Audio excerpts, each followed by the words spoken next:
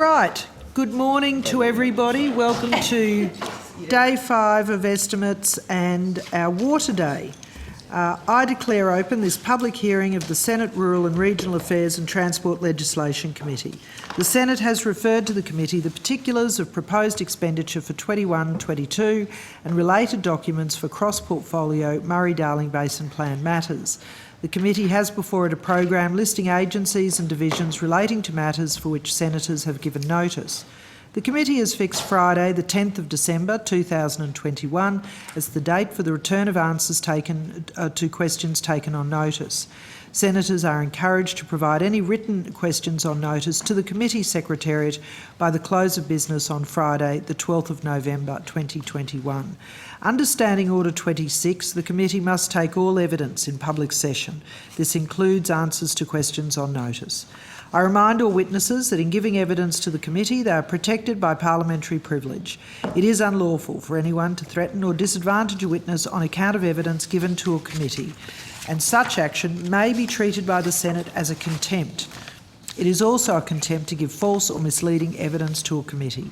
The Senate, by resolution in 1999, endorsed the following test of relevance of questions at estimates hearings. Any questions going to the operations or financial positions of the departments and agencies which are seeking funds in the estimates are relevant questions for the purposes of estimates hearings. I remind officers that the Senate has resolved that there are no areas in connection with the expenditure of public funds where any person has a discretion to withhold details or explanations from the Parliament or its committees unless the Parliament has expressly provided otherwise. The Senate has resolved also that an officer of a department of the Commonwealth shall not be asked to give opinions on matters of policy and shall be given reasonable opportunity to refer questions asked of the officer to superior officers or to a minister. This resolution prohibits only questions asking for opinions on matters of policy and does not preclude questions asking for explanations of policies or factual questions about when and how policies were adopted. I particularly draw the attention of witnesses to an order of the Senate from the 13th of May 2009 specifying the process by which a claim of public interest immunity should be raised. Witnesses are specifically reminded that a statement that information or a document is confidential or consists of advice to government is not a statement that meets the requirements of the 2009 order. Instead, witnesses are required to provide some specific indication of the harm to the public interest that could result from the disclosure of the information or the document. An officer called to answer a question for the first time should state their full name and the capacity in which they appear, and witnesses should speak clearly and into the microphones to assist Hansard to record proceedings. Could I please remind everyone present to switch off their mobile phones or render them inaudible. Senators, departments and agencies have been provided with advice on the arrangements in place to ensure the Budget Estimates 21-22 hearings are conducted in a safe environment. This guidance is also available from the Secretariat. The committee appreciates the cooperation of all attendees in adhering to these arrangements. I now welcome Senator the Honourable Anne Ruston, Minister for Families and Social Services and Minister for Women's Safety, Mr Andrew Metcalfe AO, Secretary of the Department of Agriculture, Water and the Environment, Mr Andrew Reynolds, Acting Chief Executive Officer of the Murray-Darling Basin Authority, and officers of the Department. Minister Ruston, do you, Mr Metcalfe or Mr Reynolds wish to make an opening statement? I don't, but I believe the Secretary does. Thanks very much, Minister, and good morning, Chair and Senators, and thank you for the opportunity to provide an opening statement. Andrew Metcalfe, Secretary of the Department of Agriculture, Water and the Environment. Chair, we thought it was most efficient if I provide an opening statement on behalf of all of the agencies and departments here today. It's heartening to be providing this update against the backdrop of improved seasonal conditions across much of the Murray-Darling Basin, and because there's much to tell you about in relation to delivering Basin Plan measures. The Murray-Darling Community's investment package is on track and supporting Basin Plan implementation. The second report into progress was published in September to provide accountability to the community. The government developed the package to put people at the centre of the Basin Plan implementation. For example, together with the two previous rounds, the Murray-Darling Basin Economic Development Program has provided $72.5 million to support 132 projects building resilient economies across those areas of the basin most affected by the historic water recovery. The $330 million the Commonwealth has made available to fast-track 5 new New South Wales water-saving projects will provide environmental benefits while creating about 450 direct jobs. Similarly, the Victorian Goulburn Murray Water Project will receive $177.5 million from the Commonwealth, generate 15.9 gigalitres of water to count towards a 450 gigalitre target, and will create over 900 jobs.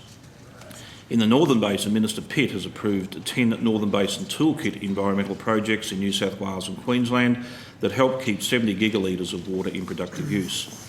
And we're fast-tracking $90 million of that total $180 million commitment. Chair, across the basin, water storages are currently at 89%. This time last year, they were at 57%. In the north, the turnaround has been even more profound, from 27% in October 2020 to 83% now. ABARES forecasts Australia's agricultural production will top $73 billion for the first time this financial year, and with 40% of Australia's food and fibre grown in the basin, it bodes well for our farmers and communities. There are still a few places doing it tough, and some grain farmers, conversely, are hoping for a spell from the rain to help with the harvest.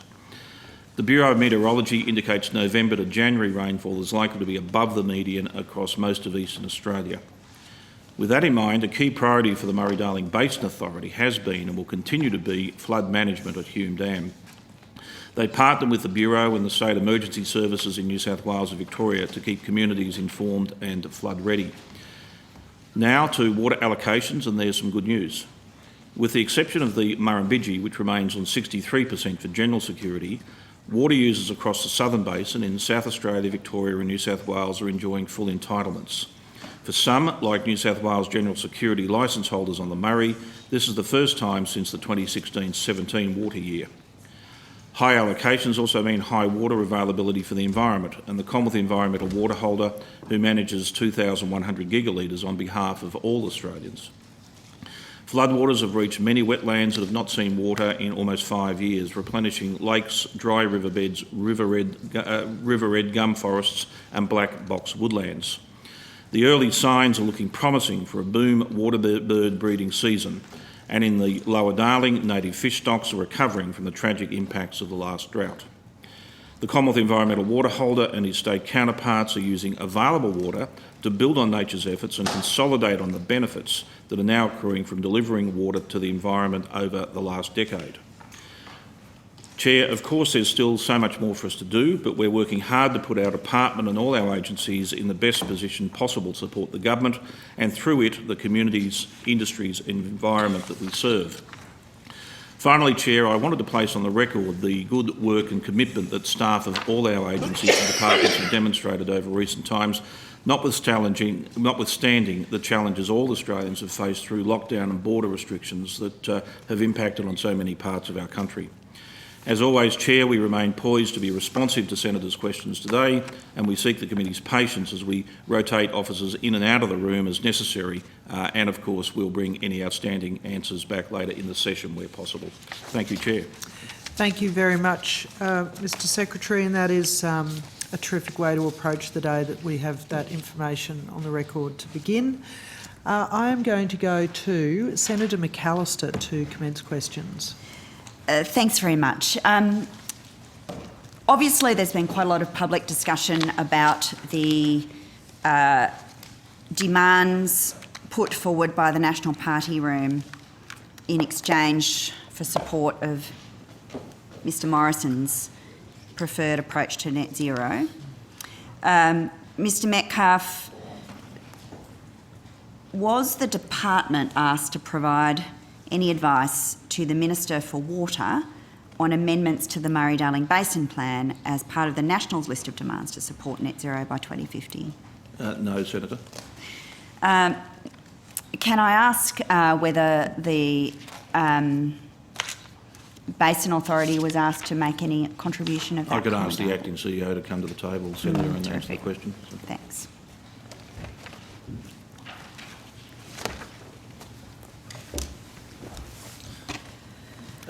Andrew Reynolds, Acting Chief Executive of the MDBA.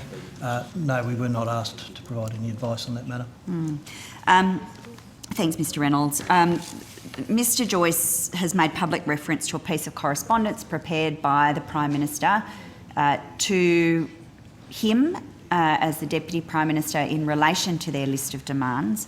Was the department asked to provide input, the part of the department that administers water asked to provide input on that correspondence between the Prime Minister and the Deputy Prime Minister? Not to my knowledge, Senator. Certainly the department's not aware whether there was any interaction between officers. So. Minister, were any representations made to Minister Pitt by Nationals parliamentarians about potential changes to the Murray-Darling Basin Plan as part of the Net Zero Agreement? Not that I'm aware of, Senator. Do you have knowledge of it? I mean, obviously, have you discussed it with Mr Pitt? No, I haven't, Senator. Is the Murray-Darling Basin mentioned in the Nationals agreement with Mr Morrison? Senator, I'm not going to go to the nature of that agreement. I'm not aware of that. Sorry, so you're Senator, not I'm aware not of the aware content of the agreement?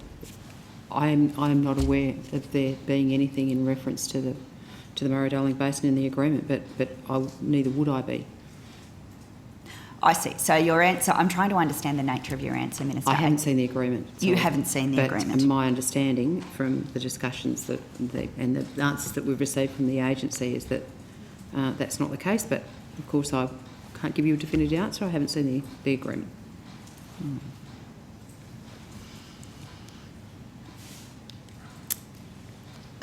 Minister, were representations made to the Minister from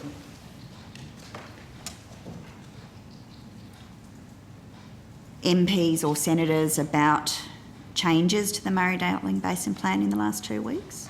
Not that I'm aware of, Senator. Minister, you obviously live in South Australia. I think you'll know that it's an issue that is of significance in your state. It happens that it's also significant in mine. Are you confident that the government remains committed to implementing the Murray-Darling Basin Plan in full? Yes, I am, Senator. So no changes to the plan, no changes to water delivery criteria as part of the ransom list prepared by the National Party? Well, Senator, I can only tell you what government policy is. Government policy has not changed since last time we met estimates. The last changes were put in place were to increase the opportunity for the efficacy of the off-farm program to make sure that we met the targets that we need to deliver the plan in full. That remains government policy and nothing has changed.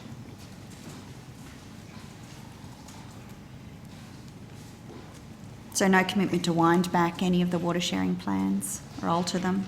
Not that I'm aware of, Senator. No commitment provided to extend deadlines for any of the targets under the plan? Not that I'm aware of, Senator. No changes to any of the deadlines for targets under the plan? Not that I'm aware of, Senator. So Minister Pitt's obviously been promoted. He's a member of Cabinet now.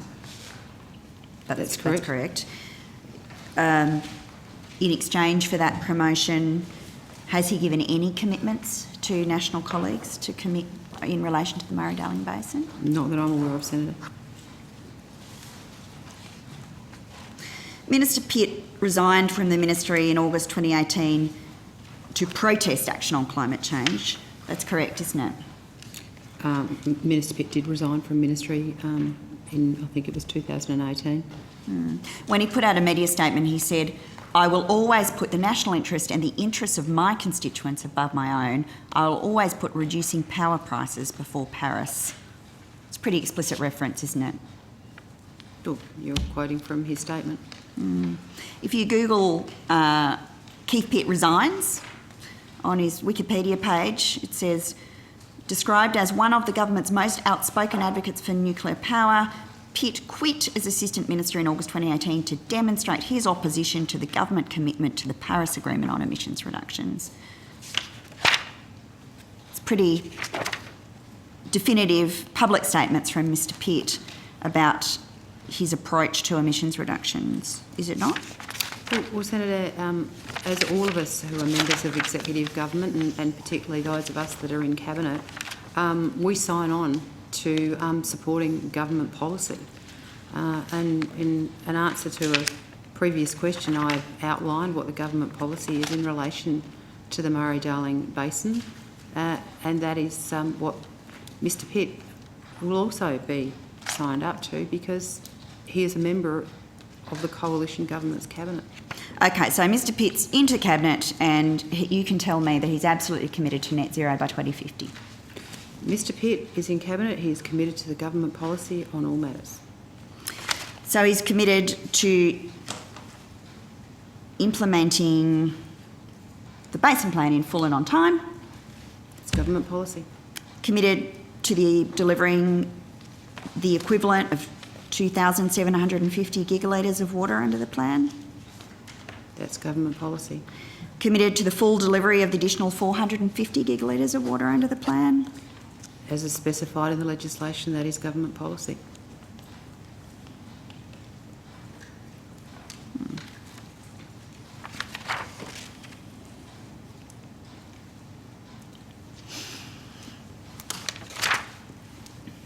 It's just difficult to understand how government policy interacts with the National Party room at this point in time, Minister. You and I, of course, were both in the Senate chamber when the amendments were introduced by National Party members of the Senate to scrap the 450 gigalitre target, to legislate for no more water purchase, and to scrap the 2024 deadline. That obviously went through the National Party room, and the Minister for Water, Well, I don't think Minister you can make Pitt, that. I don't think you can make that assumption. Obviously, I don't attend the National Party room, and so I can't answer that question definitively. But I don't think that you can make the assumption that because a backbencher or backbenchers moved amendments, that necessarily directly translates that it has been approved through some sort of formalised process. I mean, in our party, our backbench, as long as they're not members of the executive, are entitled to their own opinions on any manner of things. So I think just be careful you don't seek to put on the record something that I can't confirm whether that went through the National Party room. But obviously I was in the chamber at the same time you were when the amendments were moved, and unsuccessfully at that. those amendments would have substantially altered the volume of water that would have been delivered to natural assets in South Australia and to water users in South Australia, wouldn't they, Minister Ruston? The amendments that were moved would have had a significant impact on the delivery of the plan, yes. Chair, can I ask Hansard just to turn this microphone up a bit, please? Certainly. Thank you. Mr Metcalfe,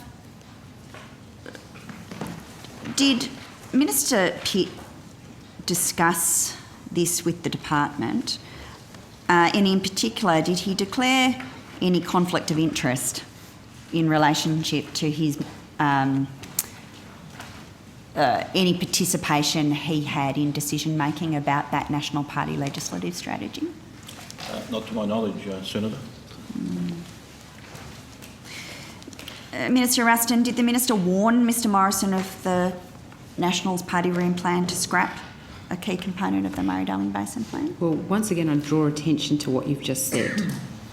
You said the National Party room's plan.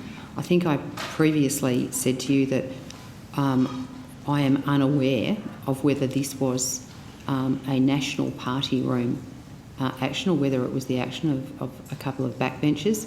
So if we want to be absolutely accurate, we need to refer to the amendments as they were moved by some backbenchers. So to suggest that it is an official National Party room position, I think is yet to be established, and as far as I was aware, it wasn't, but I'm not in the National Party room, so obviously I can't speak for that.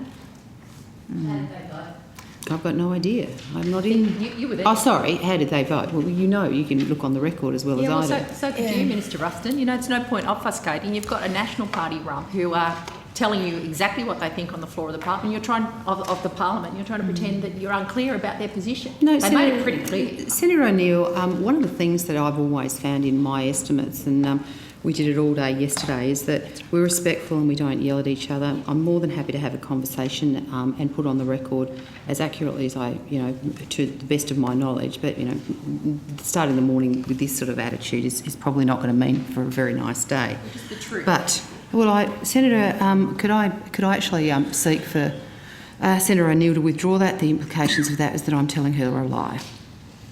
That was not my intention to imply that, but the truth would be good as just a statement. Point of order, Madam Chair. The assertions that Senator O'Neill is making also aren't relevant to the question. The question was about the Nationals party room, which the minister was answering to the best of her knowledge. What happened in the Senate chamber was a completely different scenario.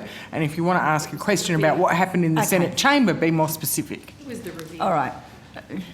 So are we finished with that particular distraction? Thank you. Senator McAllister, can I ask that you let me know how you're going with this block of questions so I can share the call and come back to you? I have a few more questions that I would like to discuss with Minister Ruston.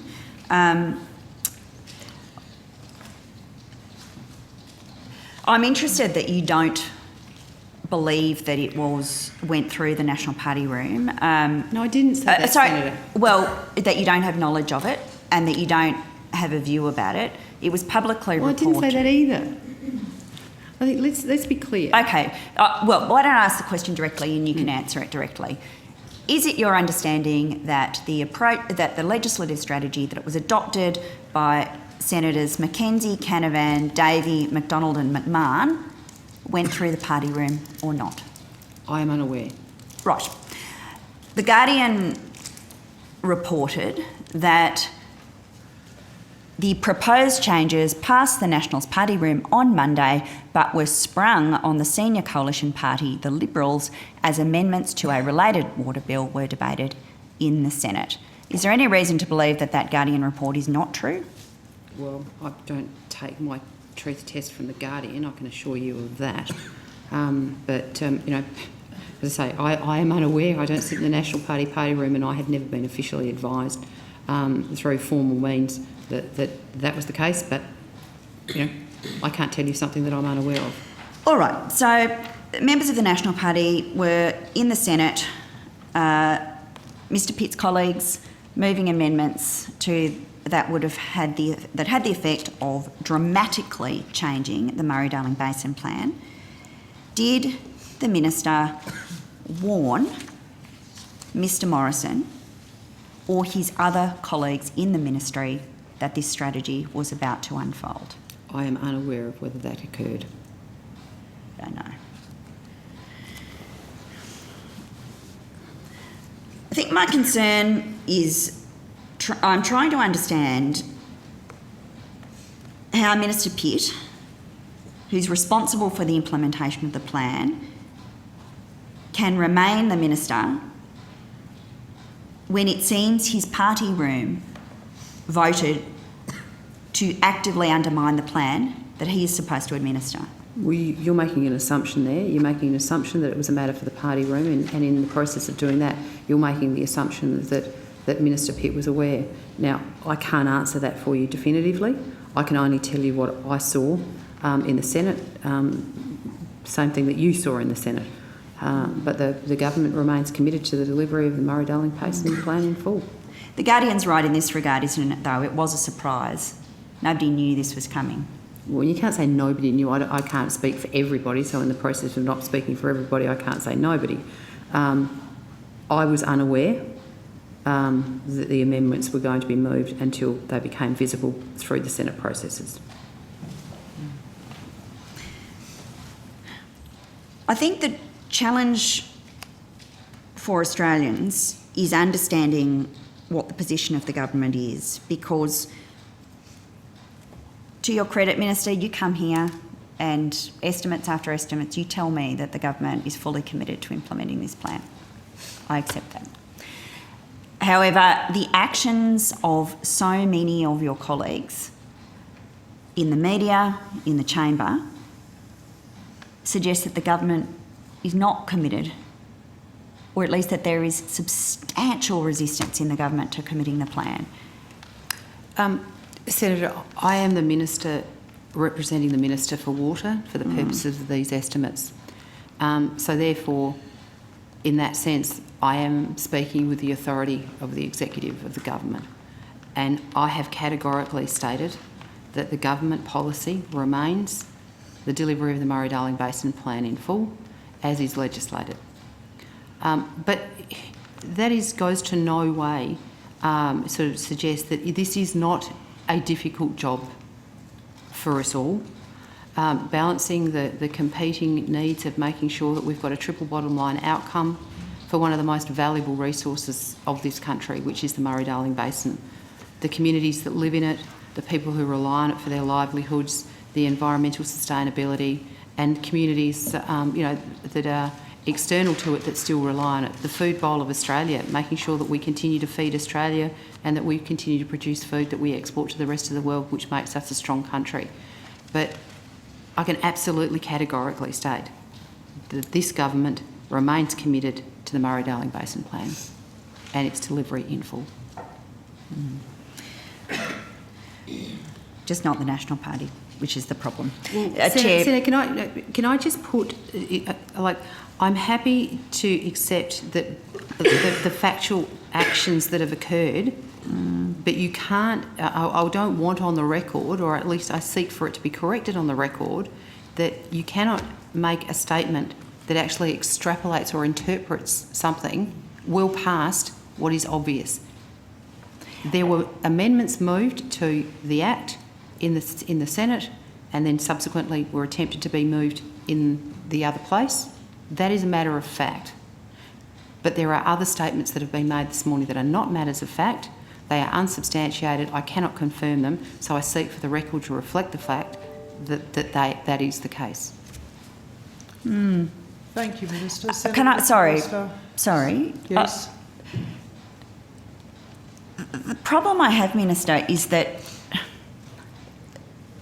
there is so much material on the public record that supports the idea that the National Party are acting in a uniform way on this. I'll take you to another news report posted on the 24th of June this year. National Rural Reporter at the ABC, Kath Sullivan. She says, a statement from Water Minister Keith Pitt, a Nationals MP, explained the amendments to his own bill, meant to bring integrity to water matters, were proposed by his party room colleagues and were, in fact, and now she uses quotes, Nationals policy. And he went on to say, but I'm a member of Cabinet and I support the government's position. So this is the Nationals policy. Mr Pitt says it's the Nationals policy. We've now got Mr Joyce negotiating with effectively a ransom note to Mr Morrison about 2050. And you're trying to tell me that these attacks on the Murray-Darling are not National Party policy. They've confirmed on the public record that they are. Senators in this room have confirmed that they are. And I just think bringing an air of reality to the conversation about what is going on with the government in relation to water would help. Senator, you need to be very careful with your nomenclature here. I have never said it wasn't a matter for... All I said was I was unaware. Okay. But what I can do, because I am here representing the government, and representing the Minister for Water, who is a member of this government, this coalition government, and as such, I can confirm that the government policy, that is the coalition government policy in relation to this, remains as the legislation outlines. So if you are questioning, well, there is no reason, Senator, absolutely no reason why that is going to change. We'll come back to you shortly. Senator Hanson-Young, you'll get the call shortly. Can we just leave it with Senator McAllister? Is that... Look, can I share the call? I think we may need to come back to this, but yes, let's move on for the moment. Thank you. Senator Patrick. Okay, thank you very much. Minister, last time around we talked about the 450 gigalitres, so I'm going to talk about that Can I get an update from the department as to how much water we've delivered in terms of the efficiency water to date?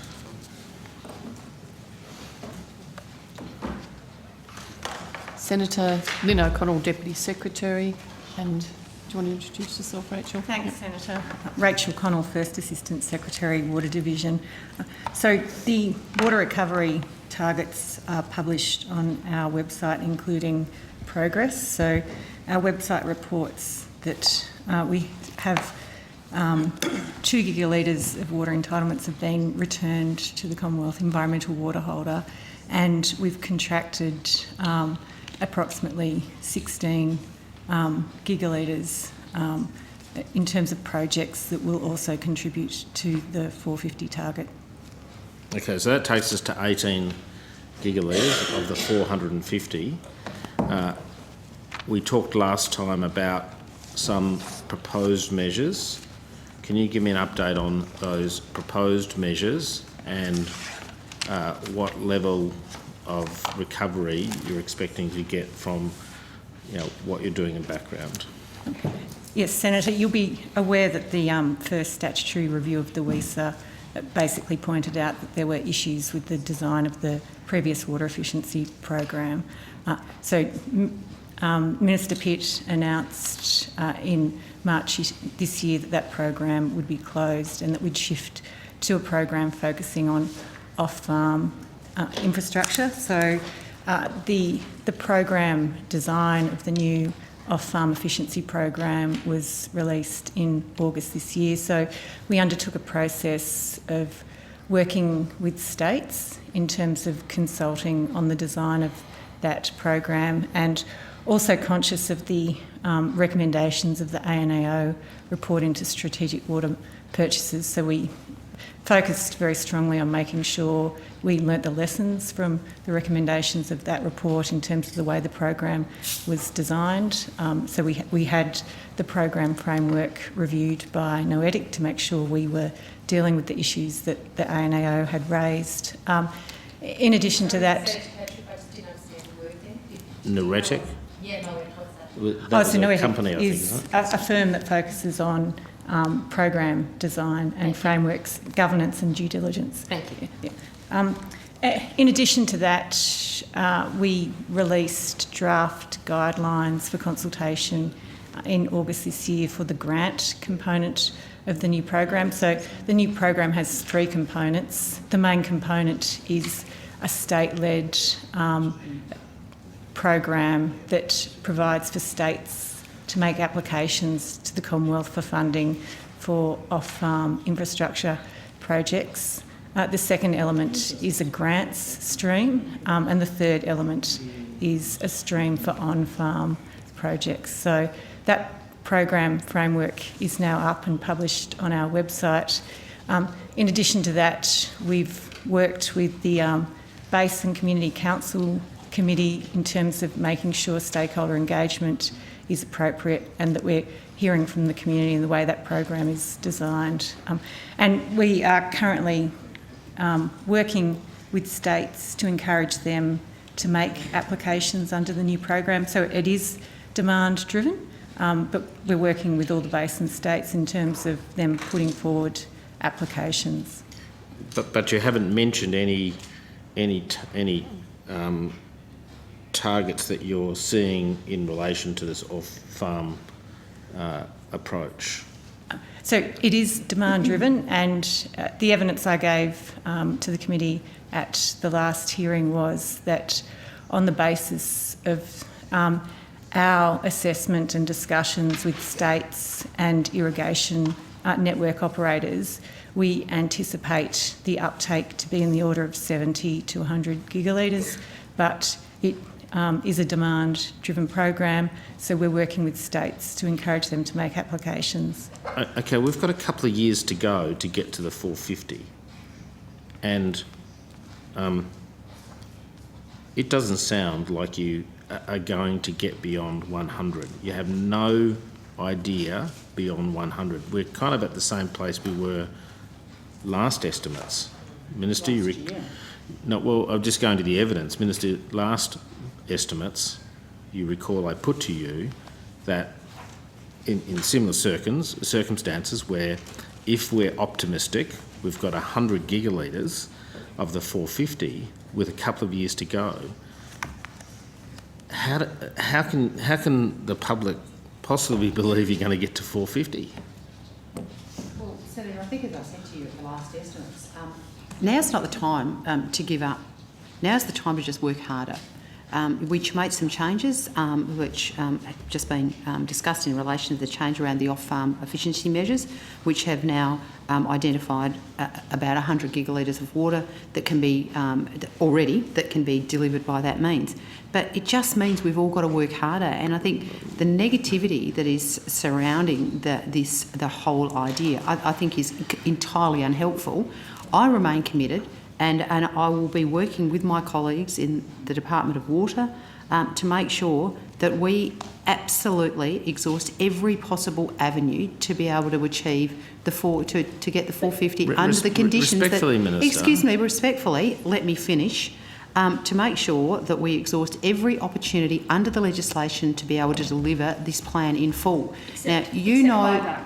Excuse me? Except buybacks. The 450 never included buybacks. Well, the legislations that currently sit, Senator Hanson-Young actually has a cap on buybacks. That is legislated. From your government. Well, no, from the Parliament, Senator. Senator Hanson-Young, legislation is actually a vehicle of the Parliament. Not exhausting every option, let's be frank. Every option that exists within the legislation will be exhausted, and I think what we should be doing is we should all be working together. We should be making sure, and look, I'm not saying that we haven't had some unhelpful interactions from some of our state colleagues around their preparedness to actually play ball on this, and I think that we do need to make sure that every state and territory who is also a party to this plan. It's not just the federal government, and the idea the federal government's going to deliver this plan on its own, is probably would suggest that you need to look at the structure of the Murray-Darling Authority and the ministerial body that sits behind it. But we should all be absolutely focused on the delivery of this plan in full. We should be focused on every opportunity, working with the states and territories so that we can deliver every piece of water that we've promised to the environment and the communities. So coming in here and trying to attack me and the government, who is absolutely committed to every possible opportunity to deliver this plan in full. 2 gigalitres. That's what's been achieved, Minister. Well, and can I just say that I'm not being negative. This is not a question about being negative. It's a question about confidence, about whether or not we can be confident that we get to the 450. Now, anyone on any sort of reasonable look would say, after 9 years, you've got 2 gigalitres, the department's identifying, when you've contracted 16 more, you've identified another 70, but with 2 years to run, there's no substantive plan to get to the 450. Now, if I go back to a couple of years, here's a document that says you can do it, and it's written by the man sitting to your left. So, when people are saying there's no idea about where they can, get the 450 from, here's a document that says it's achievable, written by the Secretary of the Department. will you rest my case, Senator? Well, why are you not implementing this plan? Why haven't you put this plan on the table and said, let's go with this? Chair, I should just again put on the record, of course, that was not written by me in my current capacity, but it was in relation to a commissioned report that I undertook. I'm sure you stand by it. Absolutely, it was correct at the time it was written. It indicated that there was a range of water that was possibly available across the various catchments. But if you read it carefully, Senator, it also talks about, I think, the very issue that the Minister's talking about, that ultimately a lot of this is about the will to do it. The fact that it's a highly contested issue with many different views, but ultimately it requires people to want to do it to make it happen, and I think I make that clear in the report. And the Minister is outlining the fact that certainly the Department is absolutely committed to working constructively, cooperatively, collaboratively with state governments who are so critical in this equation, and with the communities and other people involved. So we want to find the water. That report from a couple of years ago says that here are some places that you can go, and we are absolutely committed to continuing to work to deliver. Can I just ask a clarifying question? I hope you don't mind, Senator Patrick. But Mr Metcalf, when you talk about the will to do it, are you talking about, because I've read that report too, and there were a lot of projects there that involved private corporations or private enterprises. When you're talking about it requires the will to do it, are you talking about government will, or are you talking about also the will of those private talking about a collective enterprises? Yeah, a collective will. You know, we all know that there are many different stakeholders, owners of water, people who have views about it, people with regulatory responsibilities, irrigation authorities, and others. And the strong sense I had, having spent several months travelling through the basin, and you know, this is some years ago, and a lot's happened since, was a fact that people were confused, that there was a huge amount of consultation, but a sense often that people weren't being listened to. There was a sense that, and this of course is when the drought was hitting very hard, a sense that there were possibilities, and of course the Commonwealth has provided a very large sum of money in order to encourage efficiency programs. That report was written on the basis of, is it possible to recover that amount of water with a neutral or positive socio-economic impact, not only on individual farm enterprises but on communities more broadly? And I had expert economists working with me in relation to that. And we formed the view that it was possible. I think government policy since that time has been based on the fact that we continue to think it is possible, but it needs a lot of people to have the will, and there's obviously a huge amount of money and resources and other things going into doing what the Minister's outlined, which is continuing to find opportunity, continuing to try and get people to work together for the reasons that the report outlines. Well, the situation we've got is we've got 2 gigalitres out of 450.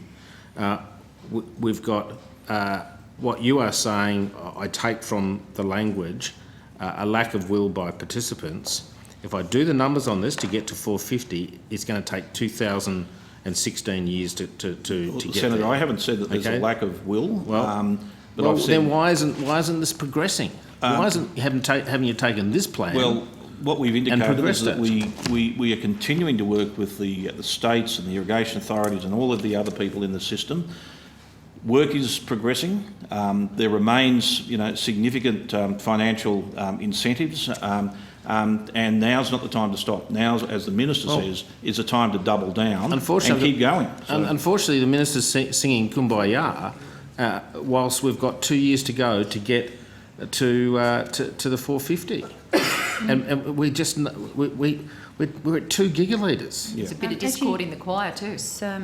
Chair, just to be clear for the record, for anybody who's listening or who might read the transcript of this interchange here, I think it would be worthwhile the department putting on the record what actually has been achieved. I mean, Senator Patrick would, have you believe from what he's saying that there's been 2 gigalitres of water recovered.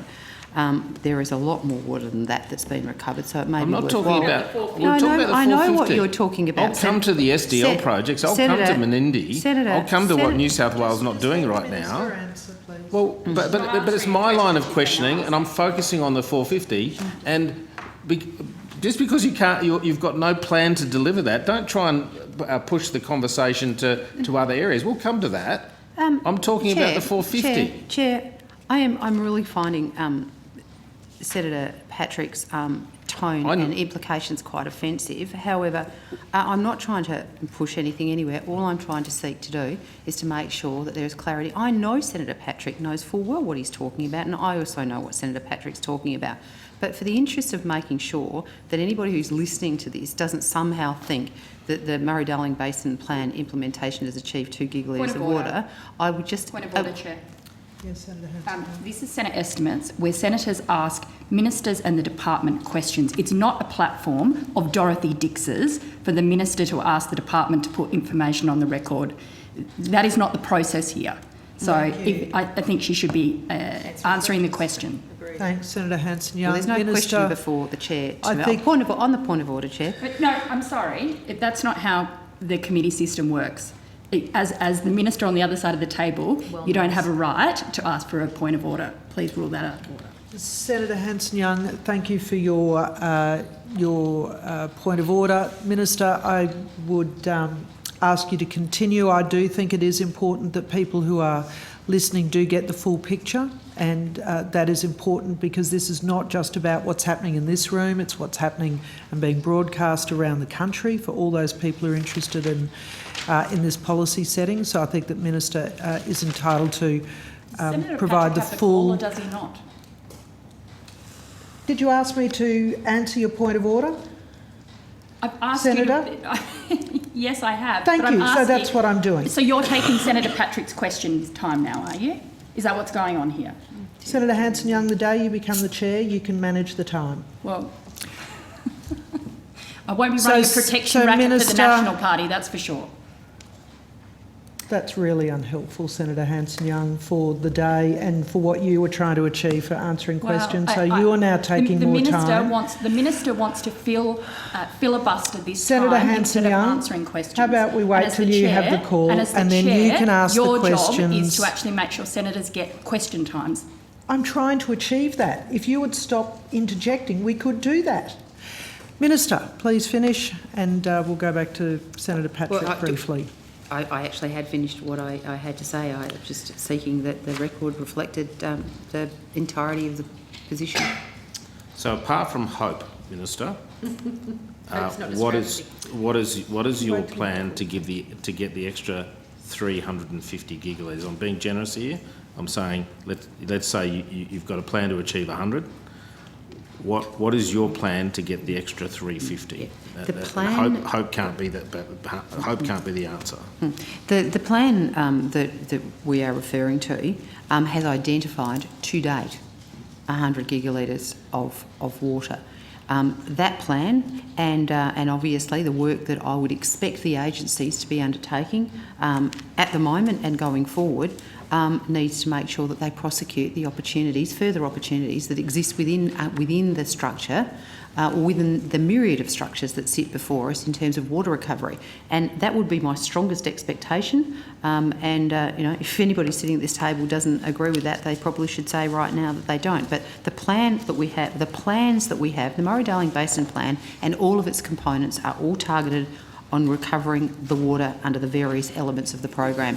And that remains the plan, and we will continue to work to it. And I'd be very keen for the agency to back me in on this one, because that's their sole job going forward, is to make sure that we achieve that plan. Can I ask, noting the absence of anything beyond the 350, that the department take this particular study and advise the committee which of these measures are not possible anymore? Where, if in the absence of any plan, I'm not suggesting you stop what it is that you're doing in respect of the off-farm measures. I'm trying to be helpful here. Rather than just hope, there is a document here written by someone who knows what he's talking about and is now the head of the department. That we run through this document and come back to the committee to say, let's rule this out, let's rule this out, let's rule this in, let's rule that in. Would you be agreeable to that? Because there's some solid measures. I'll take that on notice. Of course, that report, which was written some years ago, there have been subsequent reviews. I think I'm... It was 2018, wasn't that long ago? Oh, about 3 years ago, wasn't it? Yeah, 2018. Yeah. There have been a subsequent review of the water for the special environment special account. And so, that's a point in time in which we believe that a range of water, I think from memory, between about 260 and 450 was achievable with a whole range of circumstances and caveats and all that sort of thing. So the intention of that report was to say, this is possible, keep going. And that's exactly what the department's been doing over that time. There have been further studies since that time which continue to build on information about what is possible and what might not be. But ultimately, as I'm trying to say, Senator, this is about people wanting to achieve an outcome. And so, frankly, the most important thing is the work that Ms O'Connell and Ms Connell and her colleagues do with the Basin Officials Committee, the work that the Minister's doing with communities and providing budgetary support. So the money's still there, the money's available, and a lot of work is being done to try and find that collaborative situation where people can find a pathway to achieve that additional environmental water. But you'll see where I'm coming from, Secretary, is that I understand. There's some recovery that's been identified, and that's good. We have a void of 350, and there may be some ideas that are in here that get us further than where we are now, and I think we should look at them. Well, absolutely, but what I'm saying is that report is, of course, in the DNA of the department to a certain extent. It's been something that's continued to be looked at and back at, but my colleagues might be able to provide. Well, but I'm not privy to those conversations. Yeah. Whereas I've got a reference point here, where you could then go through and say, we've actually talked about that. Yeah, what's in, what's out. Yeah, what's in, what's I understand what you're saying. I have agreed to sort of study it, but I think it is important in responding to your question to put a bit more on the record as to what's been happening since that time, and that's what we can do. So I presume I don't have much time left. No time left, Senator Patrick, so we'll just finish with this answer and then I we'll was just move. going to add that in terms of there's still 1.33 billion available in terms of implementing these measures, and there's also a second review of the Water for the Environment special account underway now that will report soon. So I know you haven't spent the money. I just want the water recovery. Yeah, and I'm not accusing anyone of spending money Senator Patrick. out of or outside of what is it's been appropriated for. yeah, but no one's taken away the money. No one said it's all too hard. Let's spend the money on something else. The money's there. The will is there from the department and the Commonwealth. We've all affirmed that. Just not the National Party room. From the Commonwealth government, the money is there. The will is there. The plan is there. We have to work with the states. We have to work with irrigators. We have to work with others, and that's something we'll continue to do. Okay, Senator Patrick, thank you. You're out of time. Senator McLaughlin. Senator Patrick. Reflects what Prime Minister Howard wanted to do. Thank you for that statement. Thank you. Can you hear me, Chair? We can. Thanks, Senator McLaughlin. I have some questions which flow from a report from the Australia Institute titled Carry On Up the Bidgie, submission on the Murrumbidgee Irrigation Automation Finalisation Project. I don't know if that requires a change of officials at the table. No, Senator, I'm able to answer those questions. Thank you. It makes a series of assertions which I would like your response to. One is that Murrumbidgee Irrigation's put forward a proposal that would recover 6,282 megalitres at a cost of $124 million, which equates to around $19,739 per megalitre of water returned to the environment, 6 times the average needed to achieve the 450 gigalitres, 10 times the likely cost of buying the water from willing sellers, and 3 times more than the previous Murrumbidgee irrigation projects. And it asserts that this would be use 8% of the available funding to recover about 1.4% of the water. So I'm interested in your view on those assertions. Are they correct? So, Senator, I understand you're referring to a project proposal that the New South Wales government consulted on during September and October on behalf of Murrumbidgee Irrigation. The department is yet to receive an application seeking funding for the project that the New South Wales government consulted on. And the Australia Institute report that you refer to is actually the Australian Institute's submission to the New South Wales government process. So we understand that New South Wales is taking account of all the submissions they received during that public consultation process, and we await the application. We expect to receive an application from New South Wales in the coming weeks, and we expect it to address the issues raised in that report, but I'm not in a position to comment further and until we receive an application. Do you have a view, does the authority have a view on what the appropriate price is per megalitre of water, or a range? It really depends on the circumstances, and as you'd appreciate, prices for entitlements not only vary in terms of entitlement class, they vary in terms of region and of course in terms of demand. So we've seen a significant drop in water entitlement prices over the last couple of years as inflows have increased significantly, and entitlements for most of the Southern Connected Basin are up at the 100% mark for general security licences.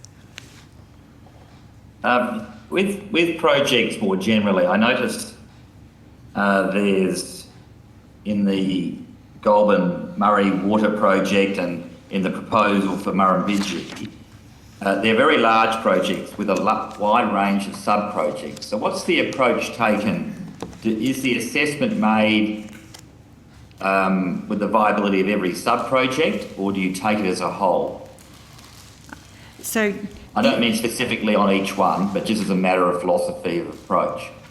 For example, you might have a dam in there. The dam might be good or bad standing on its own, or is it seen as a collective interplay? So we will assess applications for programs or projects on their merits, and we will, as part of that assessment process, interrogate the costings that are presented to us to look at whether they're value for money. We will also interrogate the projected water recovery to ensure that there will be entitlements that can be returned to the Commonwealth Environmental Water Holder. That's a requirement of the Act. So, if there was so you would assess whether the sub-project was inextricably linked to the delivery of water. Because there is some commentary around the fact that you could have sub-projects which themselves stand alone would not be viable. So the key issue is that the overall program of projects can deliver against the project, the criteria for the program. And those, they're set out on our website in the program guidelines, so that the projects can better prepare water delivery networks, irrigators and communities for the future, can provide economic stimulus to support regional communities. Of course, they need to achieve neutral or positive social economic outcomes. That's a requirement of the Ministerial Council test. They need to reduce water losses and enhance the environmental outcomes. So we look at all of those factors in determining whether the project will contribute to, will provide value for money and meet those program objectives. Thank you for that answer. I want to take to a different topic, so it may require a change of personnel, on floodplain harvesting. I'm just interested, I asked some questions about this at the last estimates, and I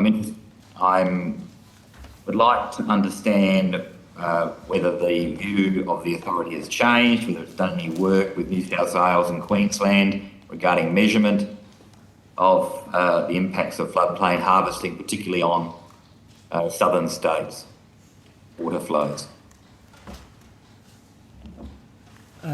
Thank you for the question. So New South Wales Government is continuing to work through their policy settings around floodplain harvesting and modelling the impacts of that.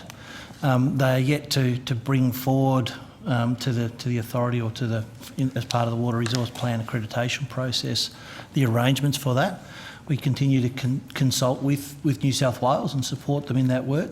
The authority's previously said and continues to say that licensing of floodplain harvesting and bringing it into the accounting framework is an important component of managing water throughout the basin, and New South Wales continue to work to do that.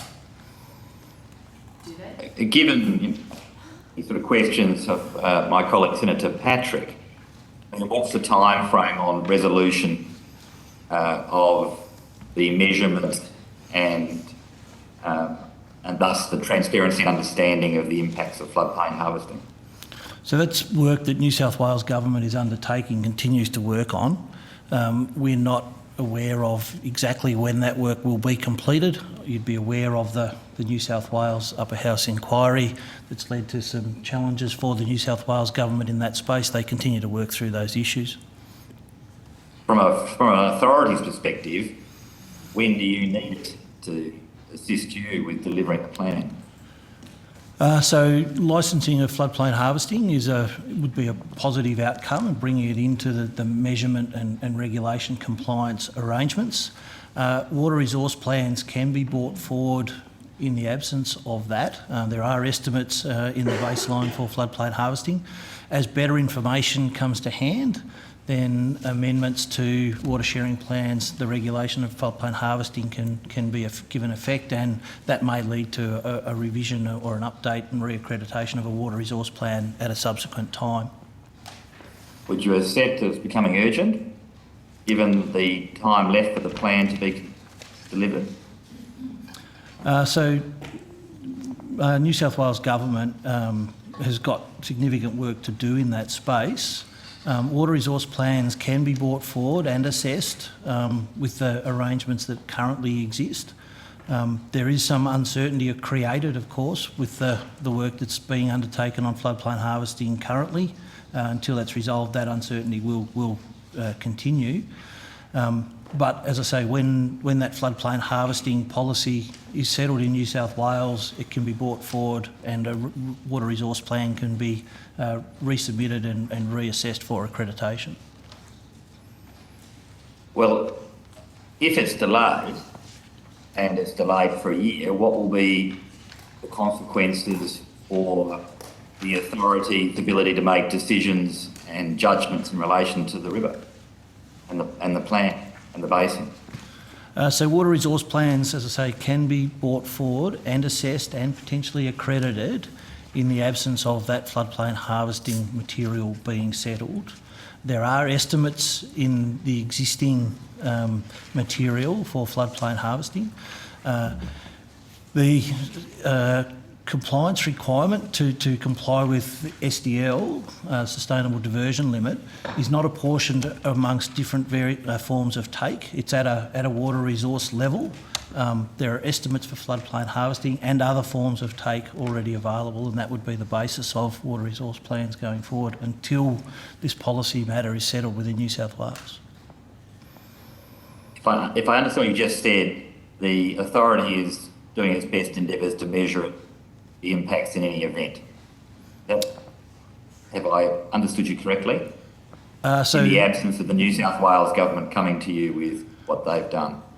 So the New South Wales Government does the on-ground measurement of water use in states and brings forward that information. That forms part of the assessment the authority undertakes on an annual basis of the annual permitted take, and in comparison to that, the actual take. So we can continue to work with that information. So you have the ability at least to form a view as an authority. That's right. On the impacts of. And have you formed a view that's public in relation to the impacts of water harvesting?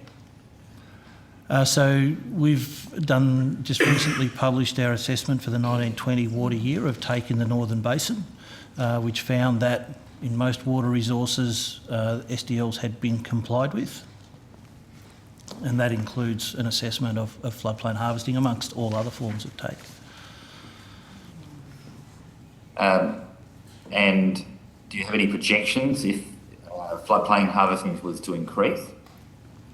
So our understanding from the work that has been done by the New South Wales Government to date is that floodplain harvesting activities have increased over time, and for compliance with the SDLs in a number of water resources, that the forms of take will need to be wound back, and most likely that will be in forms of floodplain harvesting.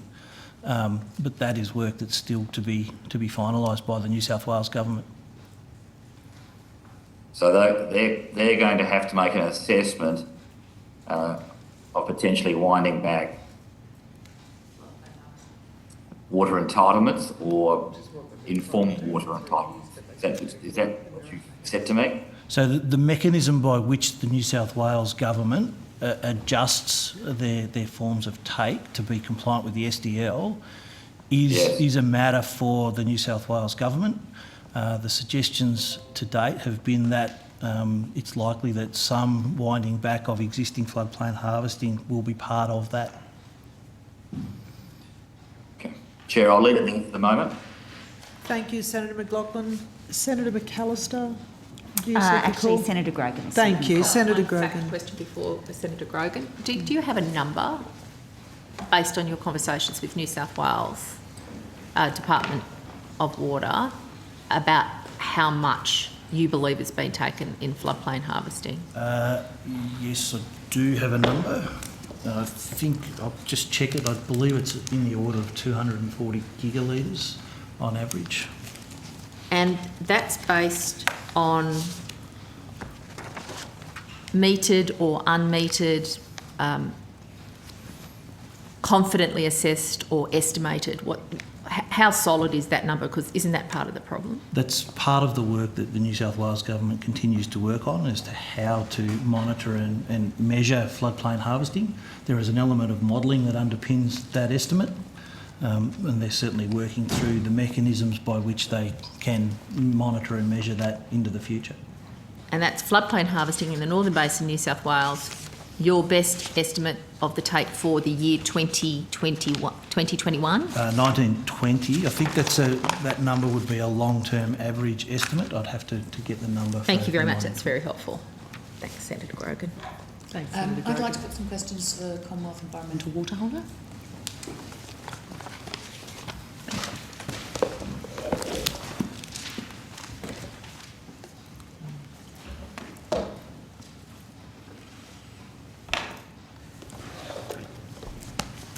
Thank you.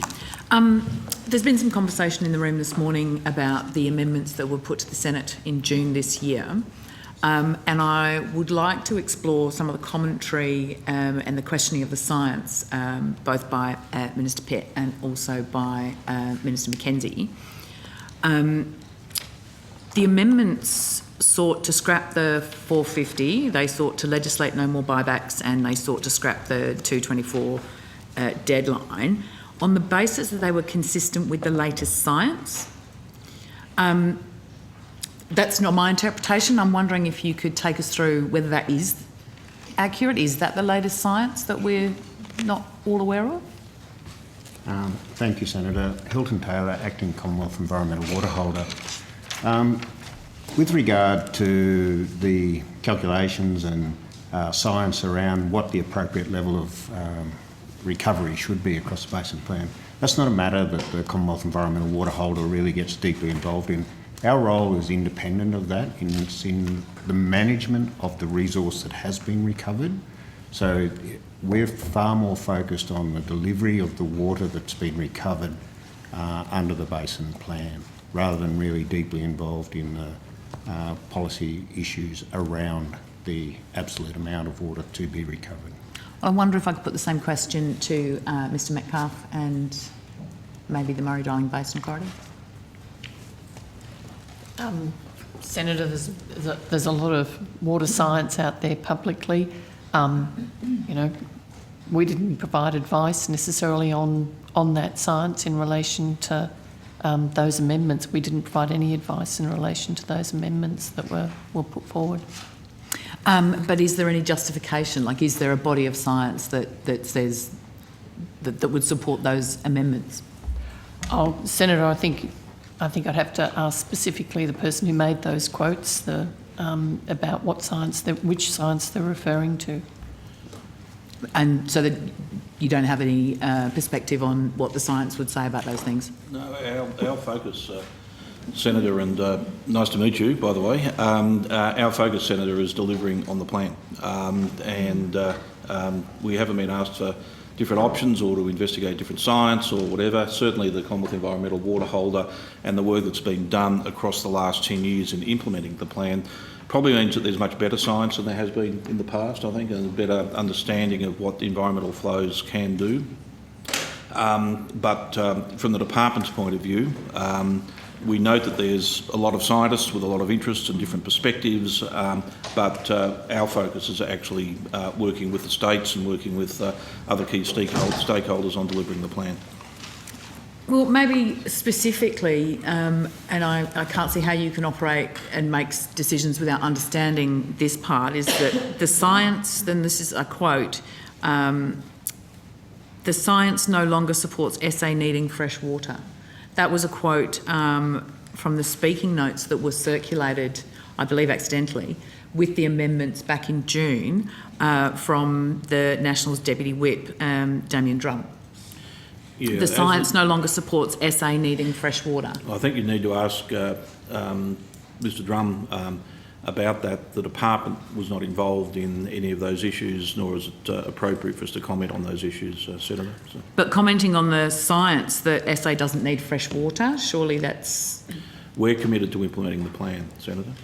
Which means Senator Grogan, there's a lot of South Australian senators sitting in this room, and I can say that I have never seen any science that would suggest that South Australia doesn't need fresh water, and I would imagine there's nobody else in this room has seen science to that effect either. I certainly haven't. I mean, the other point that was made in those speaking notes, which again, there's a lot of people in South Australia who are very concerned about this, very stressed about this being part of the conversation by the current government, by the Liberal National Government, that rising sea levels will mean that the SA Lower Lakes system will not need environmental water. Senator, just to be absolutely clear,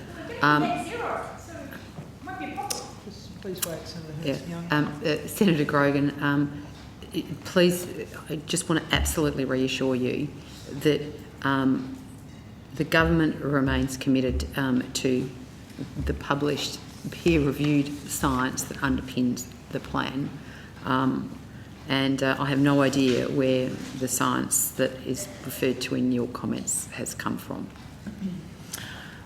I appreciate the awkwardness of some of the questioning this morning, which kind of goes to the relationship between the Liberal and the National parties, which make up the coalition that is the current government of this country. But for those people who rely on the river, this is a major concern. The people who like the public record is littered with commentary about this, and we know there's good science, bad science, contested science, etc. But this stuff is directly sourced from from National Party members, some of whom are in the cabinet making the decisions that govern this country. And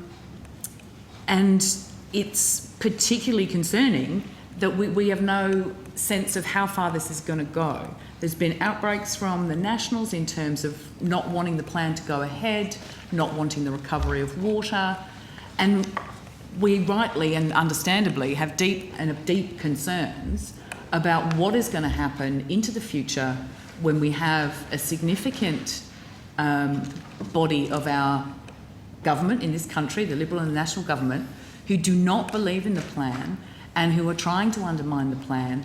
And it is a plan that is already struggling to achieve its aims, the 450 particularly. We know we have a plan for 100. We do not have a plan for the other 350. You've got to understand there's a lot of concerns here. What assurances can we have that this isn't going to go horribly, horribly wrong?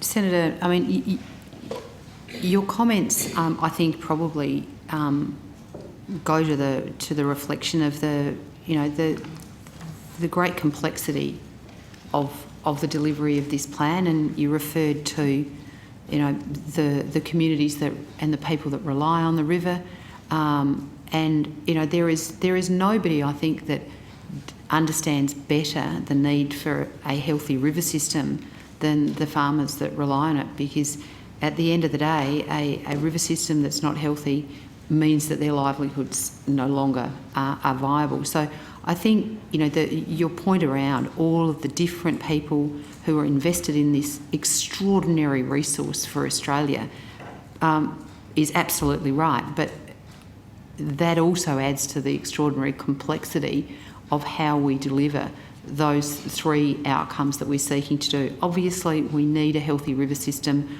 and I don't think there's anybody in Australia who doesn't agree that the ongoing health of a resource like the Murray-Darling Basin is of absolutely paramount importance. I ask them to stand up and say that they disagree with that statement right now if they do. But at the same time, we also have, the economic impact that it's likely to have on communities, on farmers and on the country, as well as the social impact that it can have if you go about doing it in a way that is ultimately damaging. And that's the fine line and that governments have to walk in the delivery. And in the case of, some of the comments that we've seen from colleagues, I mean, obviously many of them are representing the views of the people that live in the communities that they represent, and I respect the fact that they bring forward the views of their communities. I live in one, Senator. I live in a community that is at the bottom end of a river system, so we rely very heavily on the amount of water that comes across the border. But equally, my community doesn't want any more water grabbed and ripped out of it. We saw the devastating impact of the Swiss cheese when we had these buybacks, and all of a sudden, you had an irrigation district like mine in Renmark, where we had half the number of irrigators that were drawing off the system, which meant every irrigator paid twice as much for the infrastructure maintenance and the like. I mean, it has very specific, detailed, on-the-ground impacts in these communities, and so it's incumbent on policy development by government that we take all of these things into consideration. I totally appreciate that. So I was actually just about to come to a conclusion on what I was saying, Senator Grogan. I mean, I'm very passionate about this. As I said, I live in one of these communities. But, what we do have to do is we have to use every single tool that is available to us to proceed to the delivery. But, we can't hide from the fact that there are people who have views that may differ from one community to the next community, whether you live in the city, whether you live somewhere that's not even in the basin. People do have different views about how we go about this, and managing those different views to still achieve that outcome, which I still say, I defy anybody to stand up and tell me that they do not support a healthy river environment. I don't think there's anyone else to say that. We just have to work together to see if we can get there in the best possible way so that we don't damage our communities, we don't damage our regional economies, we don't damage our Australian economy, but we still deliver that environmental outcome that I know every single person in this room wants.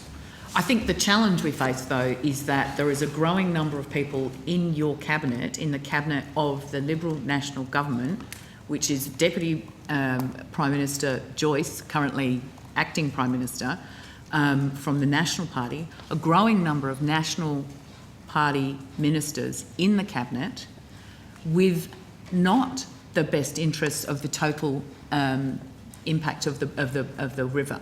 So they're there with a stronger sense of just looking at one myopic aspect as opposed to the totality. So the concern... Chair, I think Senator Grogan, with all due respect, I think she is making wild assumptions about the opinions of ministers. I think, Would you like me to table some documentation to show Senator you Grogan, what they've actually said in the public arena Senator on that? Grogan, I've seen a lot of what they've we said don't in the need some arena, cross-discussion. but you are... Senator Davey, thank you. Senator Grogan, if you could just try and keep your questions to the purposes of estimate, which is the examination of the costs of the department, and if you'd like to continue, please. Oh, terrific. Yes, Senator McAllister.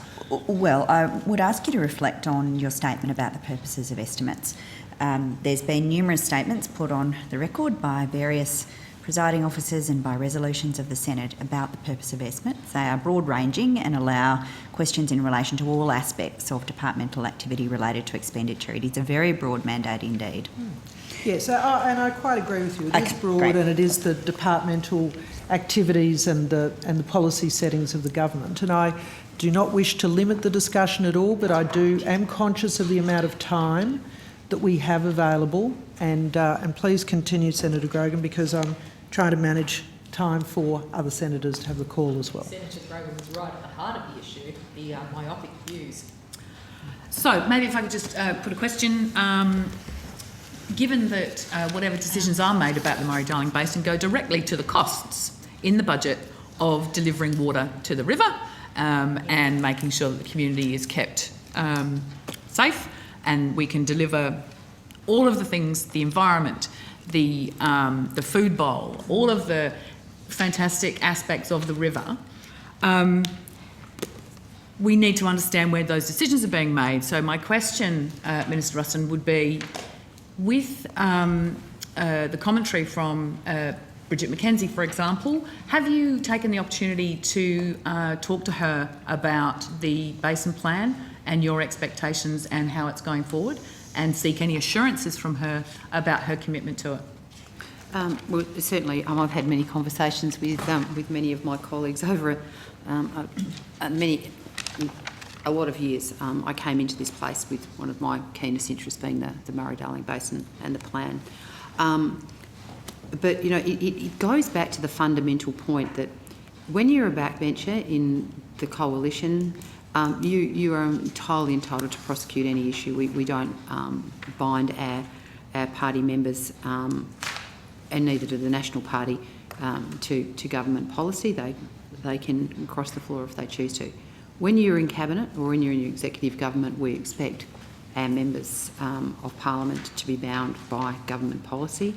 And so, you know, it is the executive of the government, the coalition government, that determines policy, and we all have to abide by that policy, and I can assure you that is the case. If we do not abide by policy, it is expected that we leave the executive position.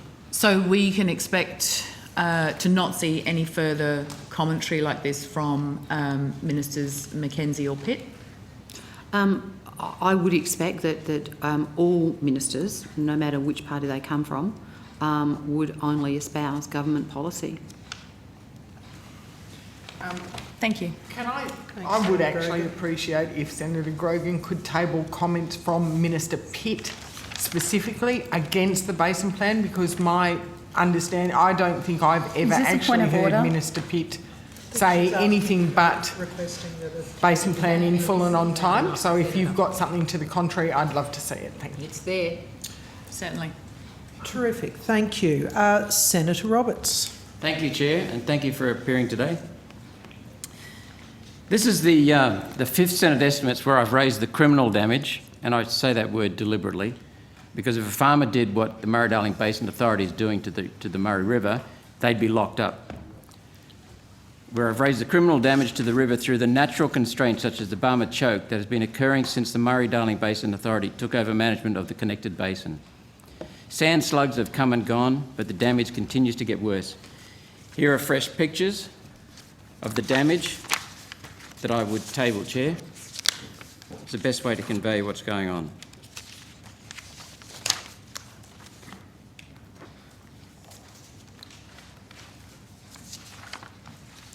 We can see houses now getting threatened by the river, cutting the banks back almost to the edge of some houses, as well as taking over land and destroying the banks. And these pictures came from the Koondrook and Barham Bridge newspaper. So my question is to the Commonwealth Environmental Water Holder, do you have a plan to halt and repair the degradation of the riparian environment, the gouging out of the banks on the Murray, through the Barmah Choke and Edwards River, amongst other locations? Where is your plan to fix this damage? Thank you, Senator. I think, as you're aware, the water that passes down through the river is made up of all sorts of water uses. There's combinations of town critical human water supplies, there's environmental water, there's all sorts of water that goes through that system. And irrigation patterns have changed over decades as well. So I think it's a very complex issue, the management of the banks. I'll certainly agree with you. One of the things that the Commonwealth Environmental Water Holder is actively engaged in is looking at the ways we manage our component of that water. We're not responsible for all the water, but we do have very active plans for the water that we manage in those systems. And some of the things that we do to help mitigate and actually reverse some of the impacts of bank damage involve variability of flow, so we reduce the notching of banks. we put water down at counter-cyclical times from other periods of high demand to increase that variability. We actually put flows down at times of year that carry seed and allow and promote the regeneration of vegetation on bank sites, and we've got monitoring going on demonstrating this in areas where we're able to manage our component of the water. But sometimes while we're mitigating some of these impacts in some places, other larger amounts of water that go down the river at different times of the year can reverse some of those things. So it's a very complex thing, and I don't think one agency can resolve the issue alone. But we very actively manage our component of the resource to try and mitigate and actually enhance the repair of those. So where's your plan for doing this? So we have published on the web every year our annual watering plans, and if you read those plans, bank vegetation, riparian vegetation is one of the categories of activities that are outlined in detail in those plans.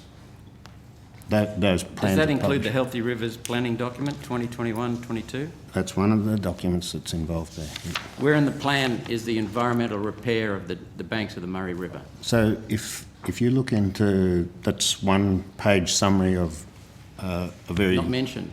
Thick document. Riparian vegetation is the form of the information that covers that.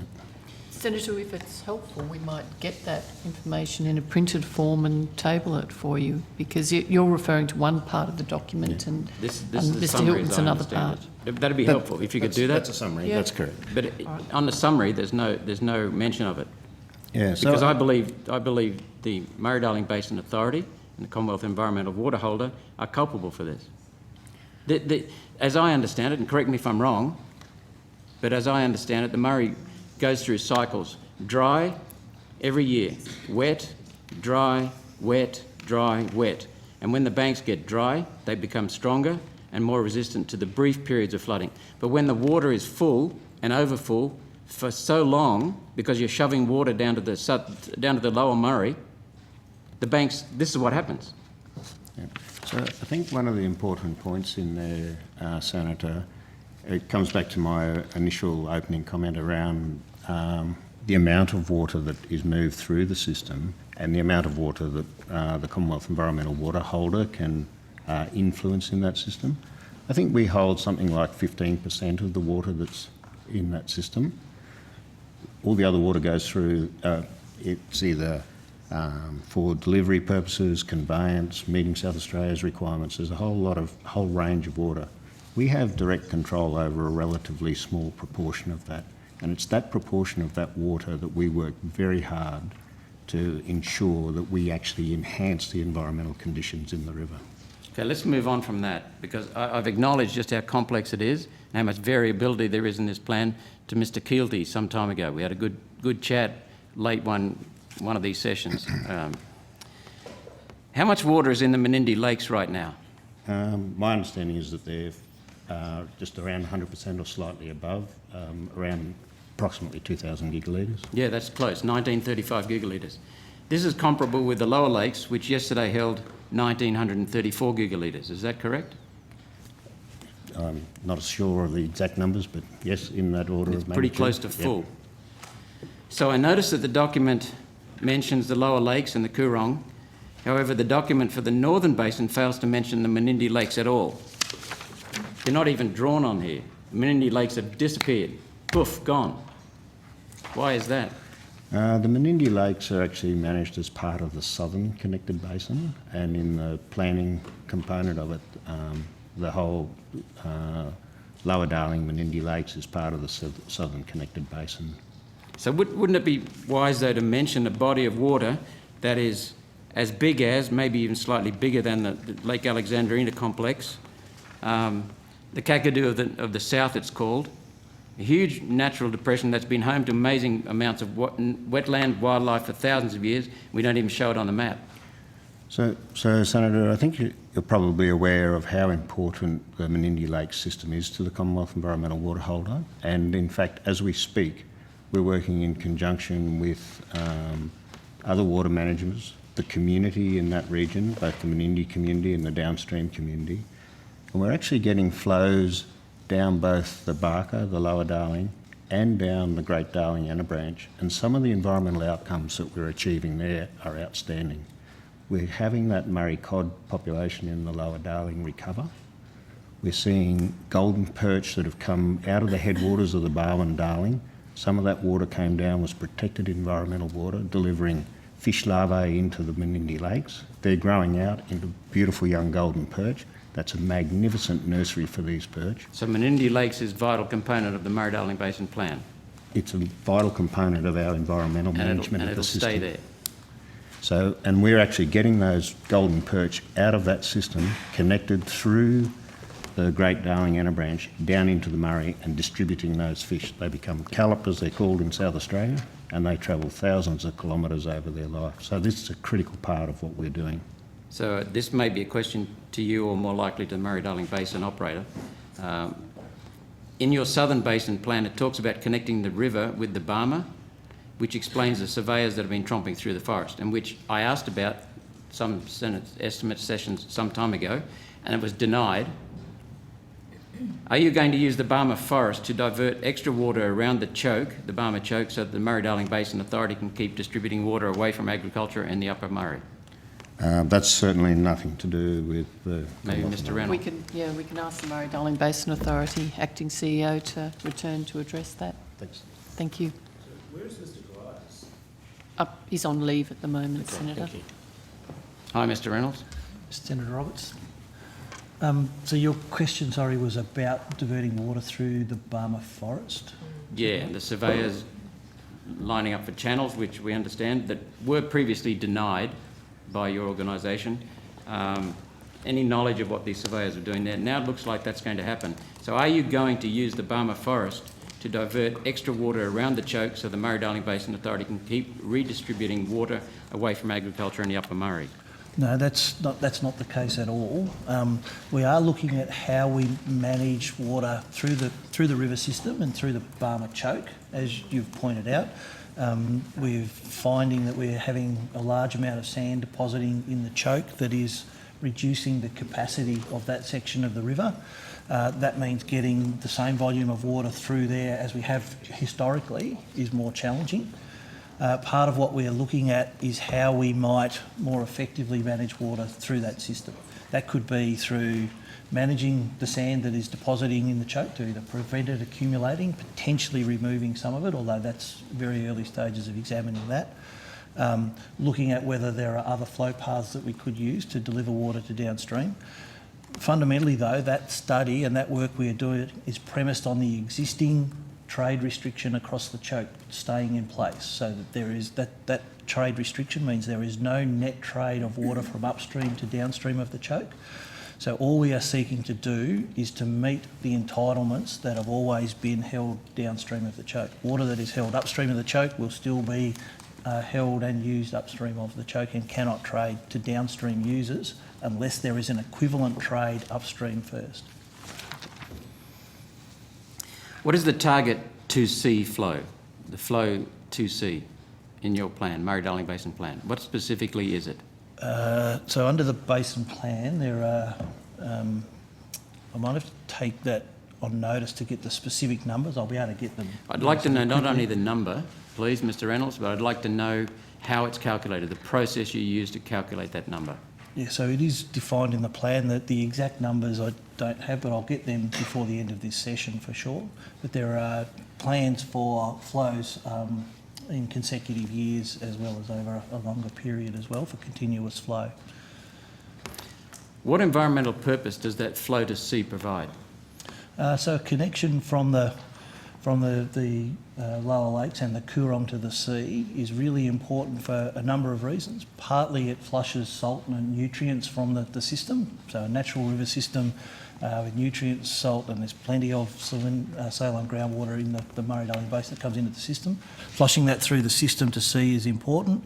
It helps to keep the mouth open for that purpose, but also there are a number of fish species that also migrate between the sea and into the freshwater system and into the river. So those flows are important for a whole range of factors, including all of those things. In the past, before the Europeans arrived here, that mouth open and closed naturally?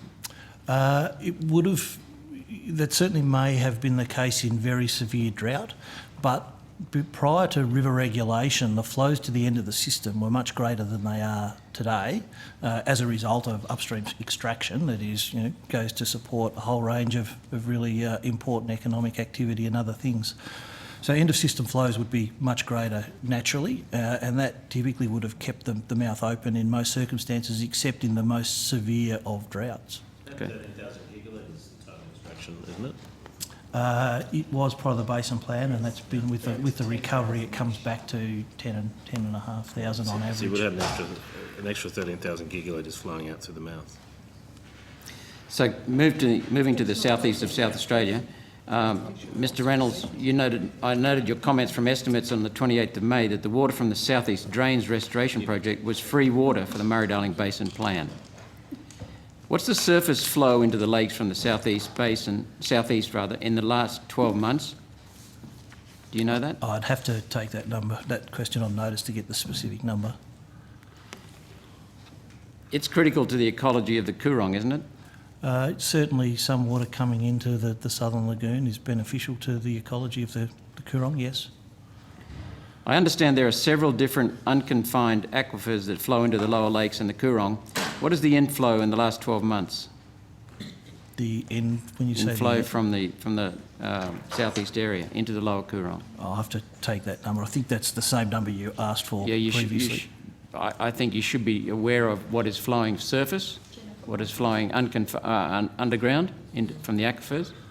The ability to measure underground flow would be very difficult given all of the other, from a water balance perspective, the evaporation, surface flows, rainfall, to actually measure. But surely you should be measuring the inflow from the surface, the diverted flows, and also the aquifer flows. Ultimately, you should be aware of those. Well, I don't think you can measure the aquifer flows as such. You'd have to model those to get an estimate of that. Well, okay, you can estimate them, but the other two, the diverted water and the surface flows, should be measured.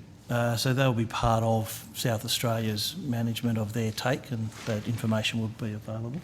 But you'd be able to get that. You should have it, shouldn't you?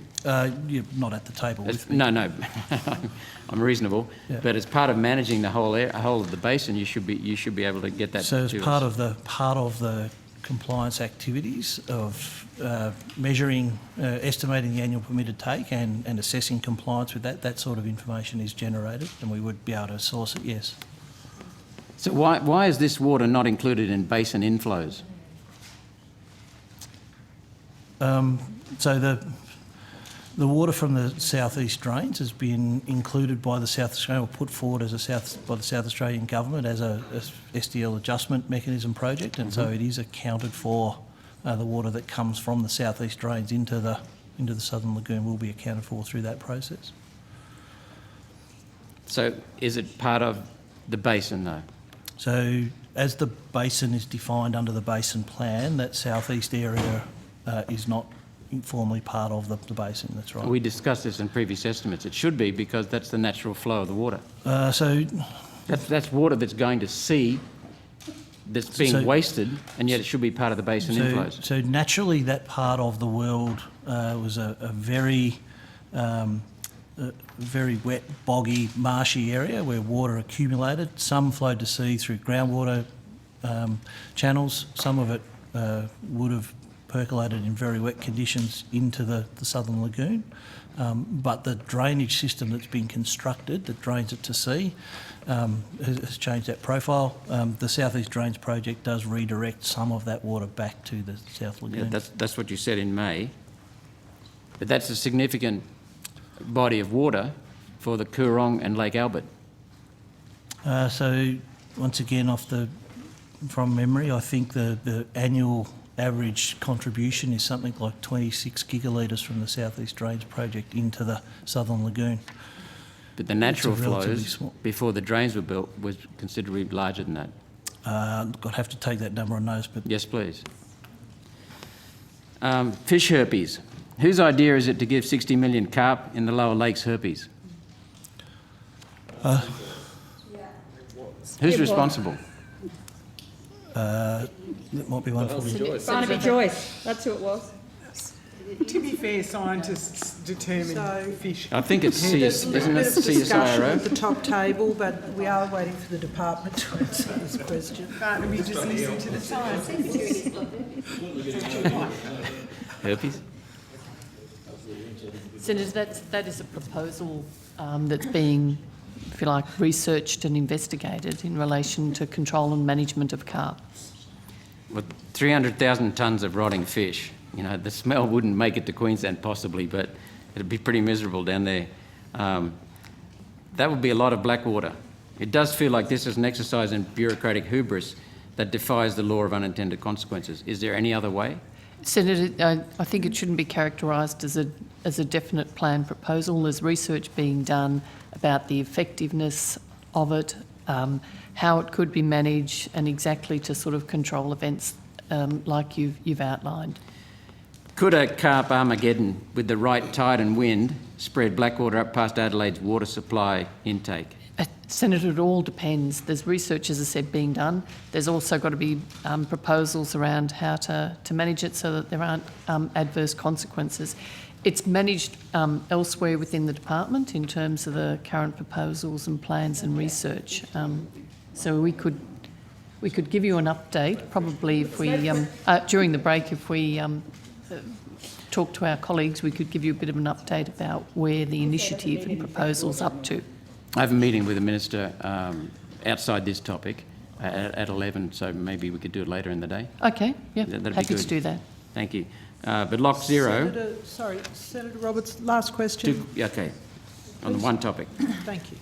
Okay, just make it the one. Lock Zero will protect Adelaide's water supply against saltwater intrusion in the next serious drought, plus anything humans can dream up, and humans have dreamt up a lot of damage in this area. Why is Lock Zero not proceeding? So Lock Zero was examined in some detail as part of response during the Millennium Drought when the lower lakes were in a crisis. There are a number of engineering challenges with Lock Zero, so potentially not insurmountable, but certainly very, very difficult. But fundamentally, when that proposal was looked at, it was understood that there is still a need for a passing flow at Lock Zero for exactly the same reasons I spoke about before, exporting salt, nutrients, maintaining connectivity to the ocean. And so building Lock Zero doesn't actually save any water because you still need a flow to pass that point that you currently have. So it hasn't been progressed as a result of that. I get that, but it does protect Adelaide's water supply. But if you've got that flow passing and the management arrangements in place that we currently have, then Adelaide's water supply is protected under the current arrangements, and so it would be an investment that wouldn't generate a benefit. Well, it depends how serious the drought was. Yes, although we now have a substantial amount of environmental water that works its way through the system, we would expect to have a portion of that even in the next drought. That potentially means our management arrangements and tools that we've got now are increased on what we had in the Millennium Drought. And a lot of big almond farmers being looked after. Thank you, Chair. Thank you, Senator Roberts. And just for the interest of those people who are watching, I'm trying to share the call around as people express their interest, their timings for other committees, and I'm now turned back to Senator McAllister. Thanks very much, Chair. This should be quick, and then I'd hope to pass to Senator Grogan. Mr Metcalfe, there's been much discussion about the modelling that was undertaken by the Department of Industry, Science, Energy and Resources in relation to the net zero target. What involvement did your department have with that modelling exercise? I'll check this over the break and let you know if there's any more details, Senator. But it's my understanding that a small number of staff from ABARES were involved with contributing to some of the work associated with that modelling. Right, okay. That is consistent with other public advice that's been provided. I understand that it was not climate modelling, it was economic modelling, but did it seek to engage any of the stakeholders in the water portfolio or the interest of those stakeholders? Were you consulted on impacts on irrigated agriculture, for example? It's probably best if I check on this, Senator, so I can be absolutely accurate. So if you've got questions, we will be able to check this morning, and I'll be able to come back with responses for you. Right, okay. Thank you. Senator Grogan. I think that's right, Chair. Thank you. We talked a little about the 450 recovery earlier today, and we're at the 1.9 delivered with a plan for 100. Is that accurate? I know we went round in a few circles this morning. Senator, we did talk about it this morning. So there's 1.5 recovered and a further 15.9 contracted, so that gets you to 18.5, and then an estimate of a further 70 to 100 gigalitres. And what's the time frame for the totality of that 100, or broadly? Thank you for the question, Senator. Sorry, if I can just correct, it was 16.6 contracted in total. I think I said 15.9, but it adds to 18.5. Yep, thank you. So funding from the Water for the Environment Special Account is available until the 30th of June 2024. Yeah, I appreciate that the money is available till then. I'm just wondering what the timeline for rolling out the projects that have already been identified, what that is looking like. As I said earlier this morning, the program is an application demand-based program. So we are waiting for states to put forward applications. The Minister approved a project from Victoria earlier this year. That's the Goulburn Murray Water Project. New South Wales has recently advertised, sought public submissions on some projects in the Murrumbidgee area. So we're expecting an application from Murrumbidgee Irrigation shortly. But given it's a demand-driven program, I can't say definitively when projects are going to finish and end. But there's a deadline for this delivery. That's right. So one of the key things that we'll be looking at in terms of applications that states make is the ability to deliver projects by the 30th of June 2024. So can I just ask, what, obviously given that that timeframe is fast approaching, do you have any contingency in place to try and adjust that demand-based approach to something more proactive to enable an achievement of the 450? Because at the moment it's not looking good. So we are being very proactive. We're meeting regularly with states. We're encouraging them to engage with irrigation infrastructure networks, and we'll also look to the advice that the second independent review of the Water for the Environment Special Account provides. So that's another key factor in terms of looking at the way programs are designed to deliver the 450.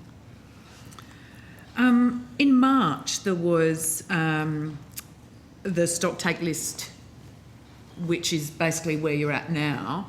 Has there been anything further since then? Maybe you could table the most up-to-date list. We have a list that was tabled previously, which was the water recovery from potentially eligible projects. Yes, Senator, we tabled it at the last estimates hearing. Yep. Can you please table an updated list? So, as I've already said, Senator, the program is about states putting forward projects for Commonwealth funding. We are working proactively with states to encourage them to work with their irrigation network providers to put forward projects. They, as part of that process, will undertake public consultation on the projects that they think are feasible. We're encouraging them to do that. And as you can see you'll see on our website, we then publish information about projects that are being funded. So the Goulburn Murray Water project details are currently published on the Commonwealth's website. So as applications come in, are assessed, the Minister determines to fund them, the information about those funding arrangements will be made publicly available. So there were 9 shovel-ready projects. There was 10. It was revised down to 9, advised back then. There was, 10 of these projects. The Minister said at the time 10 of these projects could start within 3 to 12 months. How many of those have started? So, as I've said before, states, the Commonwealth is providing the funding to states to carry out these projects. I totally understand that, totally appreciate that. But the question really is that, the assurances were made in March, and I just would like to know the fact of what actually happened for those shovel-ready projects that we were assured were going to be rolled out between 3 and 12 months' time. 10 months' time, I think. So the evidence that I gave in May was Mine quite has 12. that on the basis of a stock take that we'd undertaken, we had advice from states and from irrigation network operators that there were a range of projects that they were considering progressing. So we are now at the point of waiting for states to put forward those projects. So have any of those shovel-ready projects started? So the Goulburn Murray Water Project has started, and you can find a progress update on the Victorian, Commonwealth or Goulburn Murray Water sites about how that project's progressing. They outline So that's the 1 out of 9. milestones. Yeah, but significantly it's 15.9 gigalitres of water, and we're anticipating that New South Wales will make an application in the coming weeks for a range of projects on behalf of Murrumbidgee Irrigation. So the other 350 that isn't currently envisaged, I know that you say that you're being proactive with the states. What I'm asking is there a point at which we need a contingency plan? Is there a point at which we actually have to start thinking about what we're going to do to achieve the full 450 gigalitres of water that is a little bit more than just waiting for the states to front up or getting in touch with them on a frequent basis, asking them what they're doing? That something more proactive and more concrete to ensure that we go to getting that 450 gigalitres of water.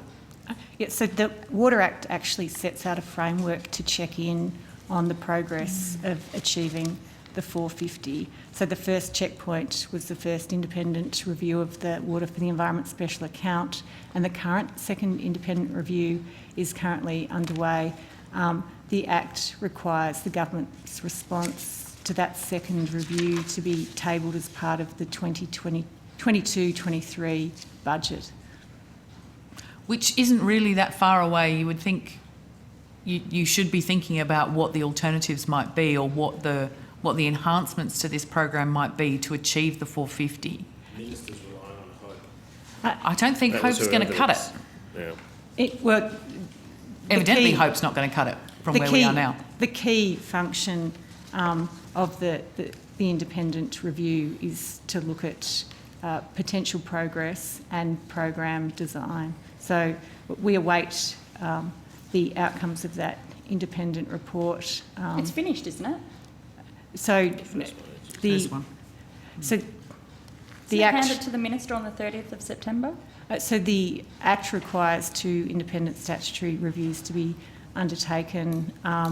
The second review commenced in August, so the terms of reference for the review are on our website. We've asked. Seen the first one though. The Minister's asked the panel to report by the end of the year, so there is some delay. There'll be some delay of a couple of months, but in terms of making sure the review panel is actually looking at the key issues, which is obviously the effectiveness of the new off-farm efficiency program, our advice was that it would be appropriate for the panel to have regard to the way that program is operating in terms of the advice that they provided. How many people you got Thank working you. on the Can we just go 450? back to Senator Grogan? Sorry, because Senator Grogan. Yeah, thank you. So you're going to table for us where the projects are up to. It was 70. We've talked about 100. We know that the delivery is currently at 1.9. A woeful 1.9. Sorry? A woeful 1.9. A woeful 1.9. You keep referring back to being proactive and working to what your statutory requirements are, which is fine. But as the collective in the room, the department and all of the people who deal with water and the Murray-Darling, there's got to be some thoughts. Surely it's not just us on this side who are thinking that the 450 looks highly unlikely to be delivered from where we stand now, without some form of alternative intervention or some other form of contingency. Senator, I don't think it's appropriate that we speculate or give opinions. You know, of course, we do the proper work that we do, and we're absolutely committed to delivering what the Act requires us to do. Point of order, Chair. Opinions are restricted to... opinions on policy can't be sought, but expert opinions based on the knowledge and the experience that the team have can be called upon in relation to delivery of those policies. Well, if you take it away from an opinion, surely it's part of planning for the department. If you know that you're given responsibility for a project and that project doesn't look likely to achieve its aims, that from a planning perspective and a strategy perspective, you should be exploring what your alternative steps might be or what your contingency might be. We are focused on delivering the plan, Senator. How many That's people our have got absolute area of Excuse focus. me, Senator Patrick. What's the FTE on the 450? Senator Patrick, you can ask questions when it's back to your call. Senator Grogan has the call at the moment, but the Secretary was answering the question. So yeah, I think we'd just like to see that project list. We'd like to see those numbers and just confirm where those other 8 projects, shovel-ready projects, are up to, given that you've said one has commenced and in March there were 9 on the board that were shovel-ready. We will take that on notice, provide an updated list, Senator. Thank you. If I may just follow up, I am troubled. The reason that we are seeking an update, and I'd like the update to be provided today, this has been a conversation that we've been having at successive estimates. The committee and the public wish to understand progress against the 450. We've previously had assertions from the department that you calculate that there are 70 gigalitres of projects that have been identified. You've tabled a list. You've told Senator Grogan that, with one exception, these projects haven't been assessed as being ready to commence. Can I get an updated list today of how the basis on which you continue to assert, Ms O'Connell, that there is 70 to 100 gigalitres available in this project? Thanks. Yes, we will do that. Great. Thank you. You have a little bit more time in this block. Do you wish to finish it, or shall I pass the call and come back to you next? At 11, I thought it was 11:15. It's 11. I am so sorry. I had thought it was 11:15. That was my mistake. We are going to take a break and we will be back at 11:15, at which time we will return with Senator Hanson-Young. Thank you. Terrific. Everybody, if I could just call everyone to order and we will recommence. Terrific. Senator Hanson-Young. Oh, I'm sorry, Mr Secretary, yes? Firstly, Senator McAllister asked me about whether any of our staff have been involved in the modelling work undertaken by the Department of Industry in relation to emissions reductions. I can advise that the department, and specifically ABARES, provided 2 staff to the project. ABARES was also asked to provide data on agricultural production and farm size in May. The request came at a couple of points during mid to late May.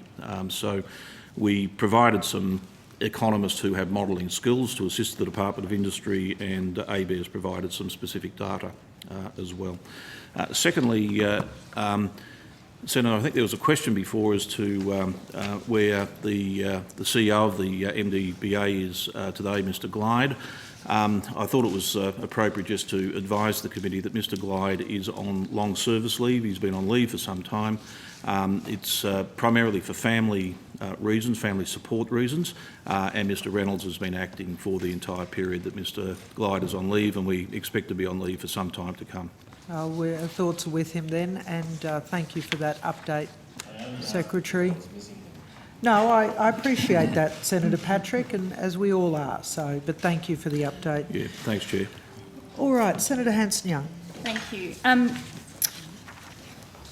Just on that information you've just given us, Mr Metcalfe, have you seen the modelling?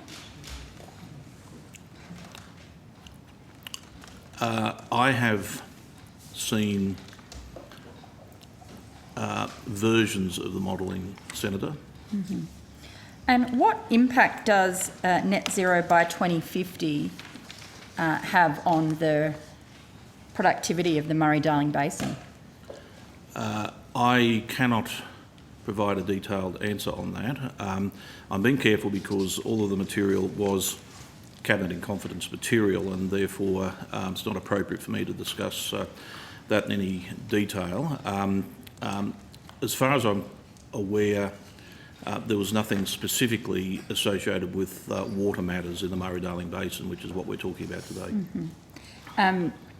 Obviously, the Murray-Darling Basin Authority themselves have had to do some work about looking at the impact of climate change on the Murray-Darling, because we know it wasn't first mentioned in the plan itself, and that is obviously a massive oversight. Yeah. So we now have an emissions plan from the government. I mean, I'm quite. I'm not surprised, but I'm disappointed that the Murray-Darling isn't part of that plan. Well, I can't sort of confirm or deny that because no doubt ministers will make statements when they wish about those issues.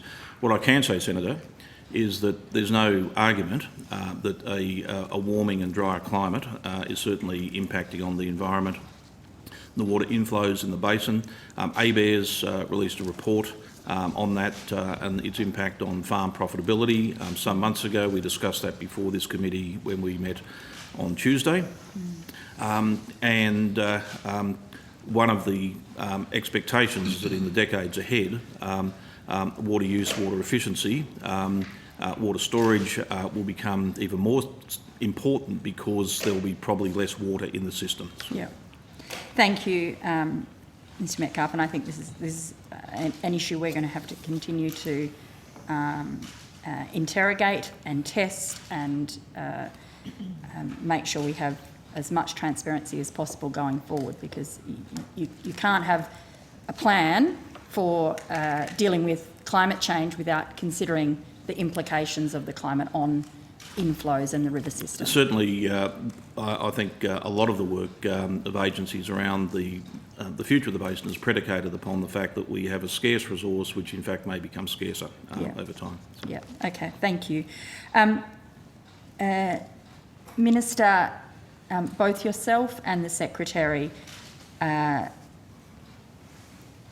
spoke earlier about being prepared to work towards delivering the Murray-Darling Basin Plan, that people needed to work together, I think was the phrase that you used, that there needed to be a will, which was the phrase of Mr Metcalfe. I'm just wondering how do we measure that up with front page articles from the New South Wales Water Minister that trashes the very existence of the plan? Yeah. And you can understand why people are sceptical of the ability to deliver it when you've got rubbish like this going on. Well, Senator, the article to which you refer, which was in a New South Wales paper this week, obviously there's some comments that have been attributed to the New South Wales Water Minister, which on the surface of reading them would, certainly cause me some concern. And I'd be very interested to understand what Minister Pavey meant by those comments. Certainly, my understanding from the agreements that were reached in the last couple of weeks in relation to incentives that have been put on the table for New South Wales to accelerate the delivery of projects that sit under the SDL, would certainly indicate that New South Wales remains committed to playing their part in the delivery of the plan. So, you know, I am very keen to understand what New South Wales' position is, because their actions suggest that they're committed. But those comments probably need a bit more explanation, Senator. So is this a case of saying one thing to readers of the Daily Telegraph and another thing to bureaucrats, either in the State Department or here in Canberra? Well, obviously I can't speak on behalf of the Minister in relation to what she means and, you know, what her intention is in relation to the delivery of the plan. Kind of similar to Barnaby Joyce saying one thing to his party room and another thing to the public afterwards. Well, Senator, I'm not going to speculate on those sorts of things, but I do take your point in relation to, you know, any of us who are in executive government, that our comments need to be, well, they do reflect on the position of the party, and I would be interested in you know, a further explanation from the New South Wales Water Minister of exactly what she meant by the comments that are in that article, because my understanding is that the position of the New South Wales Government remains that they are committed to working with the other states and territories in the Commonwealth for the delivery of the plan. And as I said earlier, you know, I recognise the difficulty and that we all come to the table bringing forward the views of the people that we represent, and that's exactly what we should do. But, you know, when you are the Minister, there is a greater level of weight that's placed on your comments than when you're not. You've said you would like to understand what this means. Has the Minister for Water contacted the New South Wales Water Minister since this article and asked what these comments mean? I'd have to take that on notice, Senator, but more than happy to do so. I think it'd be helpful to know whether the Minister has actually reached out. Has the Department contacted the New South Wales counterparts to understand what implications these comments make?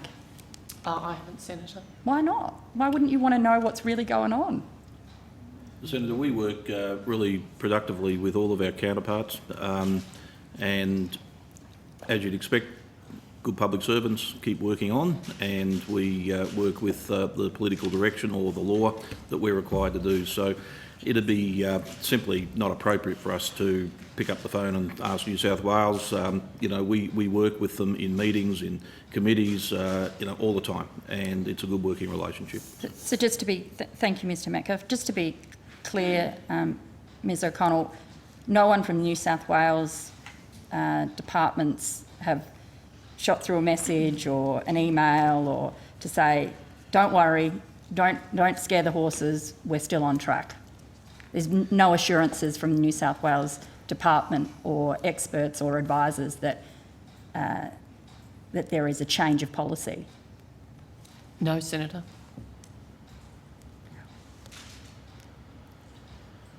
Will you ask for any kind of clarification when the Minister themselves is saying that the plan never should have gone ahead? We'll wait and see what New South Wales officials say to us in the various meetings we have with them, Senator, but at the moment we're committed to working with them productively. So. One of the, I think a lot of the conversation this morning has been based around this idea of needing to be committed, having the will to do the things that, to give it a red hot go, I suspect, in terms of getting the water returns that we need. Isn't the problem that in order to do that, the Commonwealth has to show leadership in this? And we've got the water portfolio held by somebody who actually doesn't believe in the fundamental basics of what the plan is meant to achieve. So while I understand the difficult position you're in, Minister Ruston, but your coalition partner is undermining the faith the community has that your government can deliver on this plan and will deliver on this plan within the timeframes and has a commitment to driving that through. I know you're a senator from South Australia. I know you care deeply about this issue. but it is having the National Party in charge of the water portfolio that just blows any sense of confidence that your government can deliver this. Well, Senator, I wouldn't necessarily agree that the minister doesn't understand the importance of the delivery of this plan. I genuinely believe he does, and I also believe that he is committed to working to the outcome of the delivery of the plan. Is that to say that there aren't contested views around how that should be achieved? There absolutely are. But I, in every dealing that I've had with Minister Pitt on this particular issue, he has been committed and does understand the importance of the delivery of this plan. Does Senator, the minister... Sorry, Senator, just to add to what the minister said in my opening statement this morning, I outlined a number of areas of substantial funding that are being provided right across the basin to provide, strong support and to ensure that communities are at the heart of the plan. Minister Ruston, does the minister you are representing here today, the Water Minister, Minister Pitt,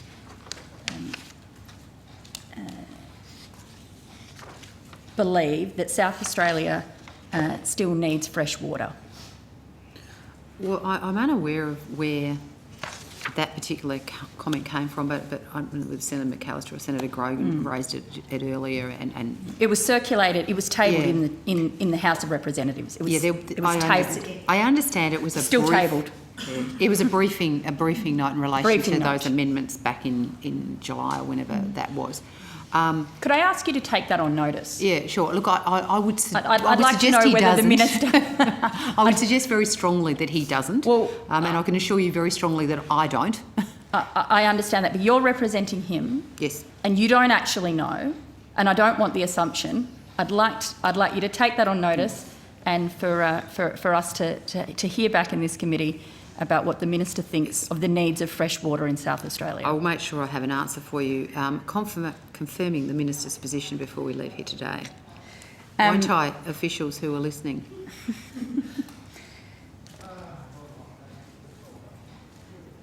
Are we going to be able to reach the 450 gigalitres being returned by the deadline of 2024? Well, Senator, it is absolutely the commitment, and you've heard it from the officials today, and it's a commitment from me, that is absolutely what we are working towards. We are not deviating from the commitment of the delivery of the Murray-Darling Basin Plan in full. Now, have we, on many occasions, had heard from people who have expressed the difficulty of the delivery of that? Yes, we have, but that doesn't mean to say that we are not going to try to do everything possible for the delivery of that 450 under the existing requirements of the legislation. And as mentioned, we've got a review of the WESA underway at the moment. But yeah, there is absolutely the commitment of this government to the delivery of the Murray-Darling Basin in full, which means every component of it. We are quickly running out of time, though, and that's the issue here. So, it's a little bit like the Prime Minister saying, we'll get to net zero by 2050, but we're not going to do anything to change course to get there. And magically, it's going to all happen in 2049 or something. Well, Senator, I'd actually sort of take... I wouldn't agree that the Prime Minister has said that, or the intention of the coalition is to do that when you're in relation to 2050. I think we've been pretty clear about the technology roadmap and the plan that the coalition has put in place and will deliver in order to achieve the targets that the Prime Minister and the coalition has agreed to. But look, I am not shying away from the fact the difficulty of the delivery of this plan in full within the constraints that exist within the legislative framework that we're trying to deliver it in. That is absolutely, unquestioned. But what I'm saying is that there has been no diminution from this government in our commitment to do that. From the Liberal Party side of this government?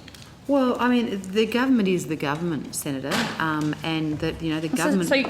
So then therefore you have to take responsibility for the fact that there are members of the National Party, members within the current cabinet, who are doing everything they can to undermine the delivery of this 450 gigalitres. Well, if there's anybody... You're either, you know, in this together, and therefore you take responsibility for these water thieving cowboys, or, or you say, well, actually, that is a problem. They are a problem, and they are a handbrake on delivering the water. Well, Senator, I mean, as I explained earlier, if you are in the executive of the government, you must support government policy. And government policy, as it sits today, and it will remain, is that we are committed to the delivery, and our policy remains the delivery of the Murray-Darling Basin Plan in full. But, you know, we can't but accept the fact that it is going to be difficult. But that doesn't change anything. And if people who sit in Cabinet wish to take a different view to government policy, then obviously that is a matter for them to reflect as to whether they are going to uphold government policy or no longer sit in that Cabinet. So can you confirm and guarantee, Minister, that there will be no change to the government policy in relation to delivering the 450 gigalitres before 2024? Well, as it sits here right now, there is no plan to change any of the commitments in relation to the delivery of the plan in full. And now, that's not part of some, secret deal between Mr Joyce and Mr Morrison on Mr Morrison's net zero plan? Well, certainly not to my knowledge, Senator. Could you take on notice, Minister Ruston, as to whether there is any truth in the very strong rumours that in order to get the Nationals on side for the net zero plan, Mr Morrison has had to agree to water down your government's water policy?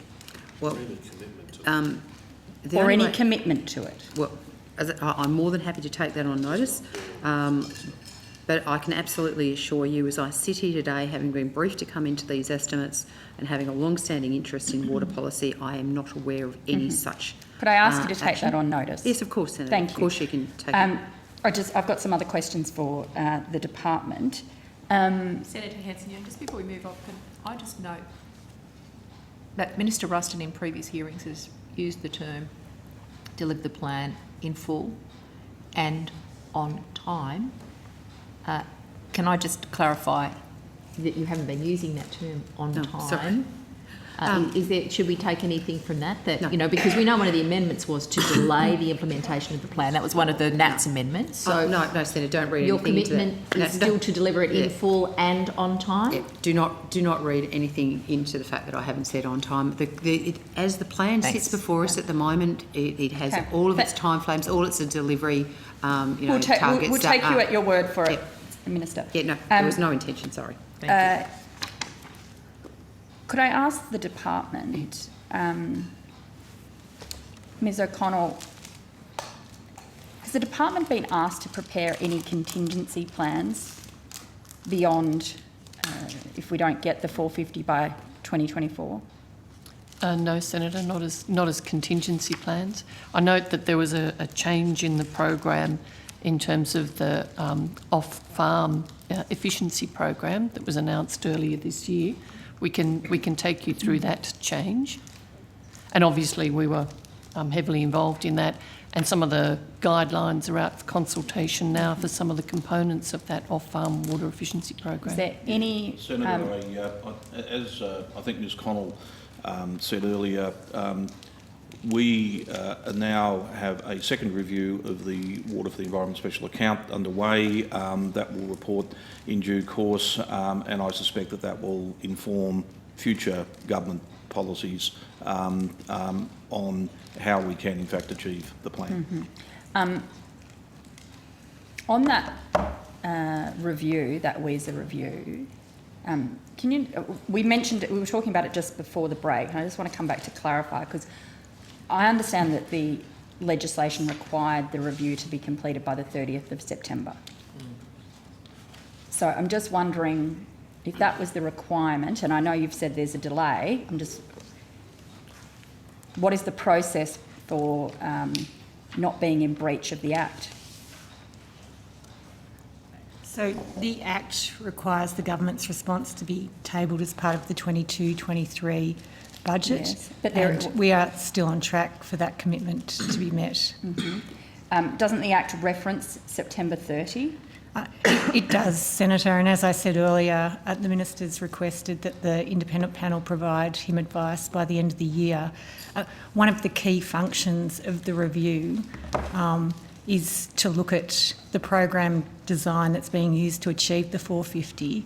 So it was reasonable for the review to commence at a point in time so that the panel was actually able to look at the new off-farm program arrangements.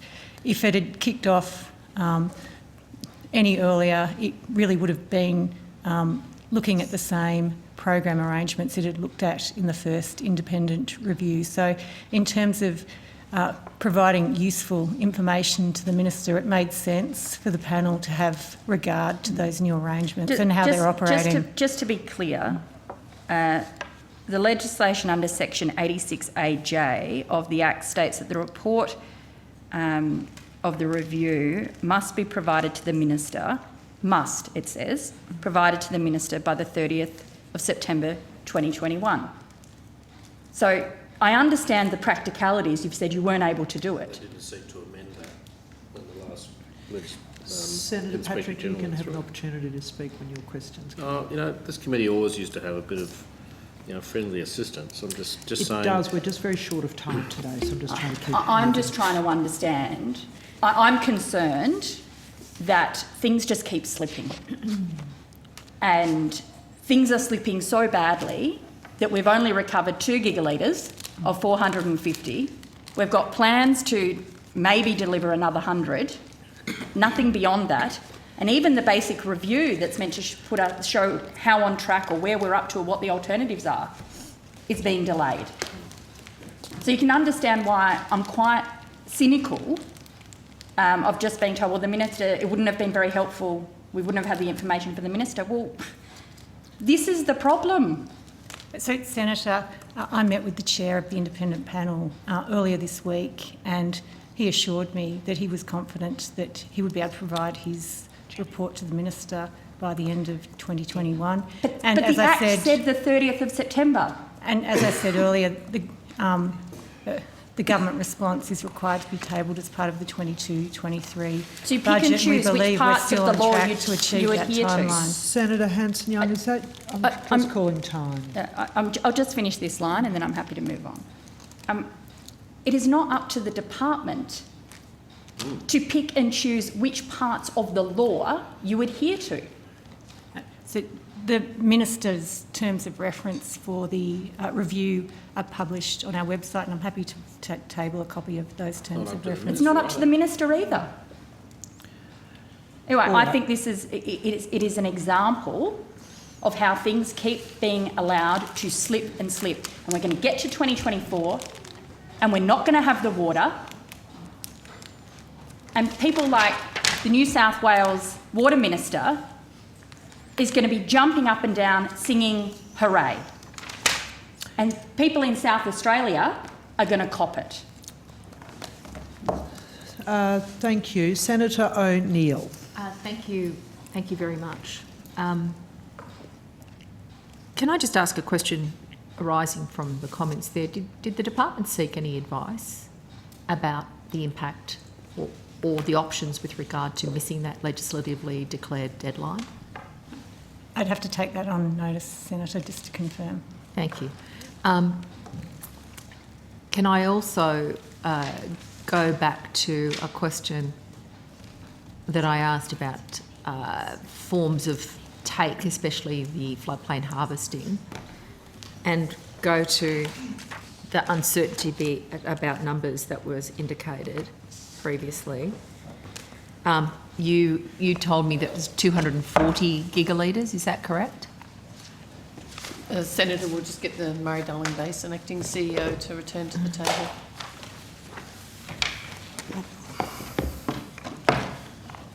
That's right, yes. Right. Can I just refer to a submission from the Australia Institute that talks to the floodplain harvesting, and it states that at the time the basin plan was made, the amount of floodplain harvesting in the basin was estimated to be around 210 gigalitres per year, although there was high uncertainty about the accuracy at the time.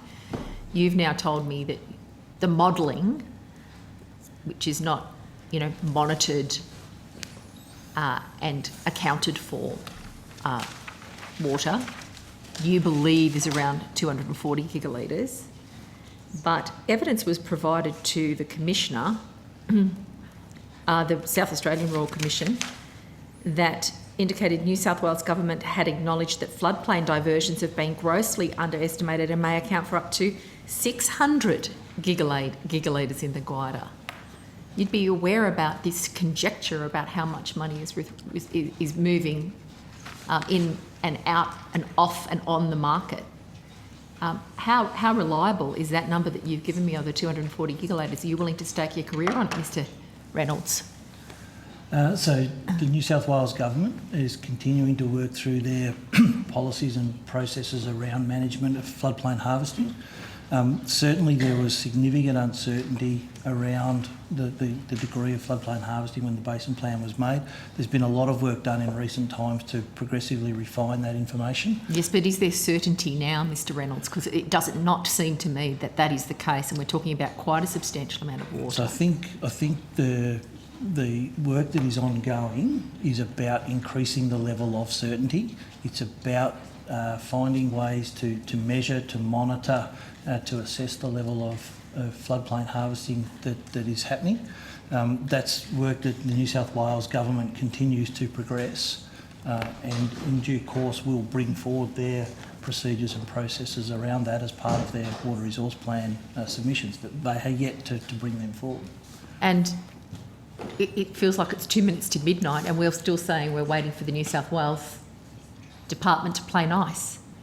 We're unsure about the figures and the numbers. We are waiting for Minister Pavey, who has made some extraordinary comments that we've just been discussing in the last few days.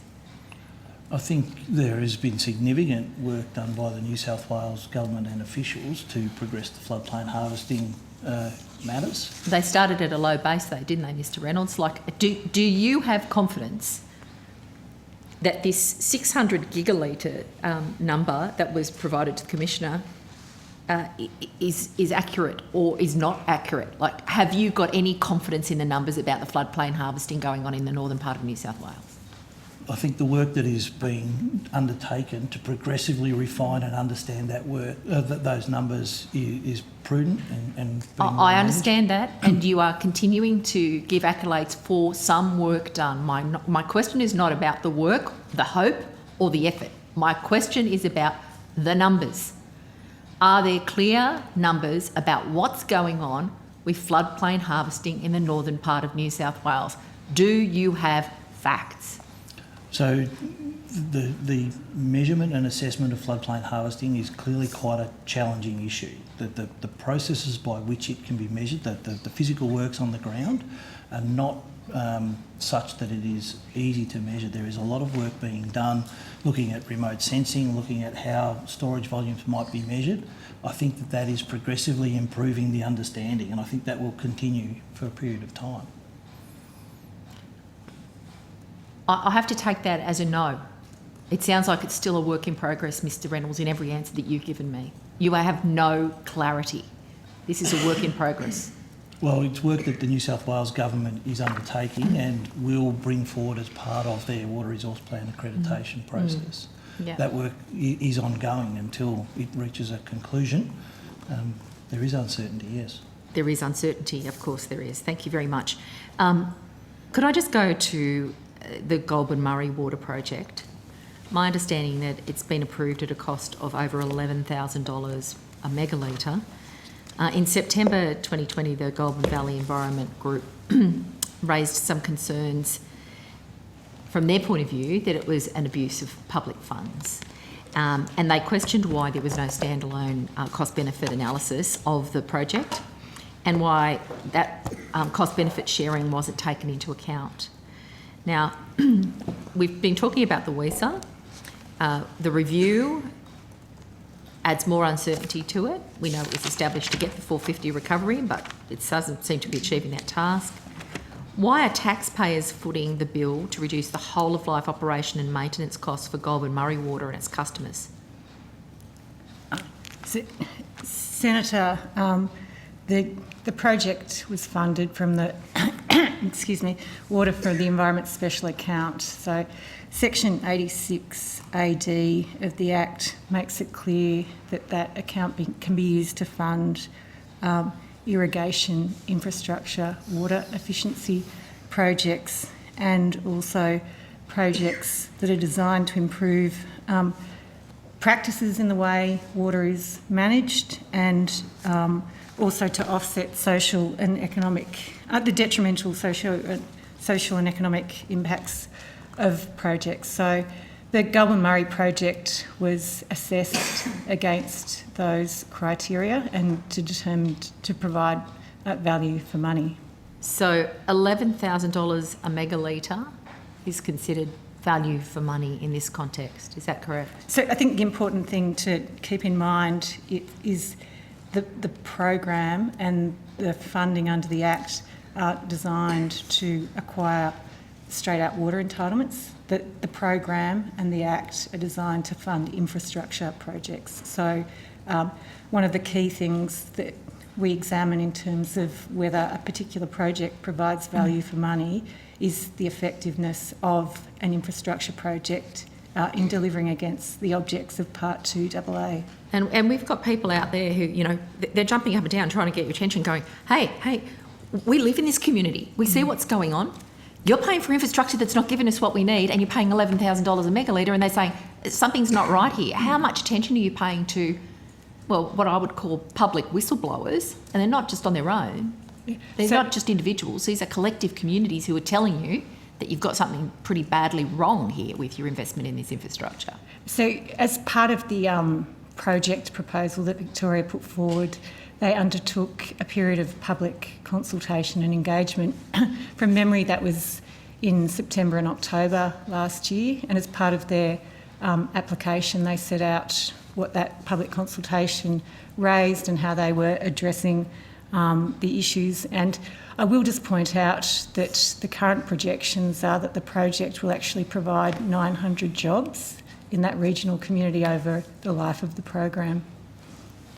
I understand that that is disputed. I know that that's a claim, and we've been using the word hope, but hope is not a strategy. It's just a desire for something to become reality.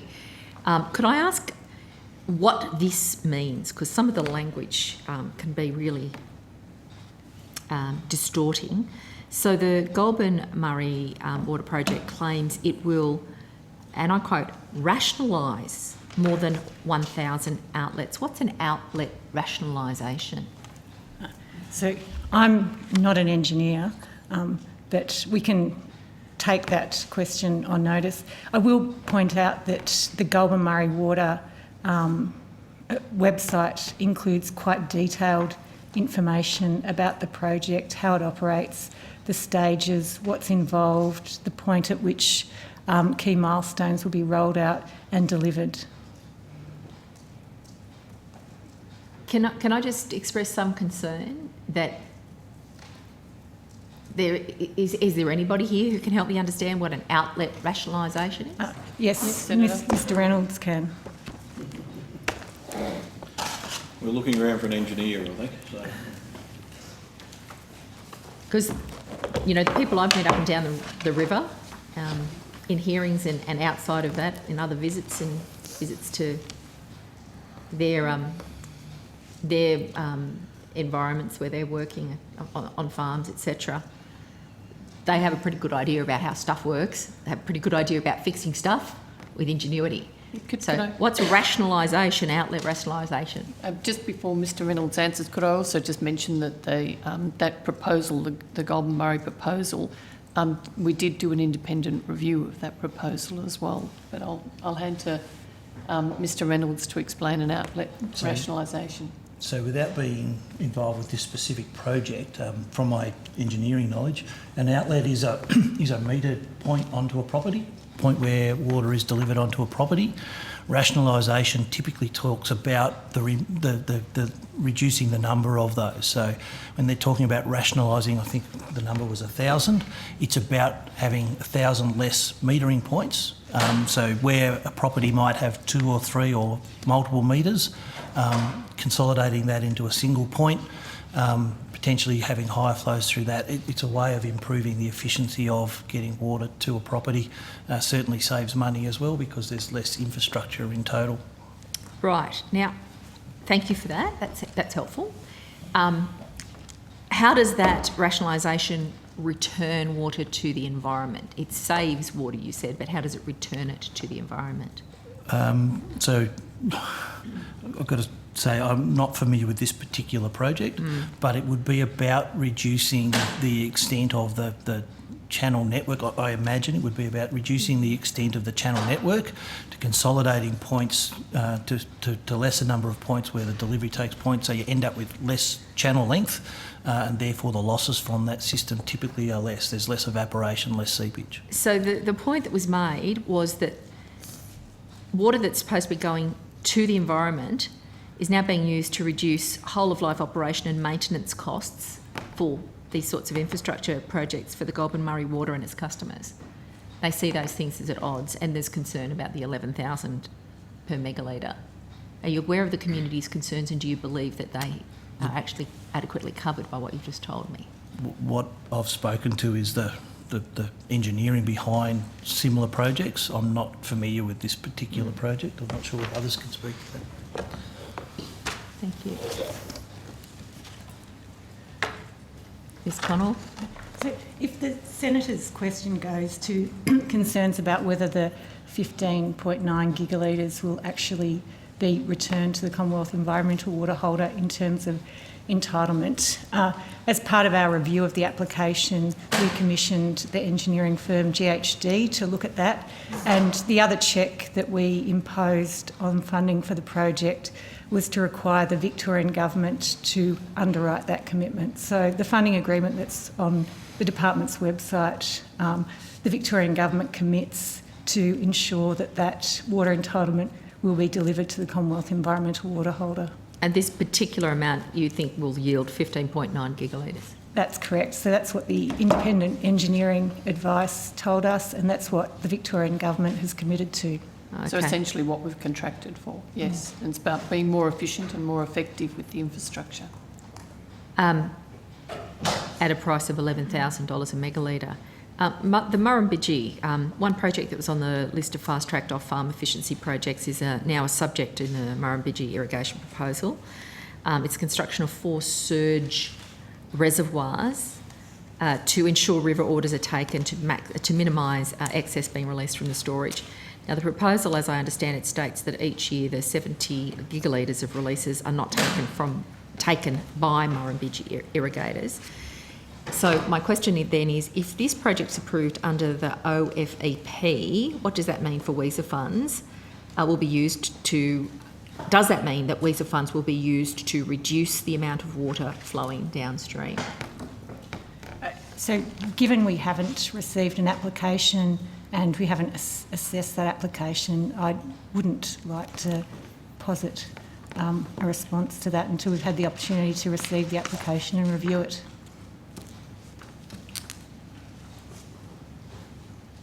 So I'm just referring to a list of likely water recovery from potential eligibility projects that has been provided to us. This is one of the items that's on it. Yes. So is it likely or is it not likely? Is it really happening or is it not happening? How so- real is this list and how much of it's a phantom? We look like we're doing something. So as I said earlier this morning, the New South Wales Government, we think appropriately, undertook a public consultation on the proposed project. And that was to, get stakeholder feedback, get information from the local community about the project.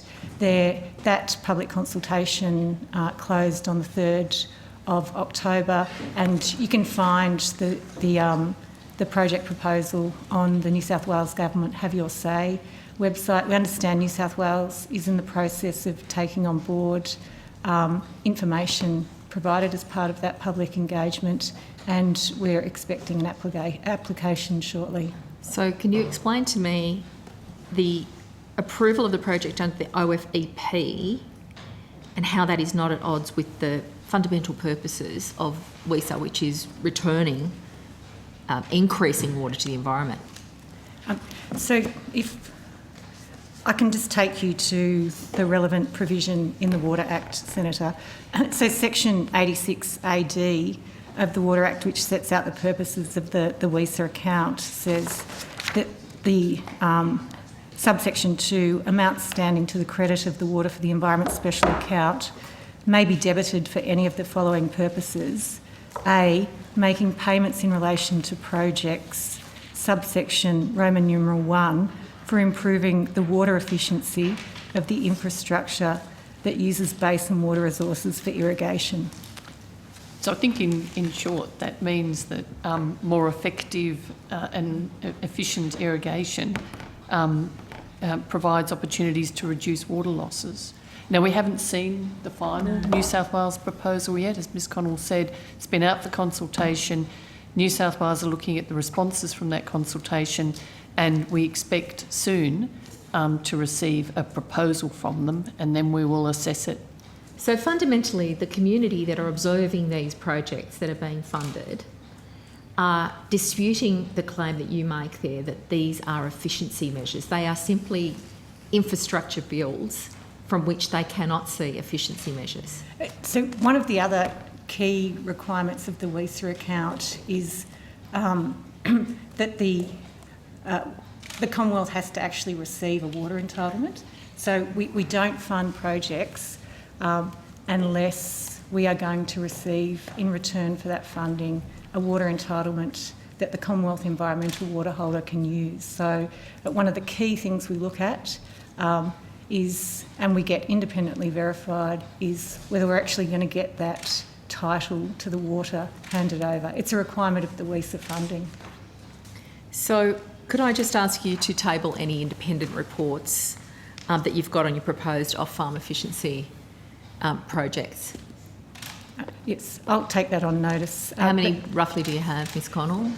So in relation to the Goulburn, we've got an independent report in relation to the Goulburn Murray Water project. What about the Malawa irrigation project? So as I said earlier, the stocktake produced a list of possible projects.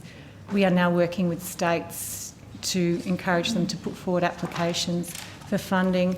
As part of that application process, we will commission independent advice in relation to the costings and the ability of the project to actually return water entitlements to the Commonwealth environmental water holder.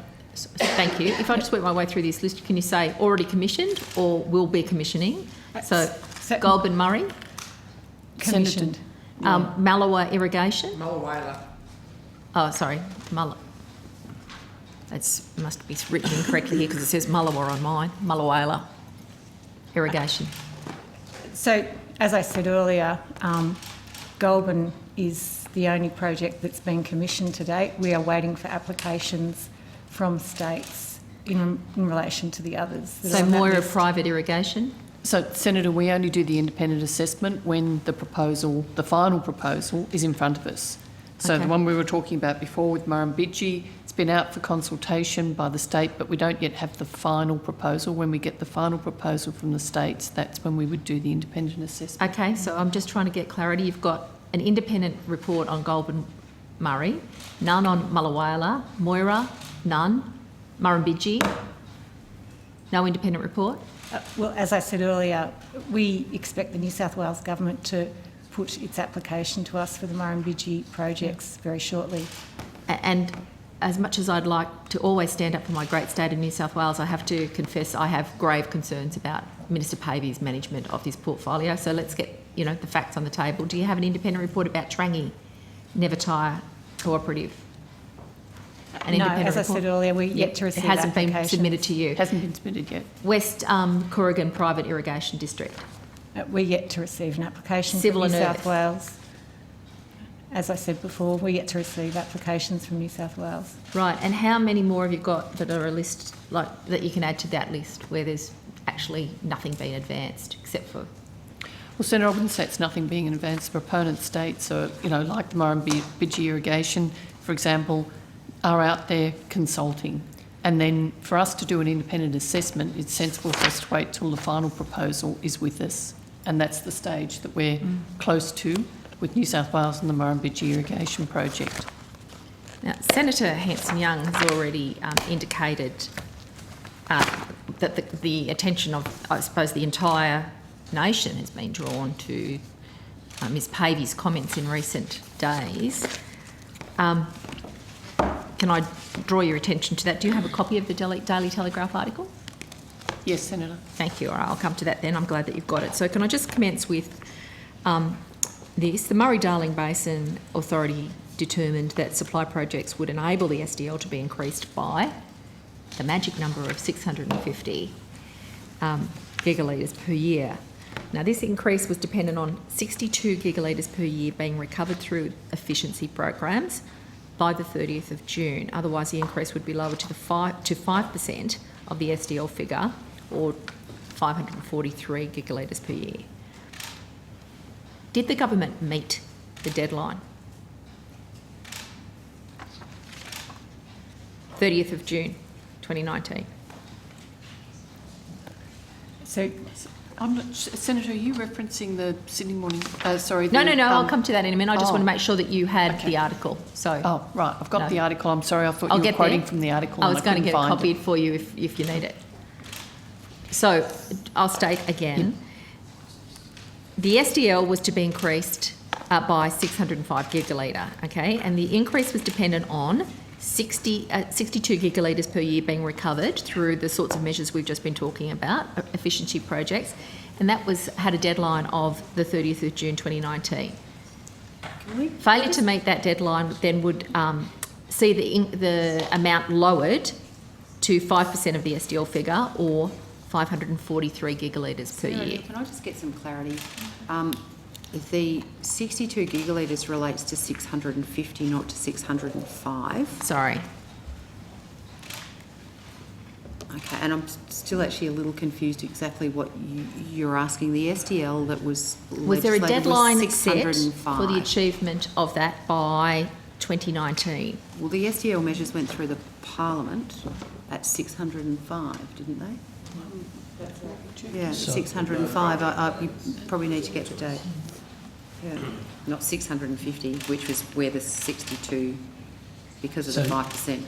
Right, about. so if you want to clean up my numbers and explain it to me and tell me about the deadline, was it met or was it not met, and what adjustment occurred? So when the adjustment was assessed by the authority, the 605 was reduced by the authority as a result of the 5% rule. So until the efficiency measures are achieved, the amount of the adjustment is limited to 5% of the total SDL.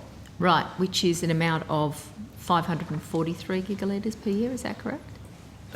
That's right, until the 62 of efficiency measures is achieved. Right, so did the government meet the 62 gigalitres target? Well, that's the program for efficiency measures that's in train that we've been talking about this morning. So, no. So as the efficiency measures program rolls out, if the 62 gigalitres is achieved, or when it's achieved, then the full adjustment of 605 can be made to the SDLs. But without Just asking, and it may help if this is okay, Senator O'Neill, but so at the moment from July 2019, when you're doing the assessments, you are assessing the SDL with the adjustment of 543 rather than the full 605. But going forward, if we get more of the 62, you will adjust it proportionally. That's right. Right. Yeah. So it's a bit of a moving feast. Right. But we haven't got the full 605 yet.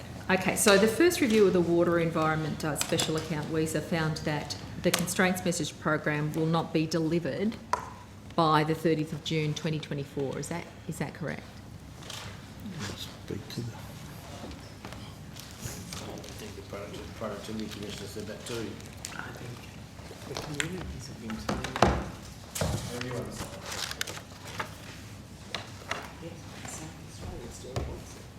I'm stuck. Dr. Peter Derham, Acting First Assistant Secretary, Water Division. Thank you for your question, Senator. The question was in relation to the constraints projects. Well, the question was, yes, it was. And let me just ask again. The first review of the WESA account found that, and I'm quoting here, the Constraints Measures Program will not be delivered in full by the 30th of June 2024. Is that correct?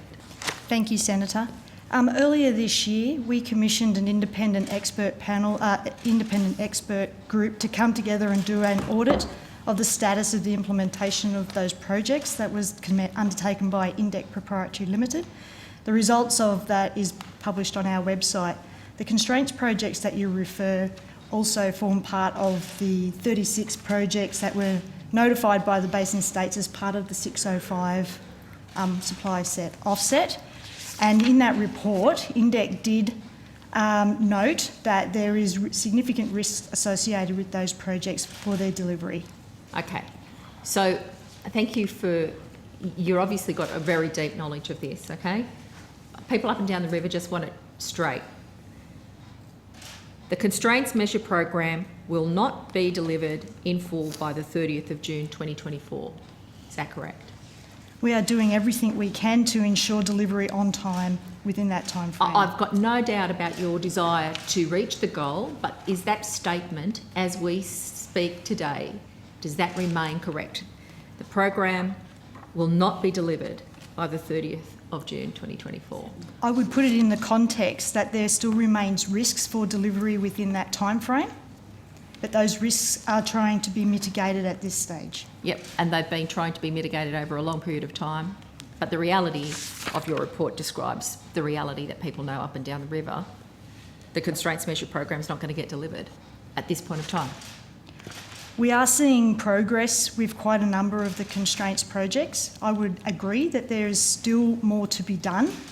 Notwithstanding that, the recent announcement by Minister Pavey and Minister Pitt on 5 projects that were being accelerated included 2 key sub-areas of one of the significant constraints projects. That's the Yarrawonga to Warcool constraint project, and within that announced funding arrangement is quite significant areas of that constraint project progressing. Okay, so the report tells us it's not going to be met, but there's a song, the song and dance and the announcement of new programs gives us hope eternal that it still can be met, even though the program that reviewed it said that it's not on target. Can I go to you, Minister? What's the position of the government with regard to these constraints measures programs not being delivered in full by the 30th of June 2024?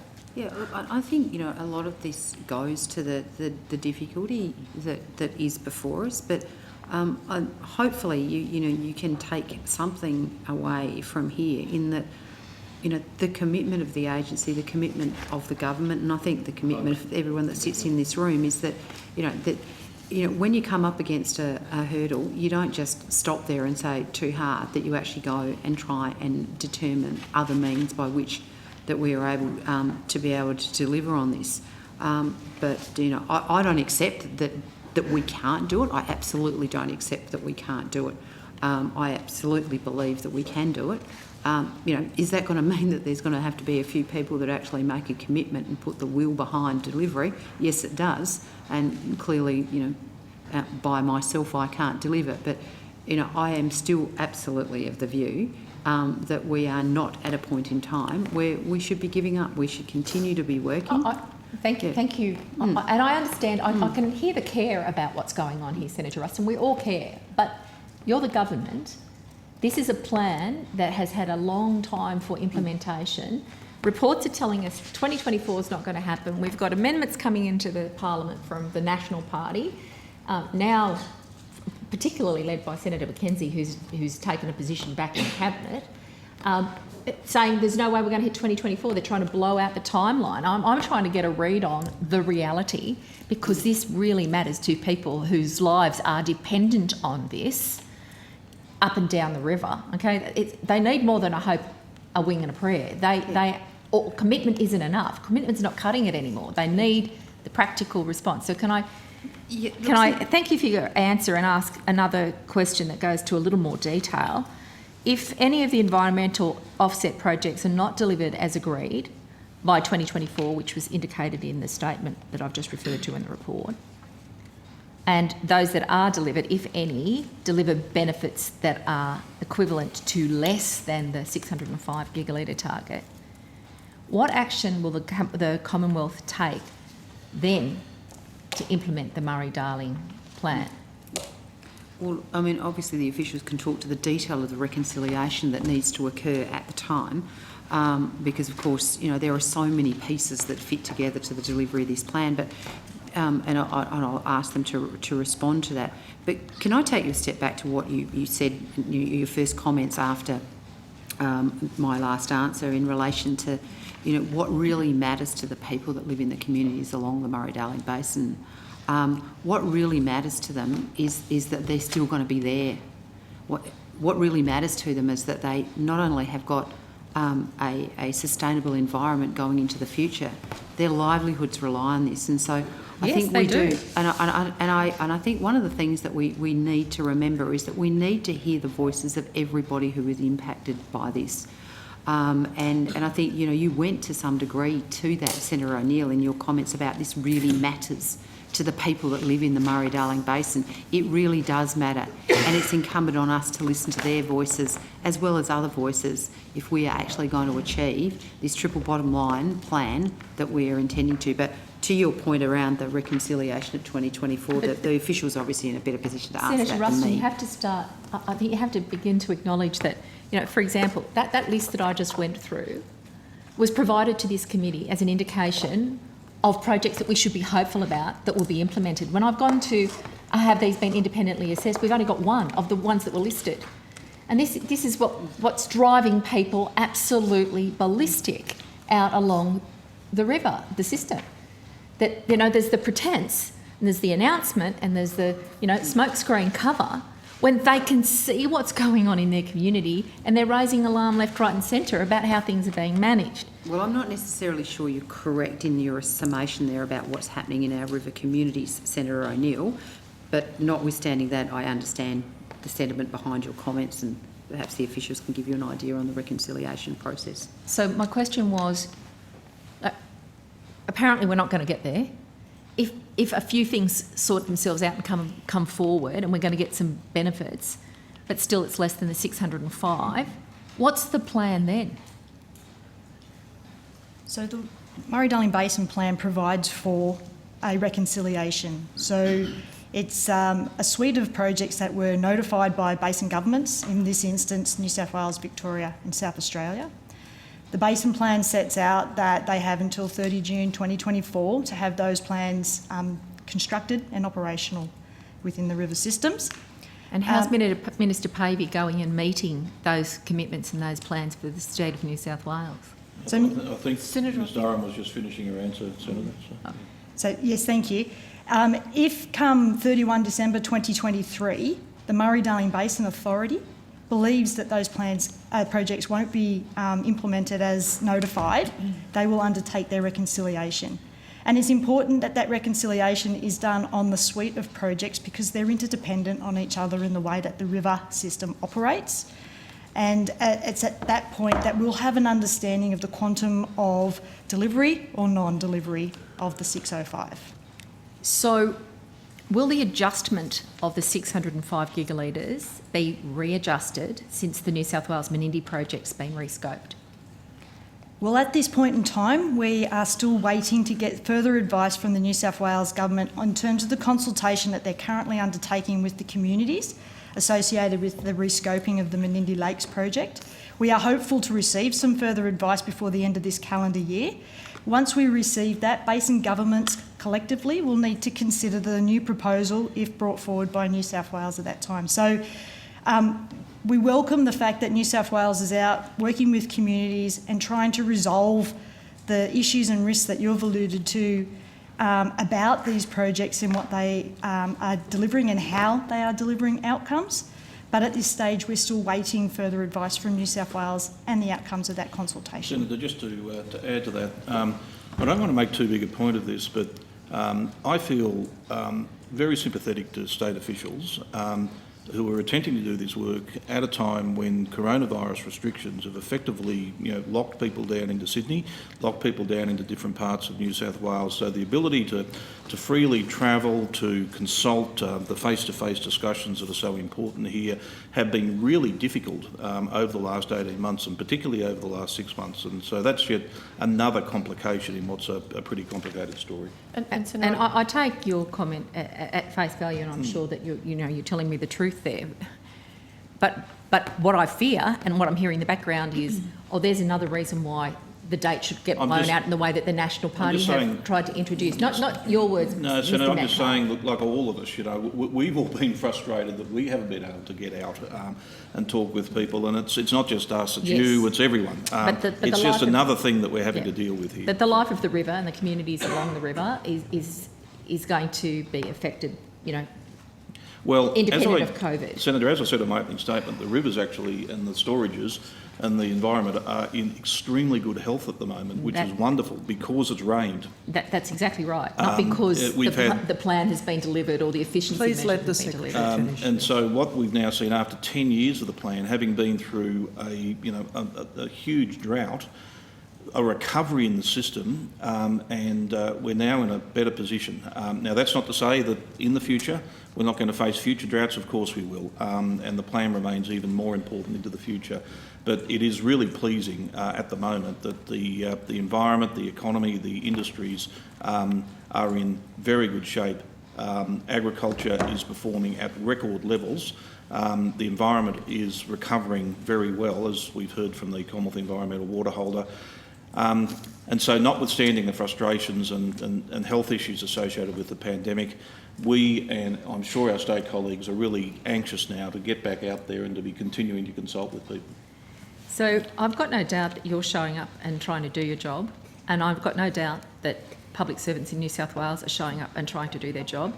But you've actually got a New South Wales minister who's just come out and said that the current state of the plan was environmental vandalism. Doesn't sound like she's signed up to showing up and doing her job for the Murray-Darling Basin Plan. Sounds like she's ready to blow the whole thing up. And she's got a few friends in that who are not only moving amendments here in Parliament, but doing acts of considerable contortion to say one thing in their constituencies in regional New South Wales and then walk through the door into the cabinet for the government.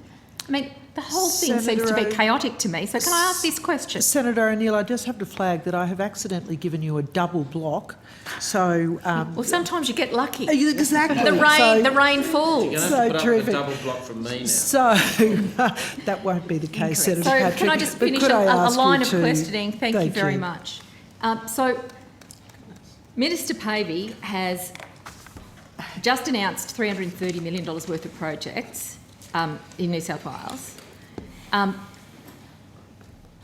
Have you got oversight of that? Have you been involved with that in any way? Absolutely, Senator. Great. And I would point to that to being significant cooperation across Commonwealth and New South Wales to accelerate 5 very significant projects to the value of $330 million to deliver. Right. Can I make an observation that in all of the commentary that we've had here this morning, not one person has mentioned the First Nations and no one has spoken about cultural flows. And this seems to be a pattern that is constantly perpetuated in the context of the Murray-Darling Basin.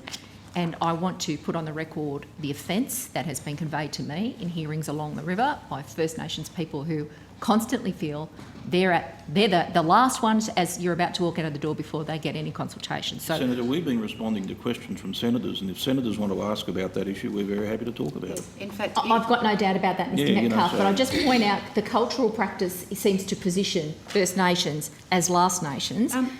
Can I ask First could I- Nations Yes, consultation? Minister. Look, I really do feel like I do need to actually intervene here.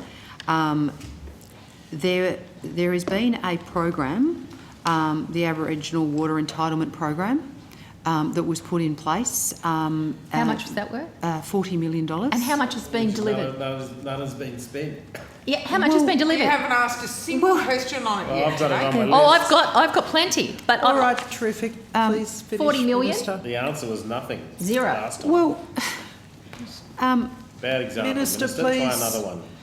Finish, and then we will move to Senator Davey. would you like me to provide you with an update in relation to this water, or would you prefer to wait to ask your Oh, questions? I want to ask about that later, but my questions go to the 330 million. Clearly, Where you do First not Nation- want to hear the answer Oh, to I the do. question. I do, but I've got a Yeah. series of questions I'd like to I've got to come say that looked awfully like later, a little bit unless of I get more time grandstanding for that without now. really wanting No. to know the answer to the question. So I do, but I want about the 330 million right now. Were First Nations consulted about the Senator, projects? just for the record, can I also say I have referred frequently, I think, this morning to communities along the, and by that I include all communities, including First Nations people. Well, I thank you for that Thank you, clarification, Mr Senator. Metcalfe. But we might need to actually start naming First Nations as a specific community because they are so marginalised in this process. We're by very happy report. to answer questions. Yeah. Thank you. The First Nations people, were they consulted about the 330 million? What assessments have been undertaken with respect to the 330 million? When were they first proposed? And how does any of this 330 million reconcile with Minister Pavey's comments about environmental vandalism? And that's my final series of questions. So the Daily Telegraph article you referenced actually has comments from the Barker people about talking to New South Wales. Well, Senator Davey, it is now your block of time, so why don't you continue with your... Can I have an answer to that Oh, question? sorry. The 330 million, consultation with First Nations, assessments undertaken, when were they proposed, and reconciling with Pavey? That was my last block of questions. Thanks. Thank you, Senator O'Neill. All of those questions really should be directed to the New South Wales Government, who are the owner of the projects in question. What we do understand is that they have been consulting with their communities, Indigenous, as well as other representatives of their community groups. So I apologise for using a general term communities. That also encompasses all community representatives. And so they have been engaging with their communities. The proposal that we saw as associated with the $330 million has a very comprehensive engagement and consultation plan associated with that as part of their governance for the programs and their implementation. And we are assured that the New South Wales Government is working with all of the relevant community representative groups and stakeholders for all of those projects. And just when were they first proposed and what assessments have been undertaken? So these projects were originally notified as part of the 36 measures. So they were originally notified back in 2016-17 under the Basin Plan. And the New South Wales Government has been consulting with relevant communities since that time, since in the lead up to the submission of those projects. How much consultation they have undertaken is a question for the New South Wales Government. But And it when- has been extensive consultation, Senator. So When did you become aware of the project's imminent announcement? When were you advised that the Minister would be making these announcements, and were you involved in any assessments prior to that? So, Senator, back in April this year, the Murray-Darling Basin Ministerial Council came together and had a strategic discussion about the SDL adjustment mechanism. Yep. The record of that meeting is on the public record. As part of that conversation, it was agreed by the basin ministers that these 5 projects needed to be considered to accelerate with Commonwealth support. So that was first agreed at that ministerial forum back in April this year, and subsequently we have worked with the New South Wales Government to support them as best we can in this situation to ensure that there's sufficient finances available for them to progress the implementation of those 5 key projects within the 30 June 2024 timeframe. So we were working extensively with New South Wales to accelerate these projects and get agreement and getting the funding agreed and rolling. Thank you. So to be clear, in your assessment and engagement with the New South Wales Government on these 5 projects, you are confident that they can be delivered in time by the end of June 2024, and that they will deliver how much in terms of water? Oh, sorry, Senator. We Nothing. believe that these 5 projects should secure approximately 45 gigalitres of the 605. Now Thank that you. it's my turn, I'm Thank you. actually going to follow up on that. Thank you, Senator O'Neill, as you only had one more question and you had a double block. Sorry, Chair, I just thought I'd jump in. Counting was Chair, just before Senator Davey starts, I can provide the committee at some point with an update on the questions, I think, from Senator Roberts about carp herpes. It's just a question of whether he wants to come back or I put it on the record, but I'm at your disposal. Maybe later in the day. We'll It finish on depends, herpes. yeah. It's a Whenever good it topic would- to finish on. Whenever it would suit the committee. So. Maybe we'll wait till Senator Roberts is back in the room. Would that be a good time? Otherwise, on notice. Thank you. Otherwise, Yeah. I'll notice. That's Thank right. you, Chair. All right. Senator Davey. I have a long list I would like to cover in my allotted time, but I will start with a follow-up to Senator O'Neill's question about the evaluation of the SEL adjustment mechanism projects. The very nature of supply measure projects is that they don't need to return an entitlement. So they don't need to return a physical volume from productive use from diversions back to the Commonwealth Environmental Water Holder. It is all about how we manage the water, whether it's be it through river rules, infrastructure, or the management of the Menindee Lakes scheme to get environmental outcomes. Is that correct?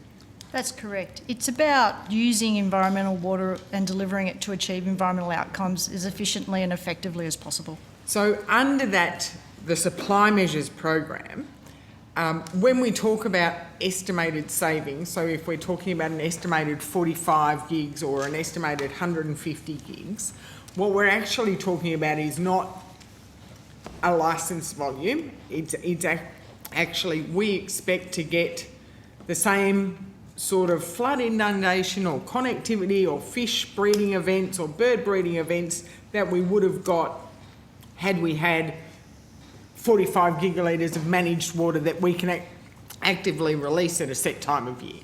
So that, I'm just trying to put it in as layman's terms as possible, because I think a lot of people think that the 605 is going to result in a licence transfer that is not the way, under my reading, I think it was ever proposed. That's correct. There is no transfer of entitlement to the Commonwealth Environmental Water Holder in this instance. This is about finding better ways to use environmental water efficiently, just like irrigators do in terms of irrigation efficiencies, achieving equivalent environmental outcomes with less water, and in doing so with less water, that water remains in the consumptive pool for productive use.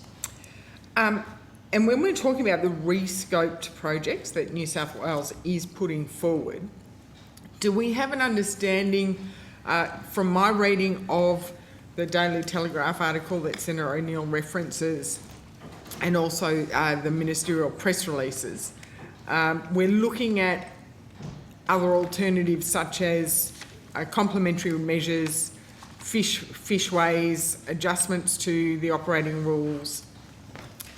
So until we actually model those proposals, we don't really know what sort of a environmental or otherwise benefit we could be getting out of this. That's right. When the Murray-Darling Basin Authority undertook the determination of the 605 gigalitre SDL adjustment, it was based on the assumptions presented by the basin states who notified the projects on how they assumed those projects would be operated in the physical system.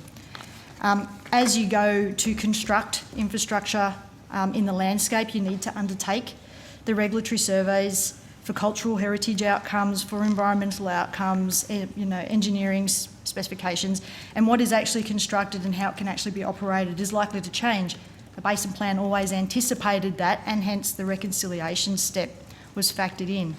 In effect, what we're trying to work towards is achieving the Basin Plan environmental outcomes as efficiently and effectively as possible. So therefore it will be important when the rescope project is submitted to look at the complete environmental outcome of that rescoped package.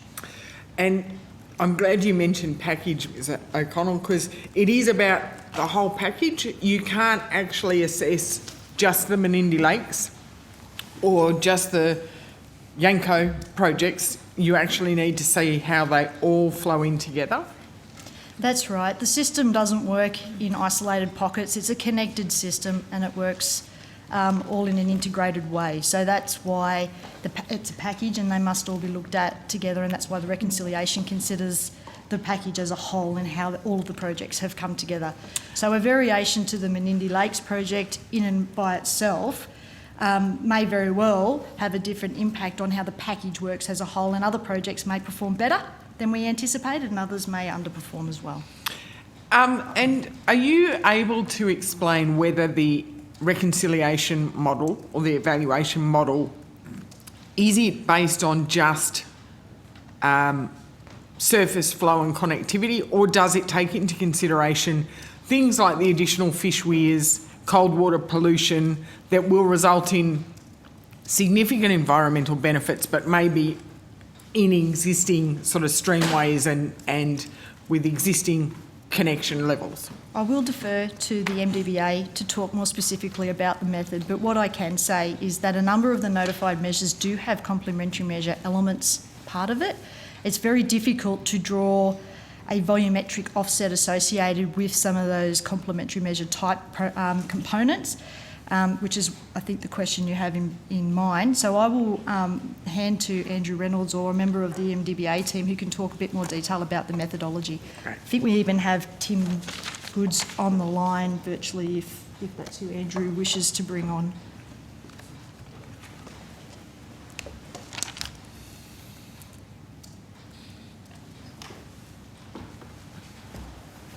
Thanks, Senator Davey, and I've just asked one of my colleagues to come into the room who might add to this, Dr. Coleman, in a moment. So the reconciliation model under the Basin Plan, the authority needs to take a decision at the end of December 2023 on whether or not to undertake a reconciliation. That's as a result of states being able to notify amendments of any of the projects up to that point in time. So it's at that point we will have a clearer understanding of the full package, which is what we need to model. Sorry, what was that date again? 31st December 2023 is the decision to undertake a reconciliation, and then the actual doing of that has to happen by the middle of 2024. Thank you. The model itself looks at flow indicators, and I'll ask Dr. Coleman to explain that a little bit more detail. So I might hand to just talk to the reconciliation model itself. Thank you, Senator. Dr. Matthew Coleman. I'm Acting General Manager of Applied Science and Climate Adaptation at the MDBA. And sorry, I think I missed part of your question as I was coming into the room. Could you just...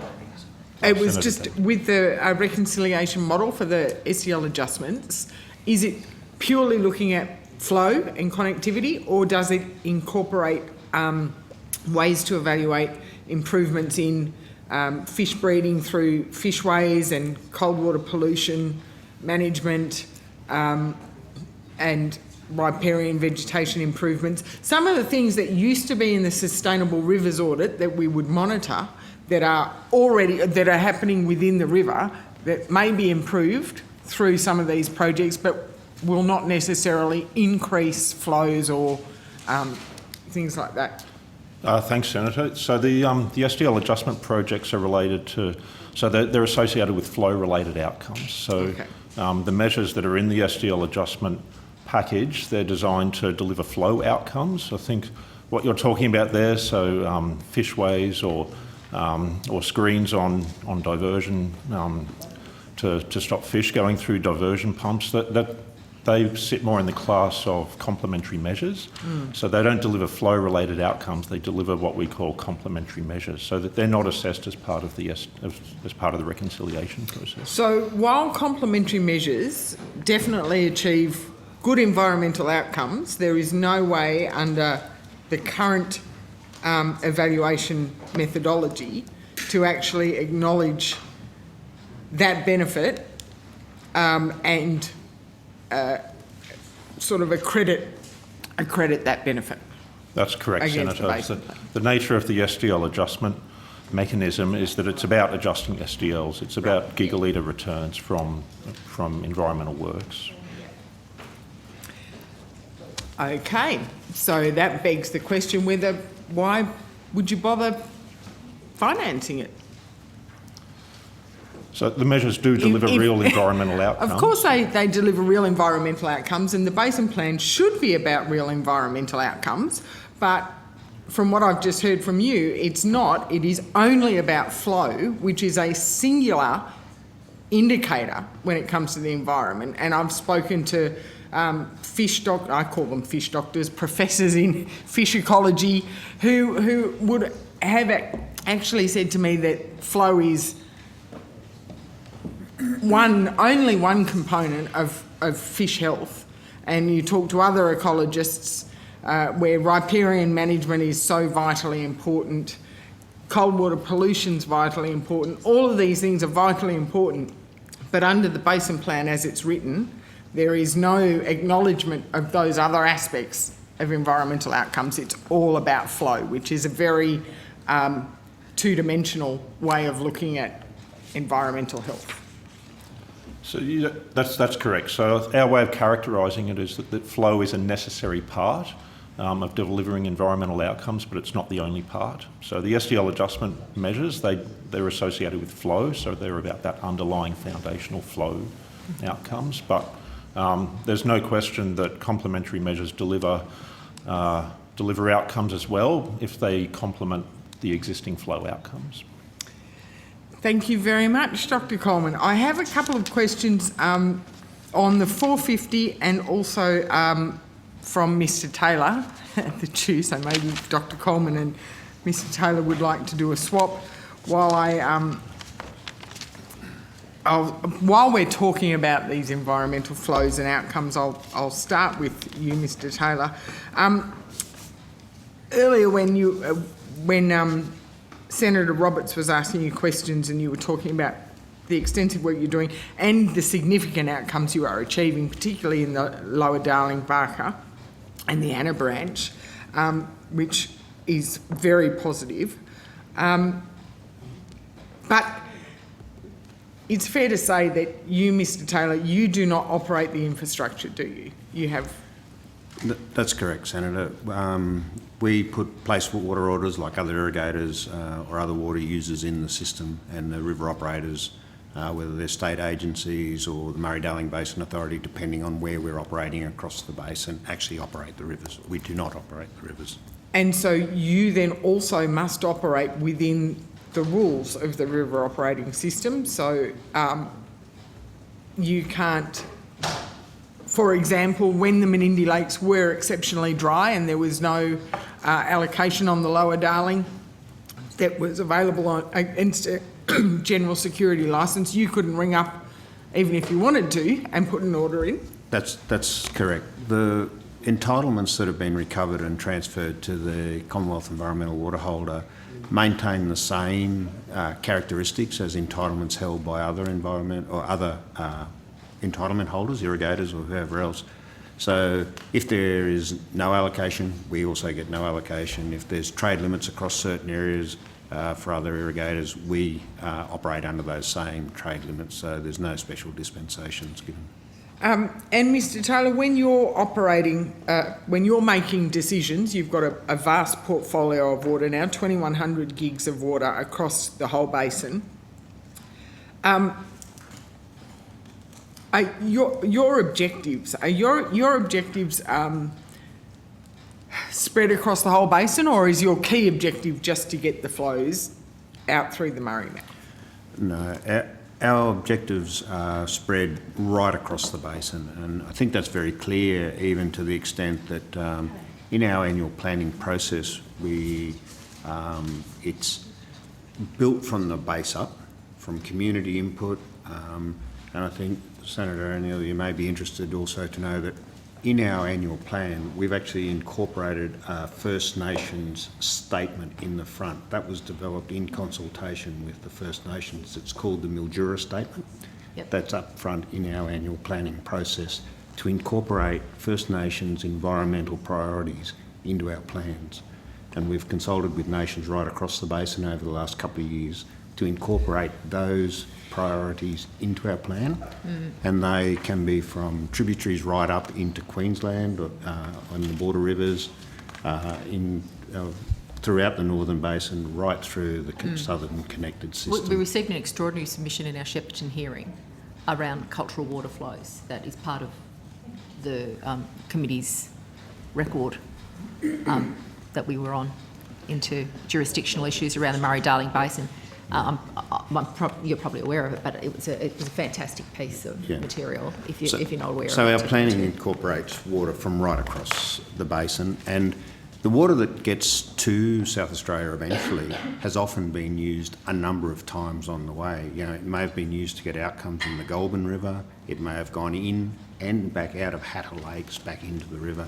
It may have joined up with water out of one of the tributaries to hit a flow target to get fish to spawn in the main stem of the Murray before it actually gets into South Australia to start doing work. And it might go under the floodplain in South Australia, back into the river, and wind up eventually in the Coorong, making that connection between the river and the Coorong. So, and we've now had 10 years of connectivity between the Lower Lakes and the Coorong, which has been credited to the Basin Plan water recovery. So that's a significant success story, isn't it? Absolutely. I think it's 8 out of the last 10 years of connectivity. So there's been 10 years of connection since the Millennium Drought. And I think in 8 of those years it may not have occurred without environmental water being in the system. And just finally for you, Mr. Taylor, and then I'll move on to my next one. But so you're currently watering the Lower Darling and the Anna Branch, is my understanding. That's correct. But it would be fair to say, after what you've just said, that you look at environmental outcomes across the whole basin. You're not releasing that water from Menindee Lakes just to send it to South Australia. You're actually going to achieve outcomes in the Anna Branch and the Lower Darling. Absolutely. So the watering that's occurring both in the Lower Darling and in the Anna Branch at the moment has been done in lockstep with the community of the Lower Darling and the Anna Branch, the local residents out there and the Menindee residents as well.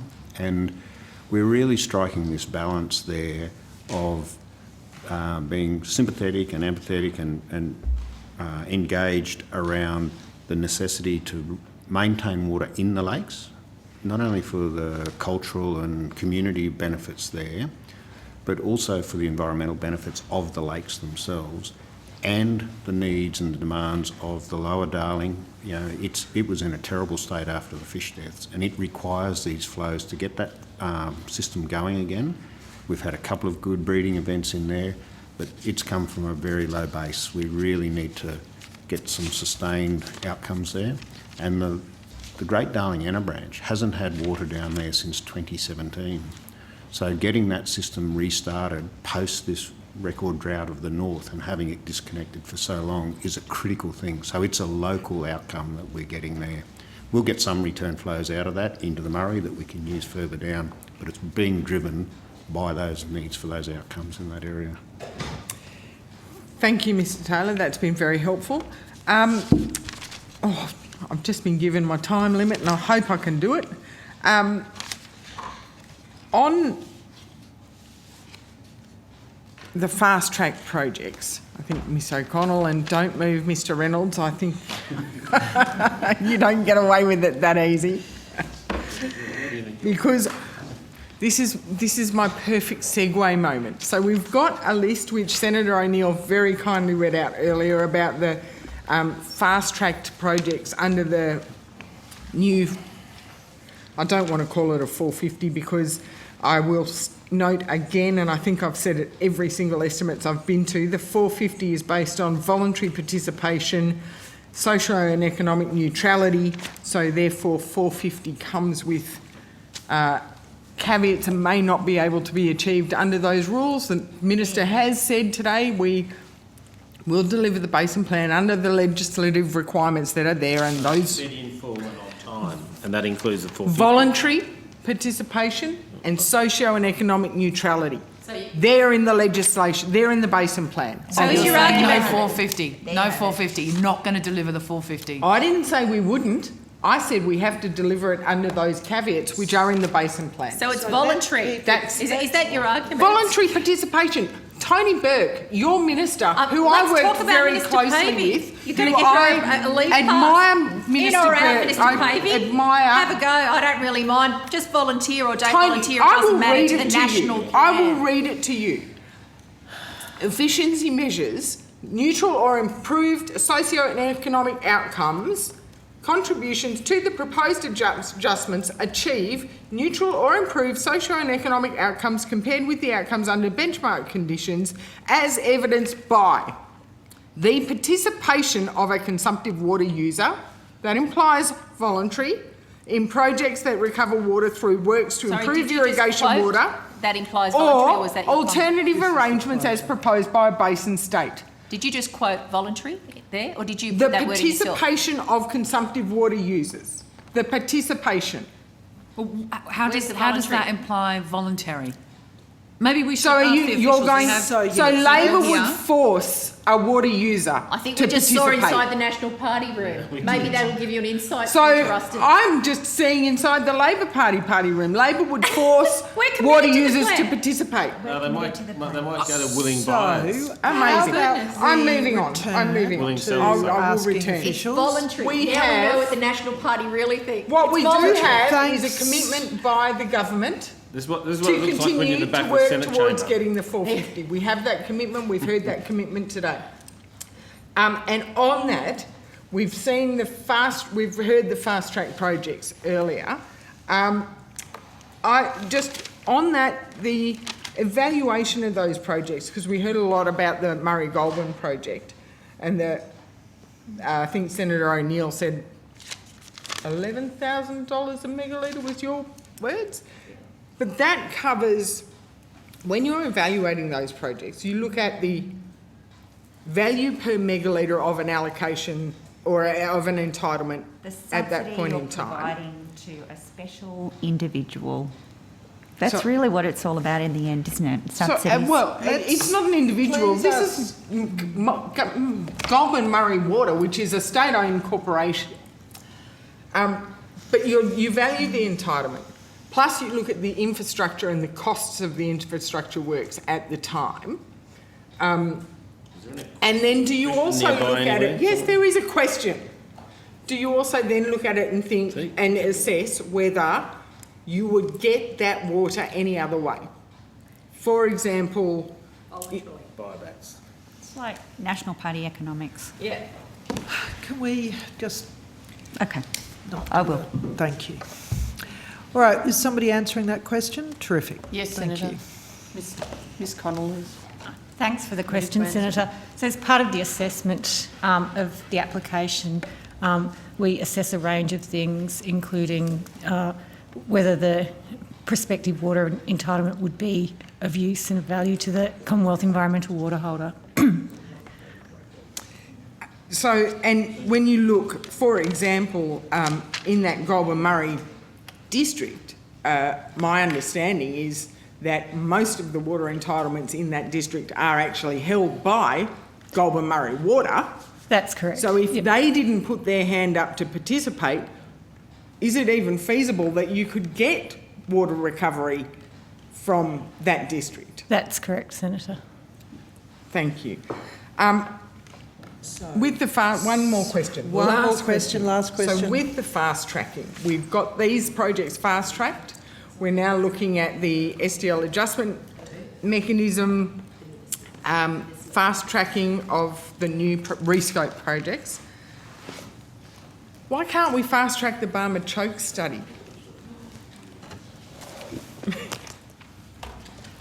This was announced in June 2019, and I'm really keen to know where the progress is. So we're continuing to work on that, on the feasibility study around options for managing the Barmer Choke.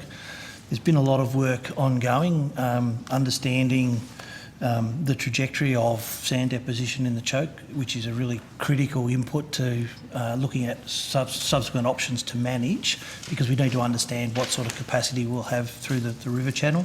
We've been looking at changes in trade and demand patterns, thinking about transfers and the timing of transfers from Hume to Lake Victoria, for instance, around the system. So all of that work has been ongoing. We are now working with state governments, because we do run the river on behalf of the state governments in our role as the river operator. We're working with them on the consultation arrangements, because management of the choke and the optimisation study will involve extensive consultation with a range of stakeholder groups, First Nations, irrigators, others that will be impacted on it. So we're working through that. Our anticipation is that optimisation study will report at the end of next calendar year. So there was a study done back in 2010, 2011? I'm going to have to...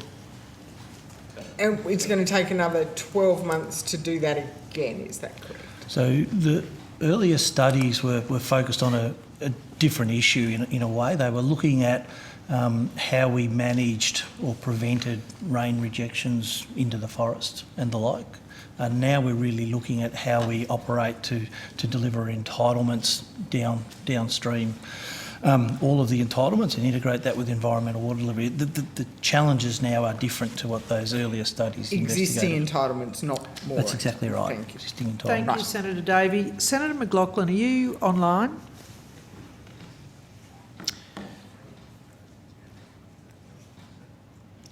Right. Yes, I am. You have a couple of quick questions. Quick questions, yes. I'd just like to ask around the Lower Lakes Independent Science Review, which was released in 2020. Is that still with the 5 independent experts that gave advice around the Lower Lakes that were largely fresh prior to European settlement and its other findings? Is that still the report which the authority relies for its decision-making and workings? So the review of the Lower Lakes condition, where we had a range of experts look at the body of evidence around that, did conclude that the lakes were substantially fresh over the past several thousand years. That's still heavily, I guess, the piece of work that is the current understanding of that history of the Lower Lakes, yes.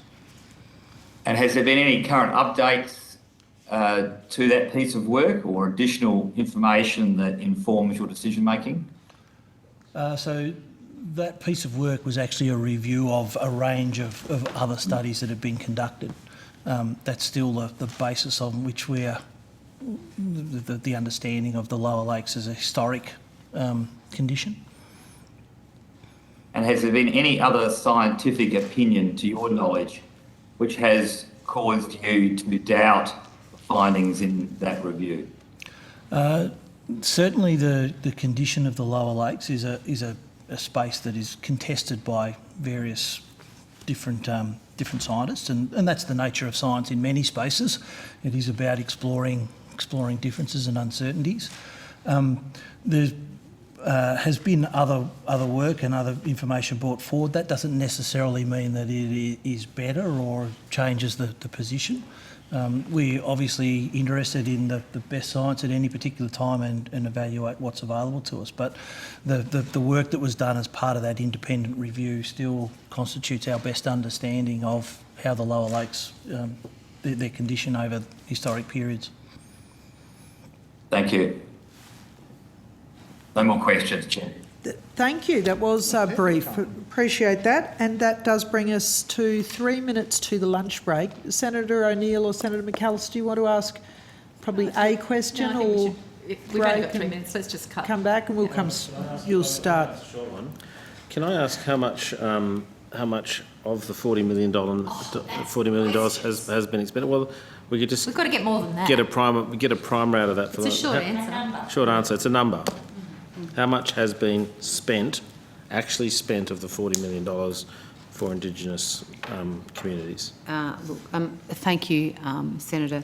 The Aboriginal Water Entitlements Program, which you're referring to, there's been a lot of work being undertaken in consultation with Indigenous communities, and it's subsequently been decided through those consultations and in negotiations and consultations between Minister Pitt as the Minister for Water and Minister White as the Minister for Indigenous Australians, that it is best placed for that particular program to actually sit within the NIAA, because they are much better placed in relation to the management of these types of programs and in working with the bodies that sit within the Indigenous space. You know, an organisation, as an example, you know, the Indigenous Land and Sea Council Corporation would be, well placed to be making sure that the co-design process that's so important in terms of being embedded into, the commitment to the Closing the Gap process would be better served. So the National Indigenous Australians Agency will be taking administrative responsibility for this program going forward to make sure that it's delivered in an appropriate way to support the Indigenous... I just want a number. We need a number. It's the number. How much has been spent? All right, well, that sounds like the $40 million is available to... No, how much has been spent, Minister? Well, I know you're embarrassed you've spent none. Senator, I'm not... Absolute incompetence. Announced by Little Proud in 2019, you spent, or 2018, you spent none. And you come here and you give waffle. Just want a simple answer as to how much has been spent. And I know you don't want to answer that, Minister. I know you don't want to answer that because there's no excuse for the incompetence that sits behind that answer. Senator Patrick, Should have used I the 3 don't minutes. think that... There's no delivery. You're claiming people that who you are know charged what with the Minister delivering thinks. I don't think that's announcements helpful. of a government. I don't think that that's helpful. Chair, I do So want to how ask about- questions about this when we come back. When but you come back, it is important exactly. for the public record that the truth is on the record today. Zero. So let's 40 go... million was allocated. let's- How much has been expended, Senator Ruston? Let's go to the lunch break. Well, sorry, we no, will be Chair. back. I really believe we should have an answer before we go to the I think lunch this break. was... I think, to your point, this is a longer conversation. Yes, No, but I but asked not the this que- part. I asked the one How question, you get an much answer. was expended? This is estimates. Right. It's I about got a numbers response, no and answer. dollars. Sorry, Senator Ruston. How much of the $40 million Let her has answer, been please. expended? You've asked it several times. Senator O'Neill, Senator Patrick, clearly there is a lack of understanding sitting around this table It's a number. about the Senator Minister, Patrick. ensuring Senator in the Patrick. process of co-design. I mean, I would suggest that maybe it might be a useful thing over the lunch break for senators that are sitting around this table to actually go and read the Closing the Gap. Zero. Oh my goodness. To understand We've that sat with the people on this river, respectful Minister. way... Please Where's the listen to the money? Minister. Where's the money? Please, They're asking. Senator O'Neill, please. Just put it on the table. Okay, we're going to go to break because you're not interested in listening to the Minister's answer.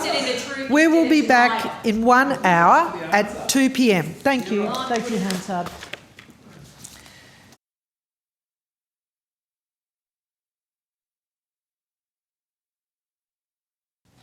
Welcome back, everybody. We're resuming our Legislation Committee hearing, and Senator O'Neill, you have the call.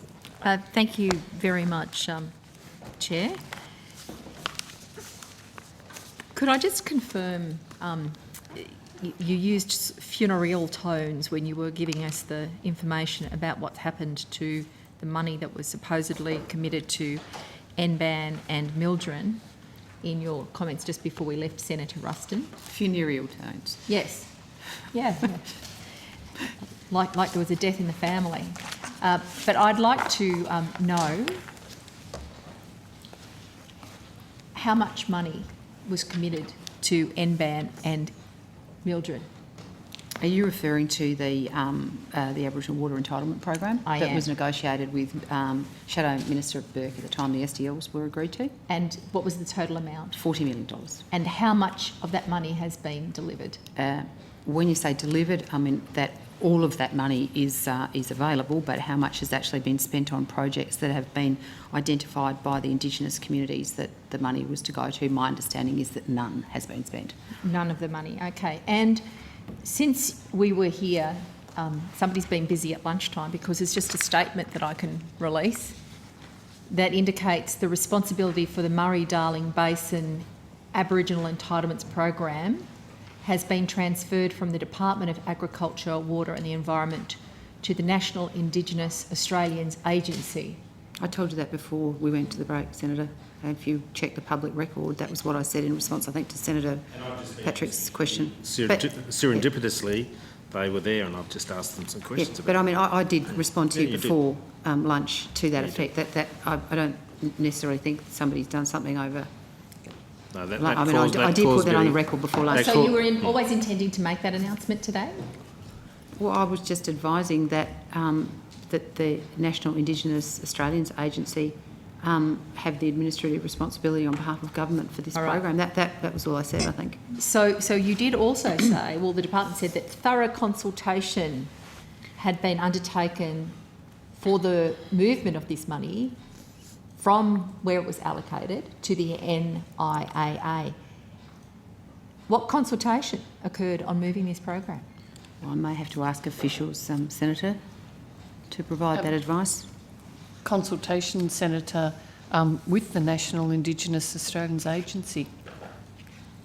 Now, they are not the only people who are engaged in this. They are now. But what consultation have you undertaken with Mildred on this matter? Well, Senator, there's been a previous extensive consultation with Mildred in relation to the Aboriginal Water Entitlements Program. Previous? And previous over a substantial amount of time. We can probably go through some of those consultations if you wish. We can And take they you had through a those. high level of expectation that they would be intimately involved with this. Well, the program remains, Senator, and it's transferred from our department to NIAA to deliver. And when did the consultation with Mildred prior to the announcement about moving this fund to the this $40 million to the NIAA occur? When did you advise Mildred or discuss that or consult with Mildred about that? So if I might just point out, Senator, that the statement actually says that the National Indigenous Australians Agency will undertake further consultation with Indigenous stakeholders to settle the delivery arrangement. So, but they haven't been engaging with the NIAA. They've been engaging with the department and correct. The minister. That's correct. And so we've... when were they advised, or did they just hear about it when the announcement was made by default here in estimates to us? So we've engaged with Mildred and NBAN over the course of the last couple of years in relation to potential delivery options for the program. I'm aware of that, Ms Connell. I want to know, when did Mildred and the Northern Basin Aboriginal nations who've been consulting on this matter with the department and the minister for the last couple of years, in your own words, when did you advise them that this money was being reallocated now to the NIAA? So we haven't had an opportunity to discuss the change in the program directly with Mildred and so they were NBAN, not consulted? But we've discussed with the National Indigenous Australians Agency the fact that it's going to be critical for NIAA to work closely with Mildred and NBAN in terms of the way the program is delivered in the future. So you found somewhere to put the money for a bit longer. Have you transferred the $40 million? So my understanding is that will be managed as part of the MyEFO budget process. Perhaps you might be able to shed a little light on that, Senator Patrick. So I've just taken evidence from the NIAA in relation to this, and I asked them how much money had been transferred, and they said 40 million had been transferred. It certainly, that is the intention. The full 40 million will transfer. I think there's a technical arrangement about when and how, but essentially the 40 million transfers. So I just want to reiterate again comments that I made earlier about the treatment of First Nations people, how they are pushed to the edge, how they're put at the periphery of consultation. And I can't think of a cleaner and clearer example of that being the case than this. So Mildren and the Northern Basin Aboriginal nations have been vital participants up and down the river, especially for the Northern and Southern Basin of New South Wales. They've already made clear that 40 million doesn't touch the sides of what they really think needs to be recovered for proper cultural water flows and proper engagement with them. And today, behind the scenes, the department and the minister have been doing a double shuffle and moving money around. And the first that Mildren and NBAN have found out about it is the announcement made on the fly here in estimates by Senator Ruston, hastily followed up by an extremely short media statement. And seriously, I ask you, if you were a representative of the First Nations people from Mildren or NBAN, how do you think they feel about being treated like this by the government? The government of Australia treats them with that level of contempt and disrespect. I'm gobsmacked. I can't believe that this is how business is being done by this government with First Nations people. Do you have a response to that? Because it seems outrageous to me. After delivering nothing. Just wait, please, Senator Patrick. I mean, 3 years of waiting for zip. Hang on. And then the money hang gets on. shifted. If you want a response from the minister, we do need to wait to hear from her. Look, thank you very much, Chair. And there are a number of things I'd like to say in response to the concerns that Senator O'Neill has just expressed and the concerns that were expressed before lunch by Senator Patrick.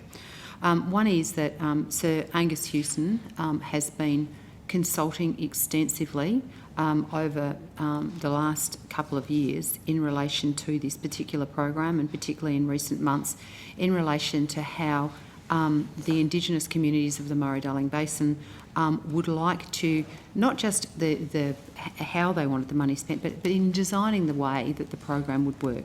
And clearly that consultation has been underway. So to suggest that the government is not consulting and not taking seriously the concerns of Indigenous Australians in the design of this program is factually not correct.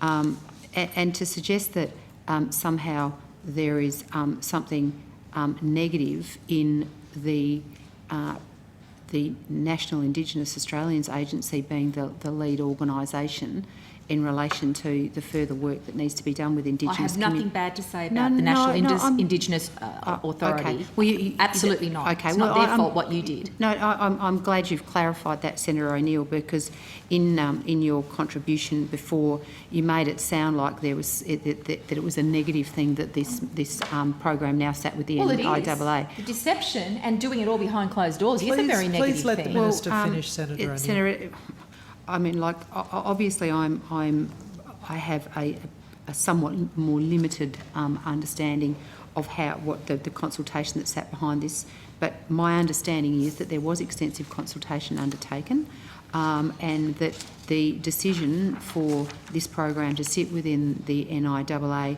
was in line with the overall government's sort of policy around making sure that Indigenous Australians were at the very forefront of co-design about programs that affected them. So Senator Ruston, I know that you can't rely on anything other than what's been put in front of you, but I'm going to say that what you have been advised is almost completely the opposite to the reality.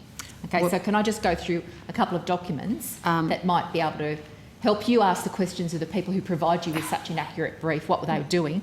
Because I have before me a letter that I think needs to be responded to. And I say this in the context of how much of First Nations imagery and knowledge and understanding is appropriated. I mean, we've just walked through the mural hall to come here, which is bird's eye views of rivers through this great nation in the tradition of beautiful Aboriginal First Nations art, right? They're on our walls, but they're not in our consultations, because this is a letter dated the 1st of April, Thursday, 2021, and it begins with these words: Dear Minister, from NBAN and the Indigenous and Mildren, we are deeply concerned by recent media reports indicating that the Australian government may fail to honour its historic commitment to support acquisition of water entitlements for First Nations in the Murray-Darling Basin. They wrote to the Minister in April. That's the beginning of the letter, and it gets worse, and I'm happy to table this. They were worried. They have not yet had a response from the Minister. Well, How's that for consultation? Well, Senator, I am not in possession of all of the information. You have a letter there. I don't know the subsequent actions that have been taken by the Minister's office or the department. I don't know whether the department may have more information in relation to the response to that particular letter. But what I can tell you is that Sir Angus Hewson, in his role, I do have questions about Sir Angus. Okay, but and anyway, I'll come to that. But this is a letter where they smelled a rat. Can I go on? Because this is in their words, a joint letter from NBAN and Mildred. Minister Pitt, comments attributed to you in recent media reports and from the departmental staff and Senate estimates hearing suggest that the $40 million could be repurposed for spending on other non-related water-related NRM activities. We note that there are a number of existing funding sources to support First Nations involvement in land and water management, but that no alternative funding sources exist to acquire water entitlements. It would be deeply regressive to divert the sole source of funds available in the basin to support First Nations substantive water access into other activities. They were worried about what was going to happen to this $40 million, and they were on the money. They were watching the money. Senator, as I said in my answer to your previous commentary, more than happy for you to table that letter. That's absolutely fine. But, you know, in the absence of me being able to take on notice and actually get a response back from the Minister's office, unless, of course, the officials have got something that they might like to add to it, I do not know what has subsequently happened. I mean, I would suggest that one of the process of consultation is often that people who will provide feedback, they will express their concerns to government and to ministers and to departments about particular programs, projects or policies, and then the opportunity is there to make sure that those considerations are taken into account in future negotiations, consultations or considerations. So, you know, you are talking at a point in time, and I do not have before me the subsequent advice in relation to how the concerns that have been expressed in that letter have been dealt with subsequently, and I would like the opportunity to be able to do that. Sorry? Ms Connell was CC'd that letter. That's true. So you're aware of this letter? That's correct, Senator. Ms Connell, and there's been no response to NBAN or Mildred? As I understand, not at this point in time. And this is a letter dated the 1st of April. If a small business was interacting with a customer in this way, the whole thing would have moved on. This is the federal government's engagement with First Nations people on the back of statements in public places about supposed support for improving water access for Indigenous people in the Murray-Darling Basin. This is after years of consultation through the very, very much honoured and revered Sir Angus Hewson, who did engage with Mildred and NBAN in good faith to deliver with them and develop with them a plan for their control about what would happen in consultation with 21 First Nations people along the river. I'm not quite sure what you're suggesting, Senator O'Neill. Well, I can't see any good faith. Engagement by Sir Angus Hewson. The Minister advised about cultural water entitlements. The Department aware of the meeting. A joint letter in the 1st of April ignored by the Minister, given no response. Consultation claimed by the Department and by the brief that you've been provided and that you've been reading from, Senator Ruston. And then we find out, as you make the announcement, that Mildred and NBAN are finding out at the same time as you make that announcement here. That is not consultation, Minister. Well, that is not consultation. Senator, can I suppose I'm somewhat perplexed that you would think that an administrative change, which is really all that has occurred here, is an administrative change to make sure that the administration of this particular program is embedded in the appropriate agency within the Commonwealth is somehow, you know, a major change. I don't believe there's been any change in the program whatsoever, apart from it is now being administered by the agency that has expressed responsibility for activities for Indigenous programs that the government works with Indigenous communities with. I'd also say there are a lot of Indigenous communities in the basin, and I know that from the previous estimates that we did discuss around, you know, getting a consensus around from all of the communities about how the program should be designed and what should be done. It was certainly a concern that was raised at the last estimates. And so what is, I think, the benefit of an organisation like NIAA, and particularly the organisations that they work with, you know, their sort of portfolio bodies like ILSC, is to make sure that the design of these programs and the way they're handled are done in a way that is consistent with the principles that underlie the Closing the Gap and the leadership model that has been set up over recent months through by this government. So I understand that you're very keen to understand about the consultation and how this program's going to operate. I'm shocked beyond belief Just that let this her level finish, of disregard please, could be Senator inflicted O'Neill. on First Nation people and these people. Senator O'Neill, just let her finish and then. But I suppose I am, to some degree, disagreeing with the interpretation that you are placing around what has happened in the administration of this particular program that has not changed at all. You know, I just want to be very, very clear. The Aboriginal Water Entitlement Program has not changed. It has merely been, from administrative purposes, moved to the agency that is best placed to be able to work with all Indigenous communities in the Murray-Darling Basin to make sure that the program is designed in a way that will satisfy them and in a co-design way that meets those underlying principles of a Closing the Gap. I'm glad you bring up mechanisms. co-design, because it's pretty hard to be a co-designer when you write to a minister in April and here we are in October and you haven't even had a response. That is not co-design, Senator Ruston. And I'm very glad for some people who tell the truth and communicate with me, because with regard to the consultation with Sir Angus Houston, lest he get caught up in the crosshairs of a government changing its mind, saying one thing and doing something completely different. Well, I don't. There was an agreement with that Sir Angus Houston had made with Mildren and NBAN. His recommendation to Minister Pitt was that Minister Pitt should release the funding immediately, and that the model that they had settled on by co-design was a trust model. That has now been completely thrown out the window. Those agreements, those recommendations, not acknowledged, not responded to. And to date, $40 million has been agreed to be transferred to the NIAA, and Mildren and NBAN knew nothing about it until your announcement here at Estimates. That is not co-design. That is not consultation, Senator.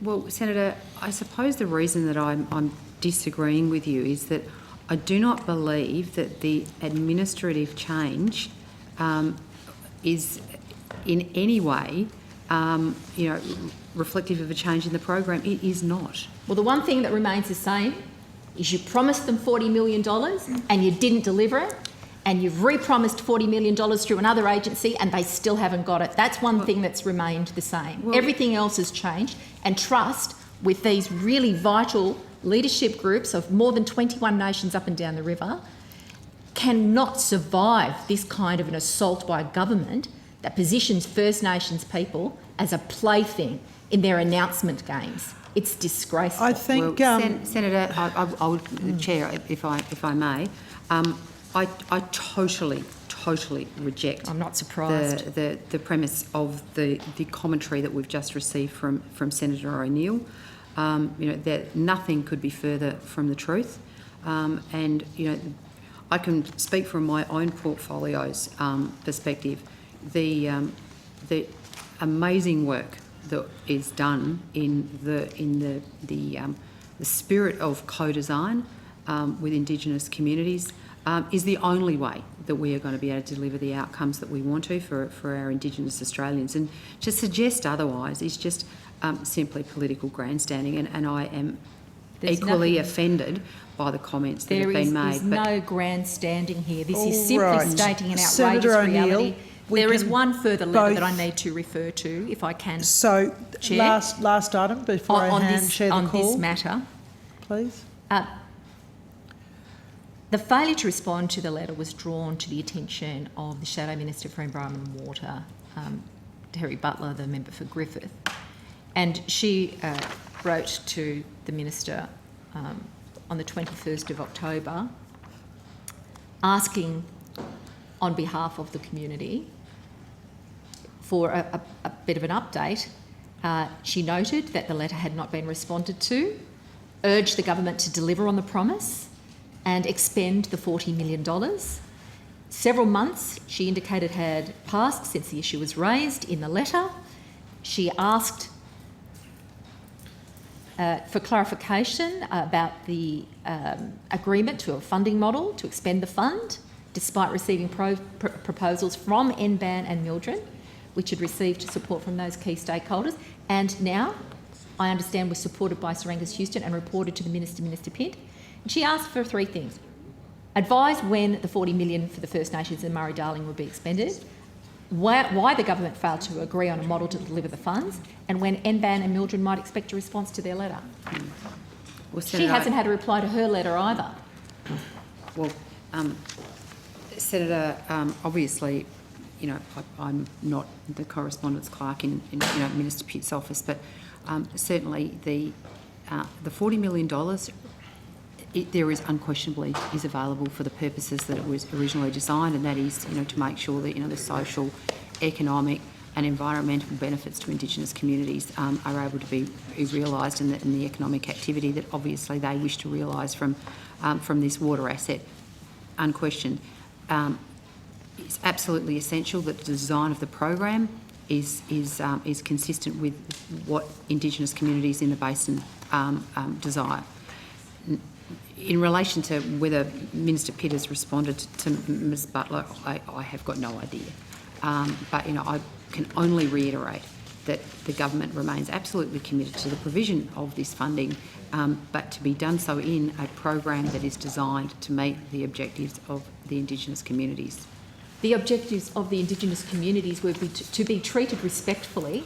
Absolutely. To be actually consulted, not have consultations reported that didn't even occur, and not be treated with contempt by having Senator an O'Neill, announcement made about the fate of their work with this government in good faith, delivered by you, perhaps Senator O'Neill, as advised, but pretty ill-advised. Do you want to table the second letter that you're talking I'm about? happy to table the second letter. And just in the interest of being absolutely clear, the change that I referred to before lunch was in relation to an administrative change of a program that remains unchanged between two government agencies with no implications to the delivery of the program on the ground, Chair. Nothing to see here.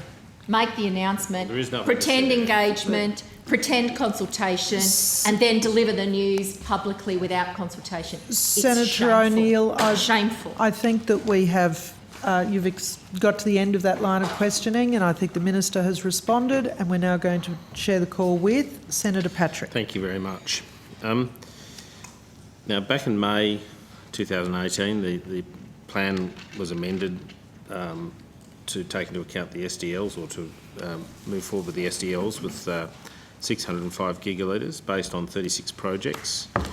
How long did the authority take to get to the point where it was in a position to present something to the Parliament? Effectively, the work was done from the start of the execution of the plan. Is that how it's worked? 6 years?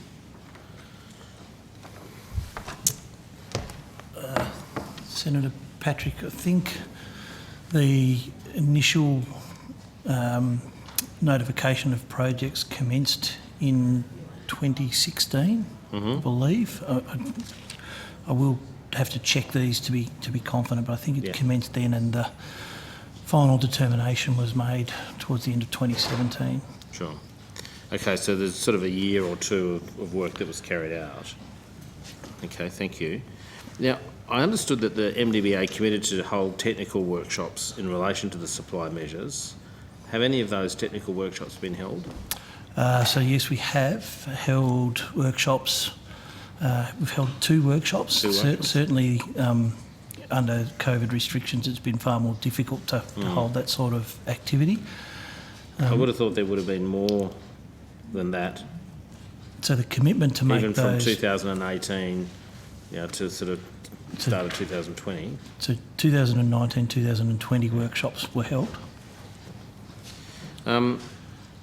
Now, the announcement made last week to fast track and rescope water savings, that had a $330 million attached to it. Is that new money, or is that expenditure of the money of existing money that was there for the Murray-Darling Basin, for the Murray-Darling Basin Plan?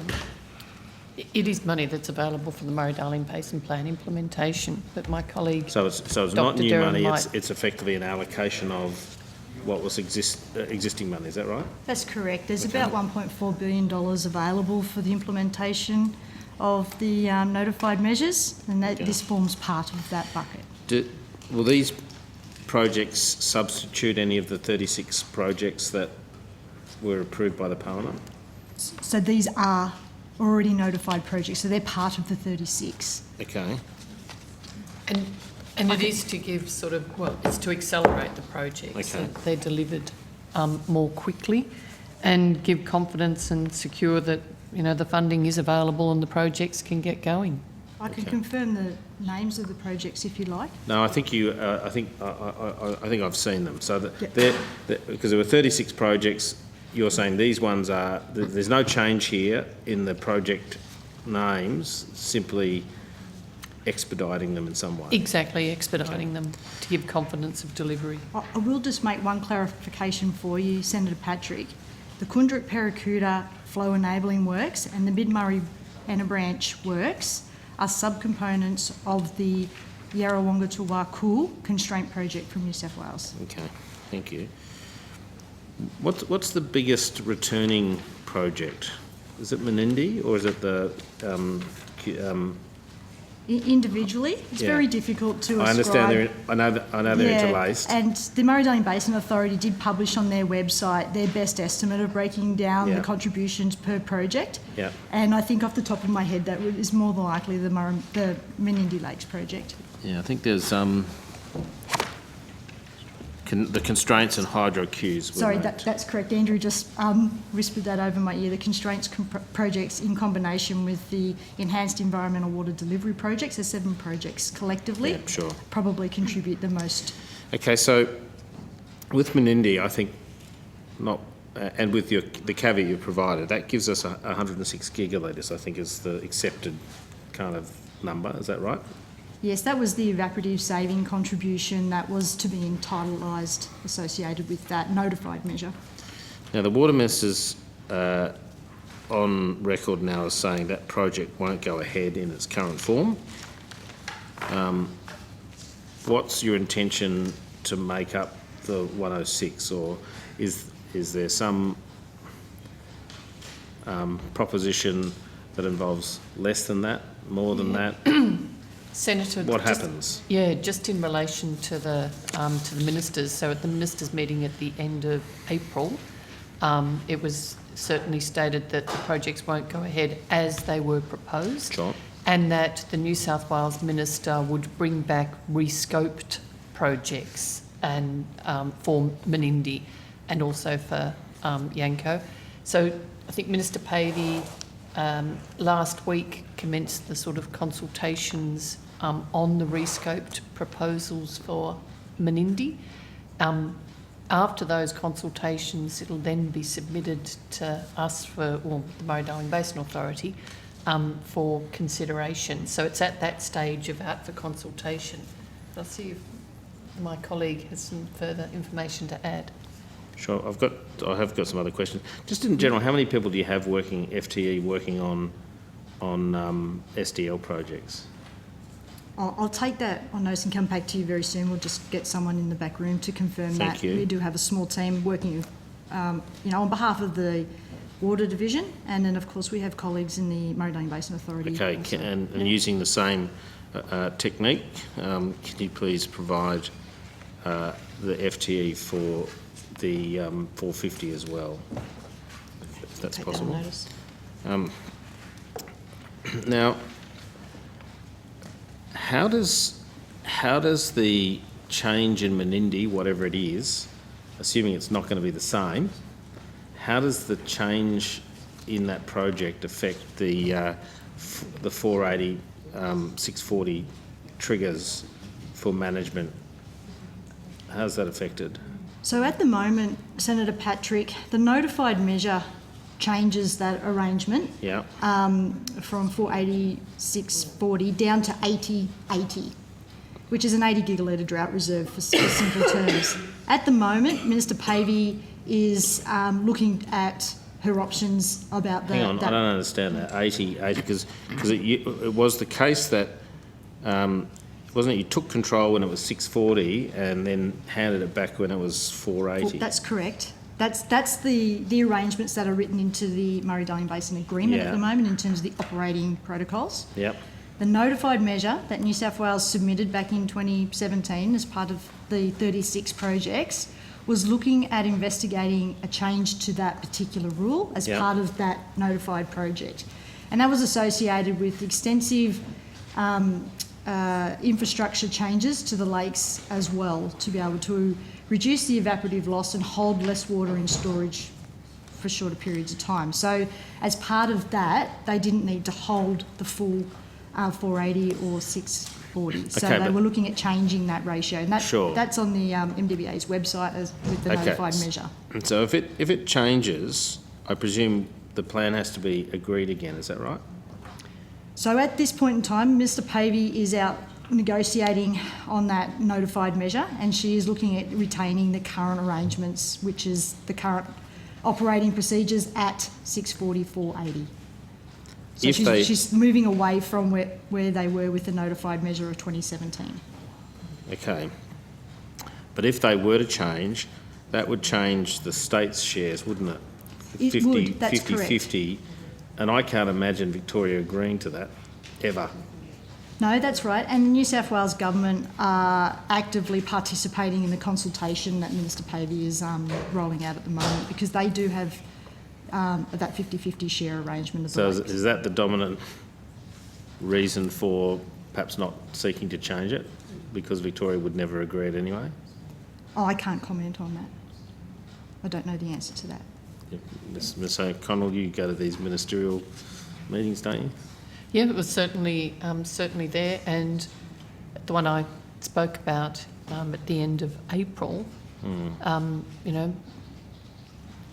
certainly it was noted, I think, that probably, I'm just trying to reflect whether it was noted or agreed, but certainly noted that New South Wales were going to rescope that project. So it was, recognised by ministers that it was going to be rescoped. Sorry, but I was talking specifically about the trigger points, because that will have the effect of reducing, I think, Victoria's share. What I can confirm, Senator Patrick, is when the original notified measures were put forward, the Basin Officials Committee and the Ministerial Council all agreed to those projects as notified. And it was in that early notification of the Menindee Lakes that the New South Wales Government put forward a different operating regime.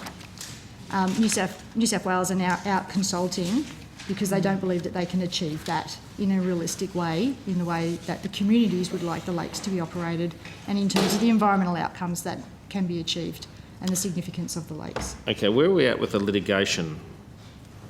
Just following up from, I think it's the Southern Riverina litigating against the MDBA in the New South Wales Supreme Court. What's the status of that litigation? So the litigation progresses. The MDBA continues to defend it, as we have always said we would. It's in the discovery phase. and so we just work through that. But as it remains before the court, as always, there's limited that we can speak to. Well, again, that's not how it works. Anything you say to me would have to substantially prejudice the proceedings. So, but let's work together on it. I understand that you lost an appeal in relation to a claim that you were in effect a public authority, New South Wales public authority. Is that correct? Yeah, so that was an element of the defence that was challenged. It went to appeal. It was found in the plaintiff's favour. So basically, if you lost that appeal, can I ask you what the costs are to date for your side in terms of litigation? I'll have to take that on notice, but we'll get that for you. Okay. Because it sounds like there's a bit of interlocutory action going on here. Have you had any costs awarded against you at this point? So, for example, on the appeal? No. No, not yet. Okay. It's interesting that you are... So, in effect, you argue you're a New South Wales public authority. Is that right? That's a summary of what you've said? Under the New South Wales Civil Liberty Act. For that element of the defence, given we undertake the operations of the River Murray system in very close relationship with the New South Wales government. So if that was your view, why would you refuse an invitation for the New South Wales Parliament to appear before their inquiry into water? If you're a New South Wales, if your view was you were a New South Wales public authority. That was with regard to our operation of the River Murray system.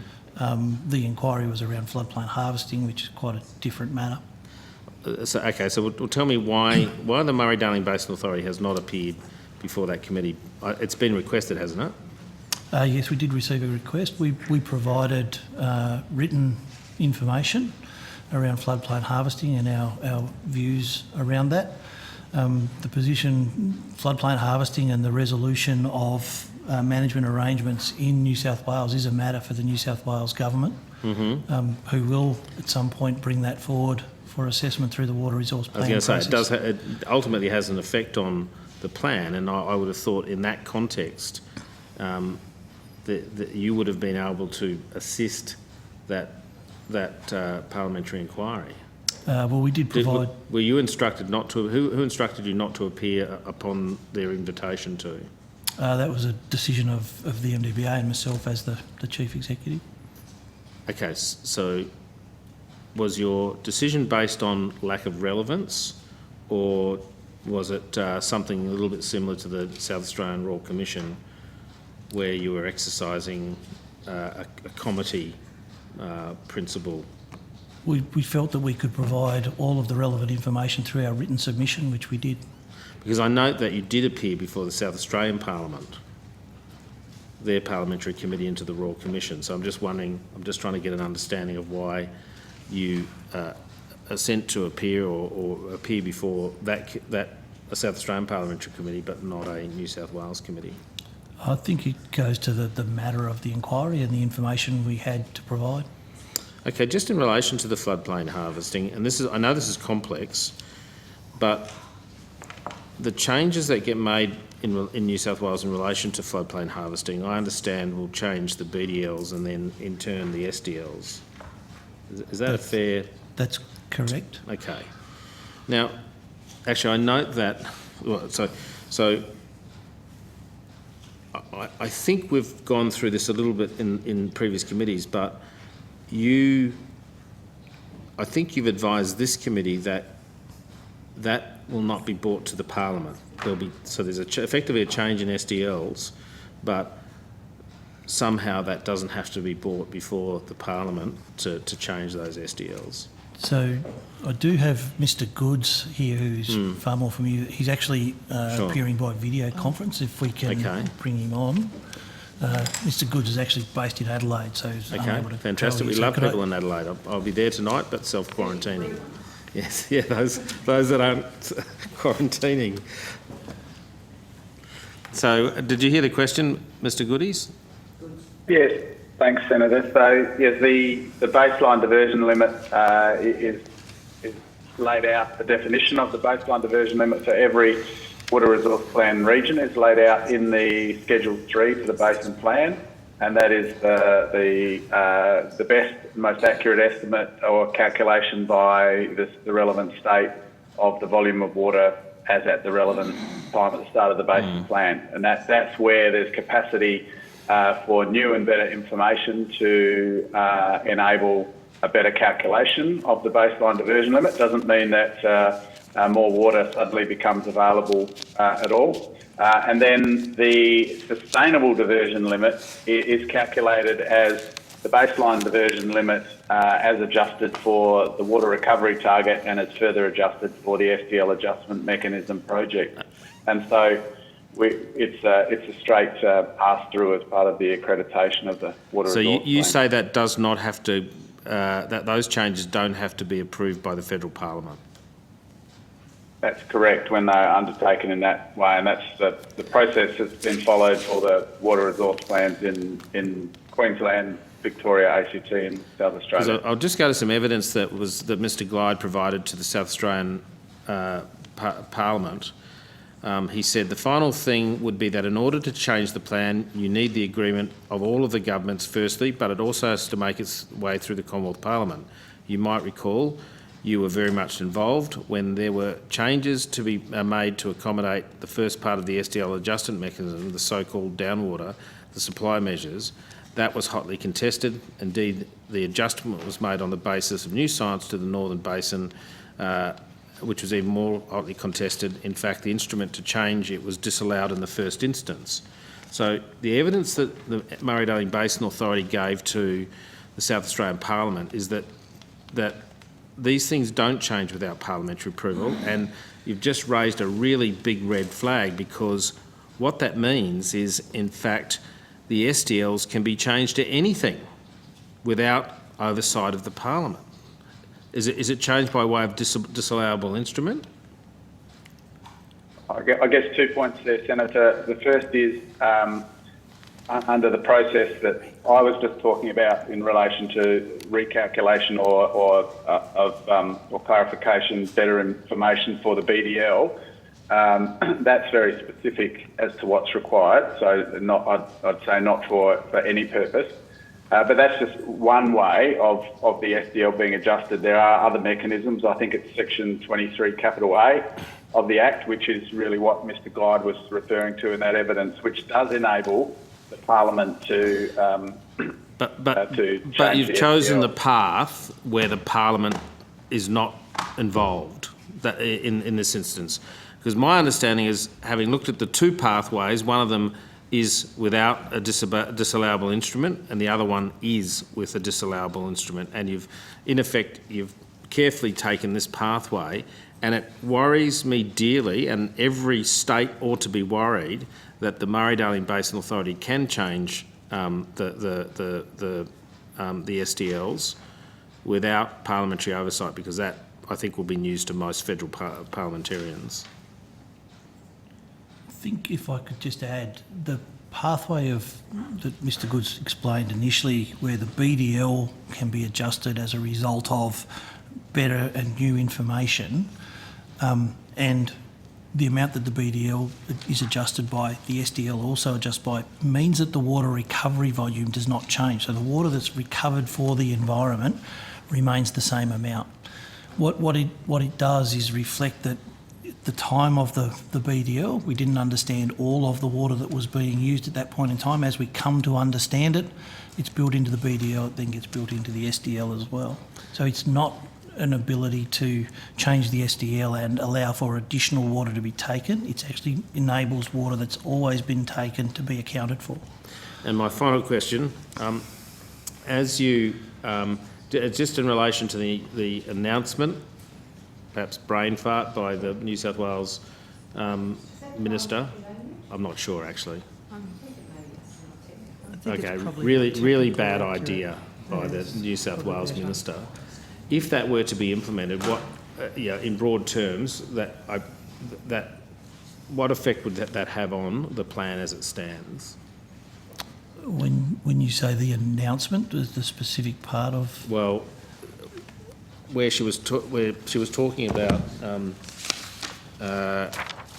allowing farmers to take more water. So the basin plan sets up the compliance framework for managing within SDLs. I think there's an obligation for all of the parties to it to adhere to that. There are compliance powers now with the Inspector General to ensure that states do comply. That is part of the legislation. I think it is a brain fart then. Thank you. Chair, if I may, I've got an answer to Senator Patrick's earlier question, which would save us taking it on notice, about the number of staff. Yep. So this is full-time equivalents. Yes. And these are people just dedicated to these functions. There's ancillary, you can count points of people. But we have 11 people, 11 full-time equivalents dealing with the efficiencies projects and 6.5 people on the supply projects. Okay, thank you.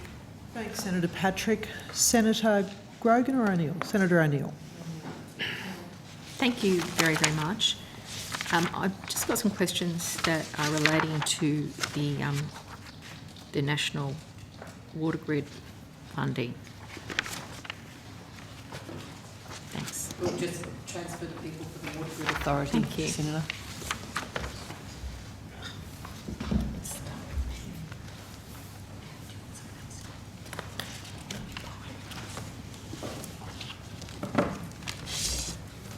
Okay, so is this a fund of 160 million or 108 million? Sorry, Senator, I didn't catch Is that a fund of 160 million or 108 million? So the Water Grid itself is a fund of $3.5 billion.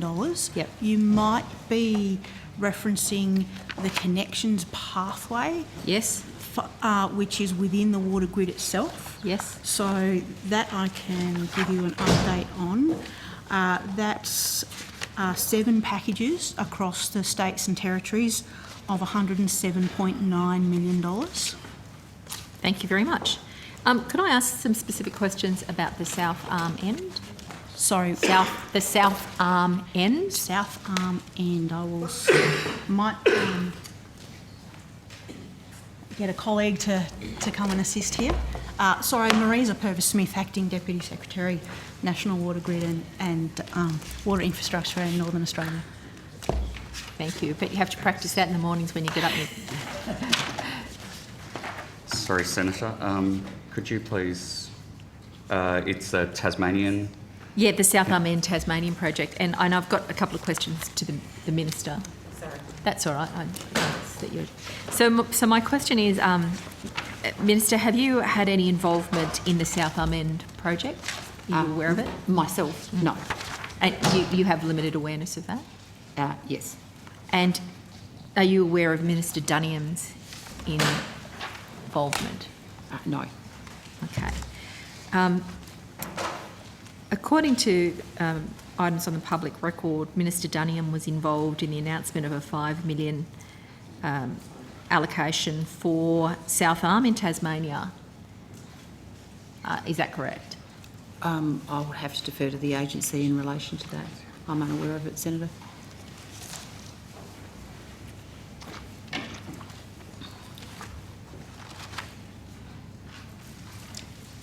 Senator, I'm not aware of the announcement details. I don't have the announcement details with me, but I can take that on notice. But the Australian Government's contribution through the Connections funding pathway is $5 million. So there is a website, www.minister.industry.gov.au, and you'll be able to find there Minister Dunniam's release, and it says, Assistant Minister for Industry Development, Senator for Tasmania, John O'Dunniam, said the National Water Grid Connections is about delivering short-term economic stimulus through small-scale projects.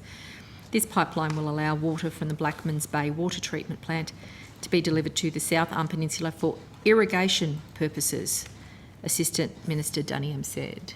Does that sound right? Yes, Senator, the description that I've got is similar to that. Great. So we're talking about the same thing, and that's the claim in the public place. So was there a business case for this project? So with the Connections pathway, we relied on the the federal financial relations approach, whereby these were packages of small projects.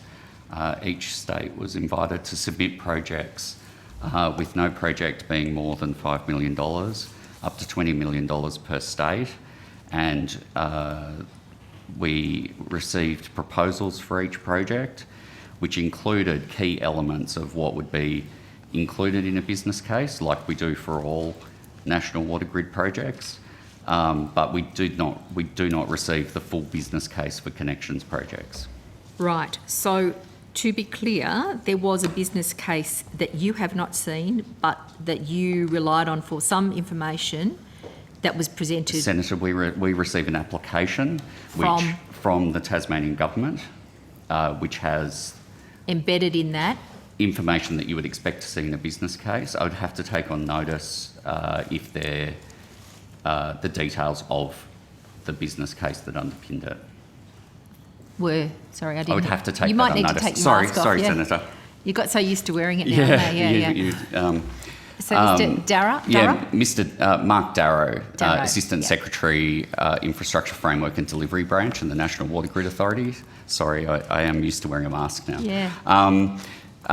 So I would have to take on notice the details of any business case and information that was in that application or proposal that underpinned the advice that we provide to government. Great, but at this stage you know that it advanced with the support of the state of Tasmania. Yes, all projects that have National Water Grid funding funded through the FFA arrangements, which is a partnership between the Commonwealth and the state. So you'll take on notice who actually provided the business case for the pipeline, but you are confident that it was supported by the state government who used some elements of that business case to advance it to you. I don't know if the state government supported the business case. I do know that the proposal was submitted by the Tasmanian government. You. So Minister Duniam said, as stated in the media release from that announcement, that the $5 million will support agricultural production. Is that correct? So, Senator, the advice that I have in front of me is that it will provide sustainable and reliable high-quality irrigation water for the region's primary producers and support increased irrigation and transition to higher value agriculture. So primary producers and high-value agriculture, and that's what the purpose of this money is for? Senator, that's the information I have in front of me. Thank you very much. Can you actually tell me who the prime beneficiary of this project is? Senator, I'll have to take that on notice. Is there anyone here who can assist? No, we'll have to take it on notice, Senator. As my colleague mentioned before, we contract with the state and territory governments for these projects rather than the individual proponents. So it'll be the Tasmanian government that will then contract separately for the project. Okay. So it is federal money though? It is federal money. It is within the Water Grid Fund, the National Water Grid Fund. And your department is responsible for the oversight of that expenditure and advice to the government? That is correct. In relation to this, we contract with the state and territory governments rather than the individual proponents or the construction firms that will be constructing the project. So given that you've indicated that you acknowledge support for agricultural production was the claim made by Minister Duniam. You've indicated it's for primary producers in agriculture. Can I just table, seeing as it needs to be tabled, the development application for the project, South Arm Irrigation Water Pipeline DA Information Introduction, and it's a group called Mary Ann's Island Proprietary Limited that's the proponent of the project, and that is therefore the primary user of this funding. And that is a golf course. Do you have a response to that, Mr. Darrow? Senator, I haven't seen the document that you're referring to, and I would need to confirm the details in there against the application that's been provided. Perhaps we might be able to table that. Thank you. And we will need to take on notice. I'm sure Senator Grogan has a copy as well. We can with some take that details away if we could take that on notice, Senator. About the company, okay. So With the Arm and Multi-Use Public Recreation Reserve Development Group, Mary Ann's Island Proprietary Limited being the proponent and initially the primary user of the recycled water infrastructure, the flow and benefits of readily available water to other users in the region are many and varied.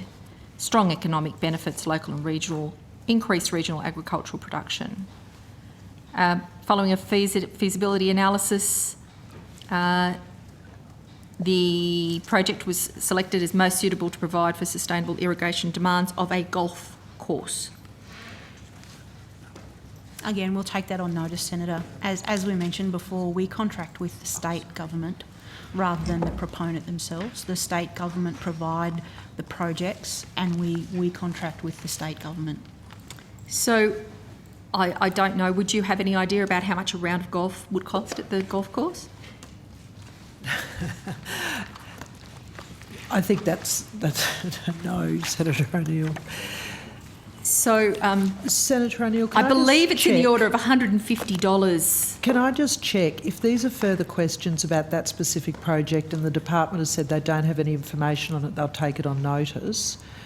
Would you like to put the rest of these questions on notice? I mean, you can ask them, but the department will continue to say we'll have to take it on notice, I assume. Well, yeah, let me just proceed. You never know, they might have some oversight of this and understanding of what's going on. So I note media reports that indicate it'll be $150 a round.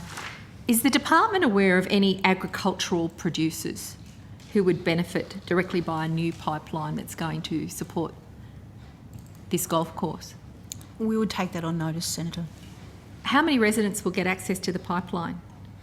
Again, Senator, we'll take it on notice.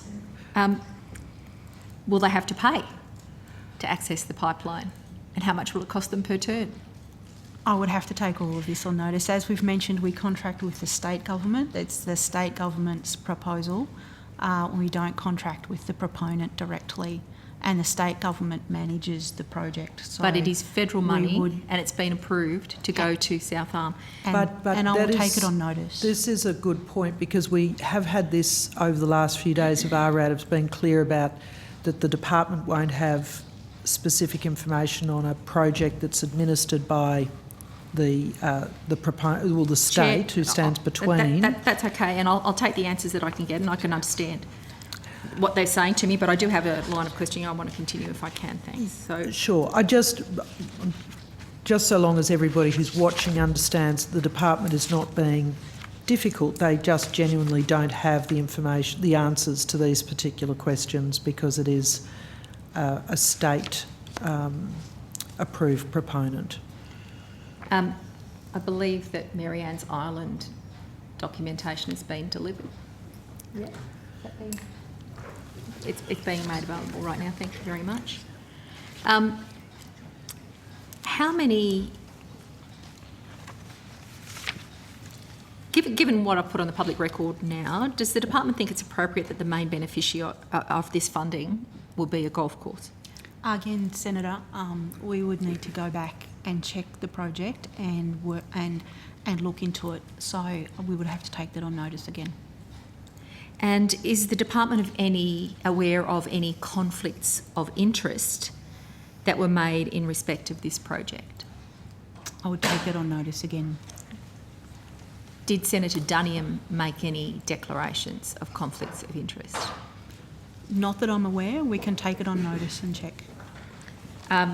Are you aware of any connections between Senator Duniam and the proponents of this project, Mary Ann's Island? I'm not aware of any connections. We can take it away and take it on notice. I'm not aware of any connection myself. I might just leave it there for a moment and go to Senator Grogan. I've just got a few questions around the National Water Grid Fund. So, as you said, there's $3.5 billion for water infrastructure. Can you tell us how much of that has been spent so far? I can, Senator. Bear with me.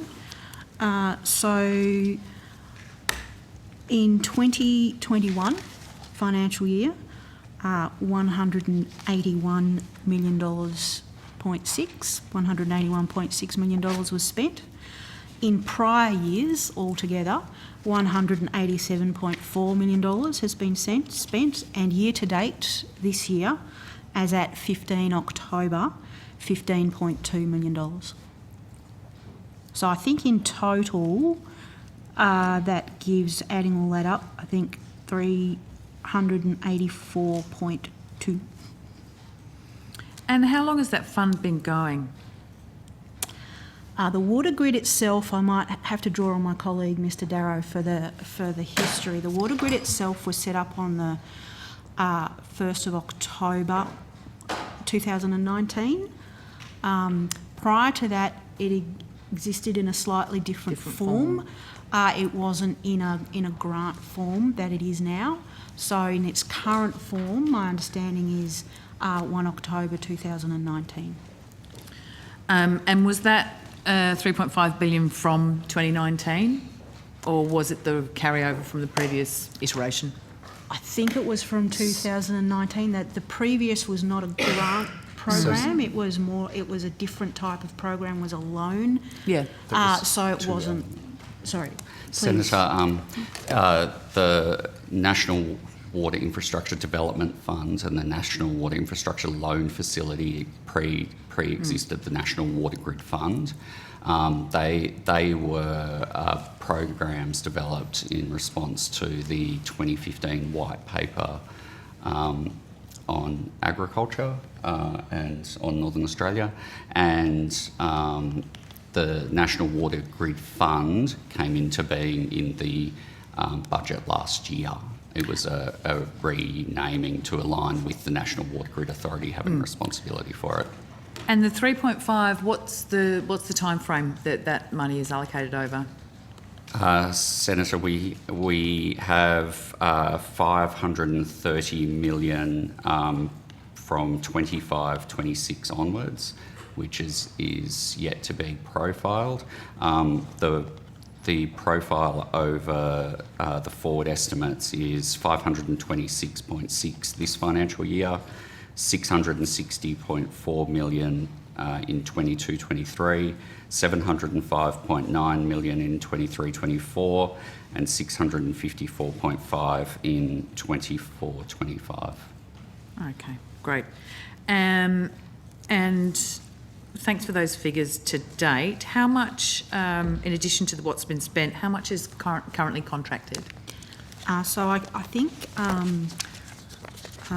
Secretary Atkinson read in at the Senate Estimates Committee on Monday, which I can also read in again. Committed has $1.9 billion has been committed. Okay.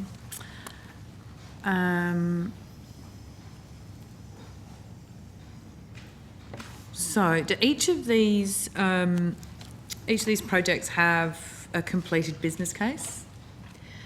So, at some of the projects are still going through the detailed business case process, and some projects are funding feasibility studies as well as business cases as well as construction. Okay, so you would see them then being further committed to if it all comes to fruition? So a business case, for example, or a feasibility study and a business case, it would also need the agreement of the state government, and then it's always a decision of the government to commit the funding to the construction if it hasn't already been committed. Cool. And do you have a breakdown of each of those projects and the stage they're at, and whether they're at feasibility, et cetera, and how much has been committed to them? We do have on our website, Senator, the National Water Grid website has a lot of detail on all of the projects that are being funded. There is a PDF up on the website that can be downloaded very easily. There's also information on each of the projects on the website. Cool. And does that material hold the historic stuff as well? So things from like 2019? When you're talking historic, Senator, so things that were committed in 2019, if something has then been completed, is it still listed up there on your site? Yes, our completed projects are on the website too. Okay, great. Thank you. Where do we go next?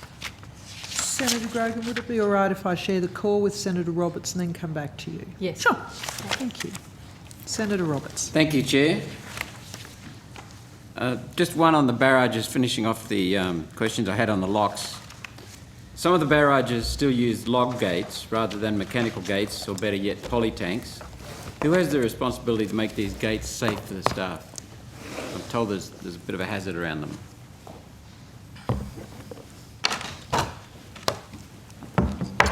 So the barrages are part of the assets that are managed under the joint venture for the Murray-Darling Basin Agreement. They're funded collectively by the joint governments, the Victorian, New South Wales, South Australian and the Commonwealth Government. In terms, the Commonwealth contributes to capital upgrades. SA Water operate that system and would provide advice on the acceptability of it from a safety point of view. If there were to be upgrades identified, then they'd need, as I say, need to be funded through the joint funding sharing arrangements. To this date, the barrages operate effectively. The operators find them safe to operate, and there's no proposal for a major change to the operating mechanism. So, just to confirm my understanding, it would be up to the South Australian operator to make sure that they're safe. If they're not satisfied, to raise it, and then the funding would be from the joint governments. That's how it would work, yeah. Thank you. Are we any closer to understanding how much water is being taken in floodplain harvesting in northern New South Wales, as against to how much is allowed in the plan? So the New South Wales Government is undertaking extensive work to better define the floodplain harvesting, to make estimates of the volume of water that's been taken historically, and to put in place measures to be able to monitor and measure how much is taken currently. When do they expect to be finished? So that is ongoing work. It's obviously, as we spoke about earlier today, it's been the subject of an upper house inquiry in New South Wales. I would imagine they've still got some months of work to resolve the management arrangements of that. So we're talking months, not years? Well, it really is a matter for the New South Wales Government and the issues that are playing out through their parliamentary process as well. Okay, thank you. Chair, I will be putting some technical questions on notice regarding Yanco. Terrific. So I won't deal with them here, they're technical. Thank you. Mr Reynolds, while you're here, can I clarify an earlier answer from you in respect of Lock Zero? The purpose of Lock Zero is not to create a dam across the river, which does, as you said, the river does need to flow freely over the top to make the salt and nutrients out to sea. The purpose of the lock, as I said earlier, would be to stop saltwater intrusion upriver in very dry conditions. And I'm told a story, I can't remember the source of it, but some of the early explorers actually found salty water in the Darling. So without the lock, that would threaten Adelaide's water supply. So are we in agreement on the purpose of the lock, Lock Zero? So when it was originally explored, it was on the basis that seawater may have been let back into the lower lakes to deal with the very low lake levels that were present at the time of the Millennium Drought. With the barrages in place and effective, that circumstance with seawater progressing up the river is not going to occur. Without the barrages, that would? So I think that's, without the barrages, you'd have an extremely different scenario in terms of what the lower lakes would look like. I think if you look historically, Senator Robert, that there were times before the locks and the barrages that were in when the lower lakes were saltwater, and other times when they were freshwater. It was just depending on the level of water, fresh water that was coming down the river. They're estuarine, that's established. Well, they actually weren't actually estuarine. I think they had some, I'm not quite sure what the word is, that they were somewhere between. Buried. But, of course, that's a long time ago when there weren't any locks in the river, so. They're understood to have been substantially fresh, with periods of turning brackish in periods of very low flow. The thing that is different to that historic record, of course, is that the level of extraction upstream is much greater, and therefore the fresh water that naturally flows to the end, would have naturally flown to the end of the system, has been substantially reduced. Yep, there are many things that we can discuss in that area. Water trading, excuse me. Mr Reynolds, Section 10H of the Water Act gives the authority power to make water trading rules that may provide for the use of registers. Schedule 3 requires all water trades to be recorded on a water register. Registers will be compatible, publicly accessible and reliable regarding information on a whole of catchment basis consistent with the National Water Initiative. Why is the Murray-Darling Basin Authority not in compliance with your enabling act? Where's the water register? So water registers are held and maintained by state governments. That's part of the water trading arrangements. There's been extensive work with the states as to how those registers can be made transparent and work effectively. The ACCC made some recommendations around that, and in response to that, there's a panel been established that will further look at those recommendations. So you will be looking at them, because the Australian Competition and Consumer Commission, in its Murray-Darling Basin Water Markets Inquiry Report, April 2021, found that, and I'll quote from it, there is a lack of quality, timely and accessible information for water market participants. Trading behaviours that can undermine the integrity of markets, such as market manipulation, are not prohibited. Insider trading prohibitions are insufficient, and information gaps make these types of detrimental conduct difficult to detect. So we confirmed that with Senate estimates questioning of the ACCC last May, June. They confirmed it, rather. We didn't confirm it. So the government's response to that ACCC inquiry is being implemented. There's a panel being formed to explore it, and I think Ms O'Connell might be able to speak to this in more detail. Well, not a lot more detail, Senator, other than to say an announcement earlier this week about a panel, a lead panellist who is going to undertake further consultation on the implementation, or on the implementability and implementation of the ACCC review report recommendations. Okay. And then following that will be a government response. All right, thank you. So you're aware that you must obtain ACCC advice? Sorry, Senator? Section 46(2) of the Water Act provides the authority must obtain ACCC advice. Yes. Okay. Moving on to Menindee Lakes, perhaps Mr Reynolds could come back. Please. Mr Reynolds, what's the status of Menindee Lakes? Is it classified as a water storage like the Hume? Is it classified as a wetland like the Coorong? What is it? So as part of the Murray system, it's a water storage that is managed to supply water. Certainly it has a range of significant environmental values as well, but primarily its management is as a water storage. So as I mentioned this morning to the Commonwealth Environmental Water Holder, the Menindee currently holds 1935, I think, gigalitres, and looking at the flow past the Wilcannia in the Darling, it's around about 3 gigalitres a day and has been that way for months.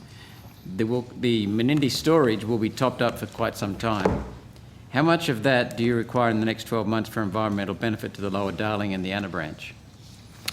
So the water that's released for environmental benefits will be a matter for environmental water holders who hold those entitlements. There are minimum passing flows required under water sharing plans. They're of the order of 200 to 300 megalitres a day for the majority of the year in the Lower Darling. There's not the same requirement in the Anna Branch. Thank you. Now, earlier today, it was this morning, I asked the Commonwealth Environmental Water Holder if the Menindee Lakes were there to stay, and I didn't get an answer. So could I try again, subject to inflows, of course, because it is variable. Is the Menindee Lakes going to be preserved in their current state as an amazing wetland, fish hatchery, store or irrigation and town water and tourist lifeline to the local community? Is it going to stay as a water storage? I would expect so. New South Wales, as part of their rescoping of the project, are looking at various options around management of Menindee Lakes, but I would expect that it would continue as a substantial water storage. So there's no plan or intention or idea to change that? Not that I'm aware of, no. Okay. It's just that it's been drained twice before, and water then is taken from the southern New South Wales farmers and northern Victorian farmers. So the water that's held in Menindee Lakes goes to underpin a range of entitlements, including for Victorian, New South Wales and South Australian entitlement holders on the Murray system. Part of the operation of Menindee Lakes is to use that water in a way that's effective and efficient to meet those entitlement requirements, as well as looking to preserve environmental and other issues, important conditions around the lower lakes and around the lakes themselves and in the lower Darling. From what I was told earlier today,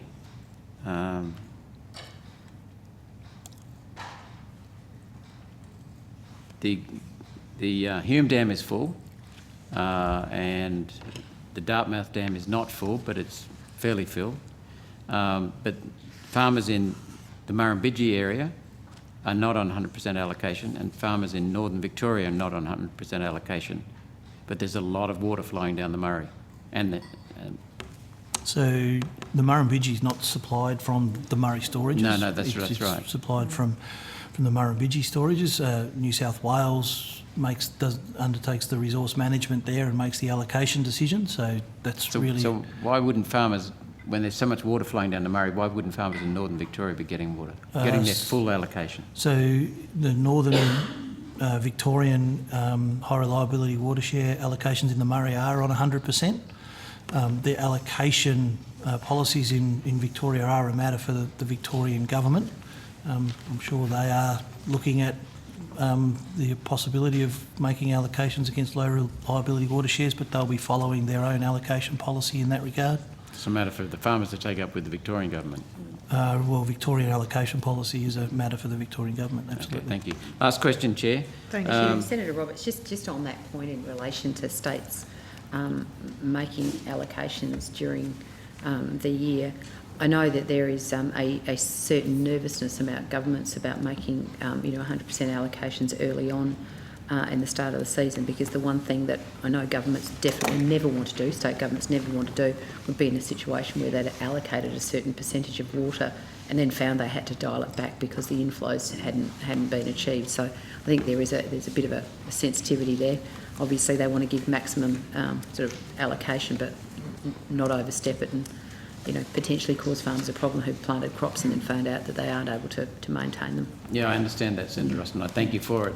It's just that farmers in southern New South Wales and northern Victoria have a lot of suspicion about the whole of the water management in the Murray-Darling Basin. Understand.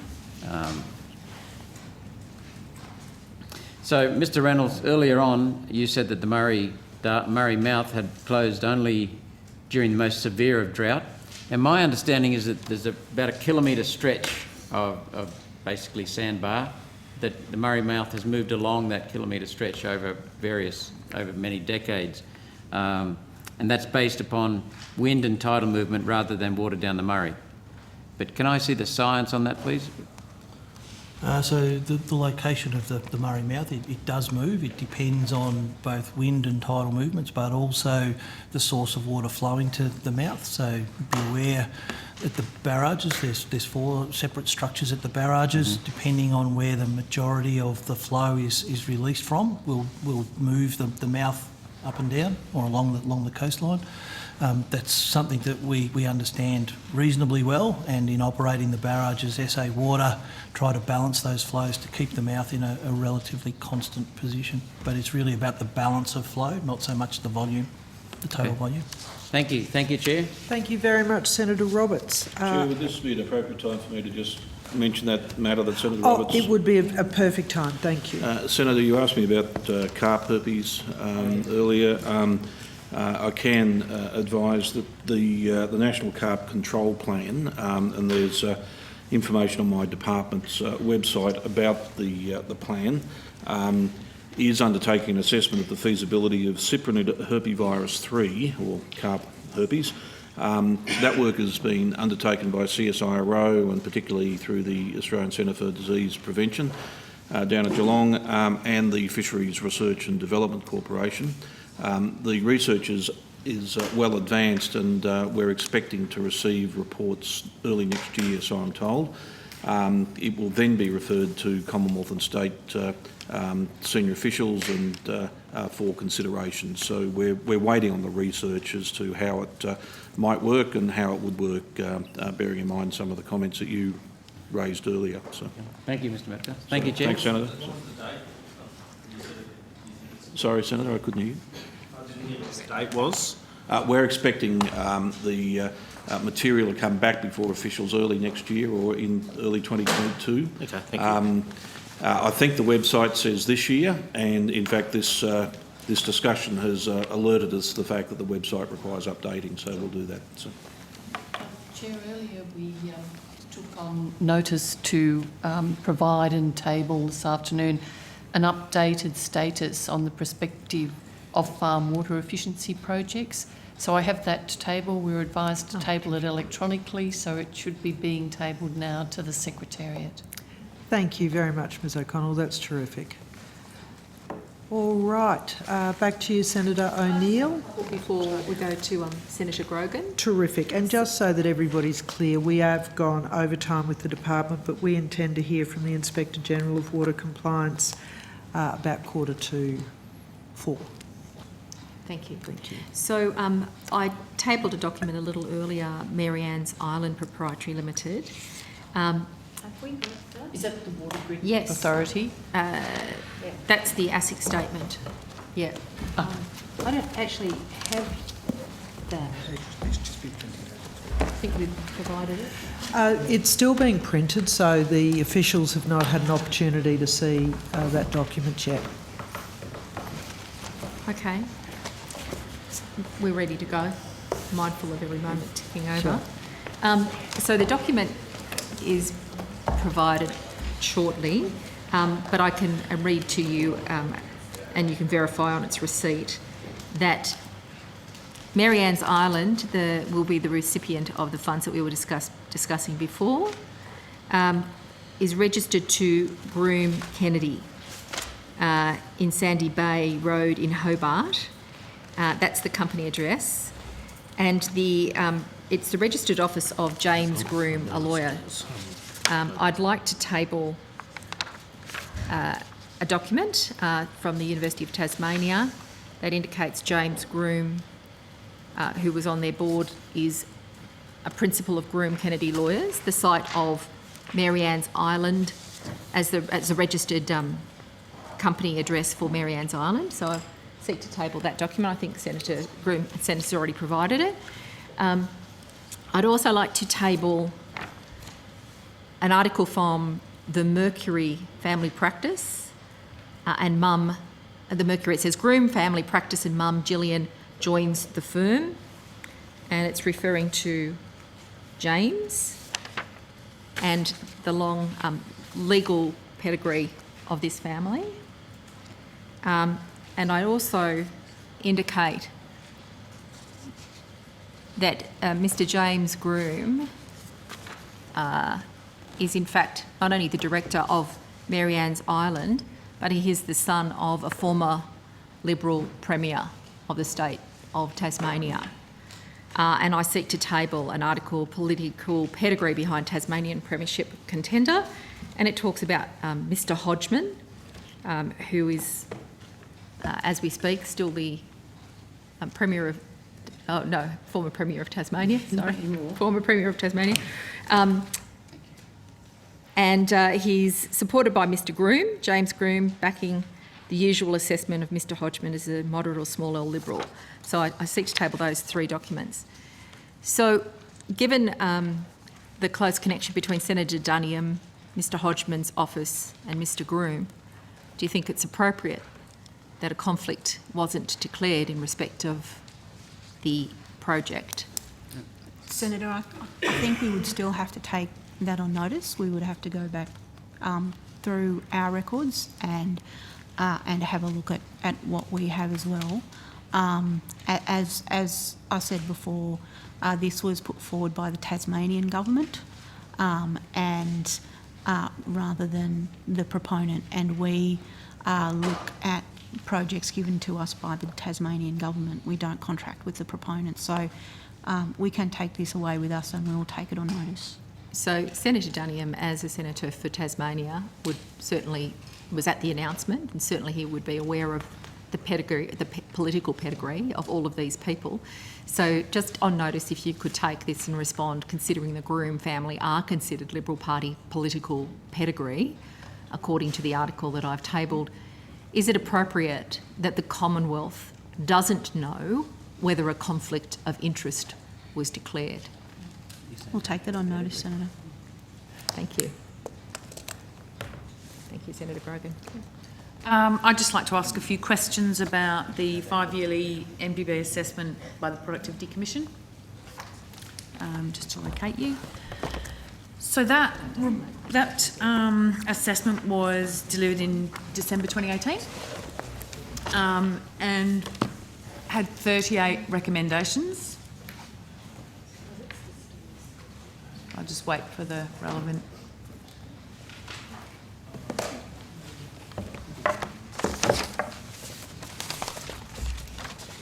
I'm really just looking for an update on where those recommendations are up to. At March 2020, we had 11 of them that were implemented or significantly in train, 20 underway in some form of the implementation, and 6 with no action.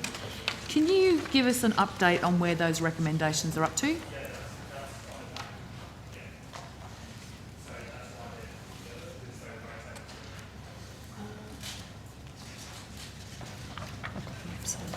Yeah. Senator, we can probably give you the electronic link, but that doesn't probably answer your question right now. We've got the electronic link. Yes. Because normally they would be reported at MINCO, but the communique in November 2020 didn't actually have any reference to it. So, Senator, I'll have to take the date on notice that there was a joint response prepared by basin jurisdictions to the Productivity Commission report, and we can certainly take on notice and provide you a detailed update on the progress of the various recommendations that made up that report. Cool. And have they all commenced? I'd have to take that on notice. My recollection is that the majority of them have commenced. I think the majority of them had commenced in 2020 with 6 or 7 outstanding. So if there's a particular recommendation that the Senator was interested in, we can provide a more detailed update on that front. Okay. I guess it's just that, there's a couple of reports here that I just want to run through in terms of where the recommendations are up to. Given there's been so many reports on the Murray-Darling, I think over 40 as we stand, keeping track on what's actually being implemented can be a bit challenging. So I would appreciate any detail that you can provide, particularly with the Productivity Commission, given it's such an important report. That you would have some sense or some understanding of where it's up to. I'll move on then to the final report of the independent panel on fish deaths. Now, there were 27 recommendations to be implemented over 3 years. There were the 10 policy recommendations. There were then 8 due by March 2020. They were given a 12-month time frame, 6 given a 2-year time frame, and then 3 given a 3-year time frame, which it won't be until March 2022. Do you know where they're up to?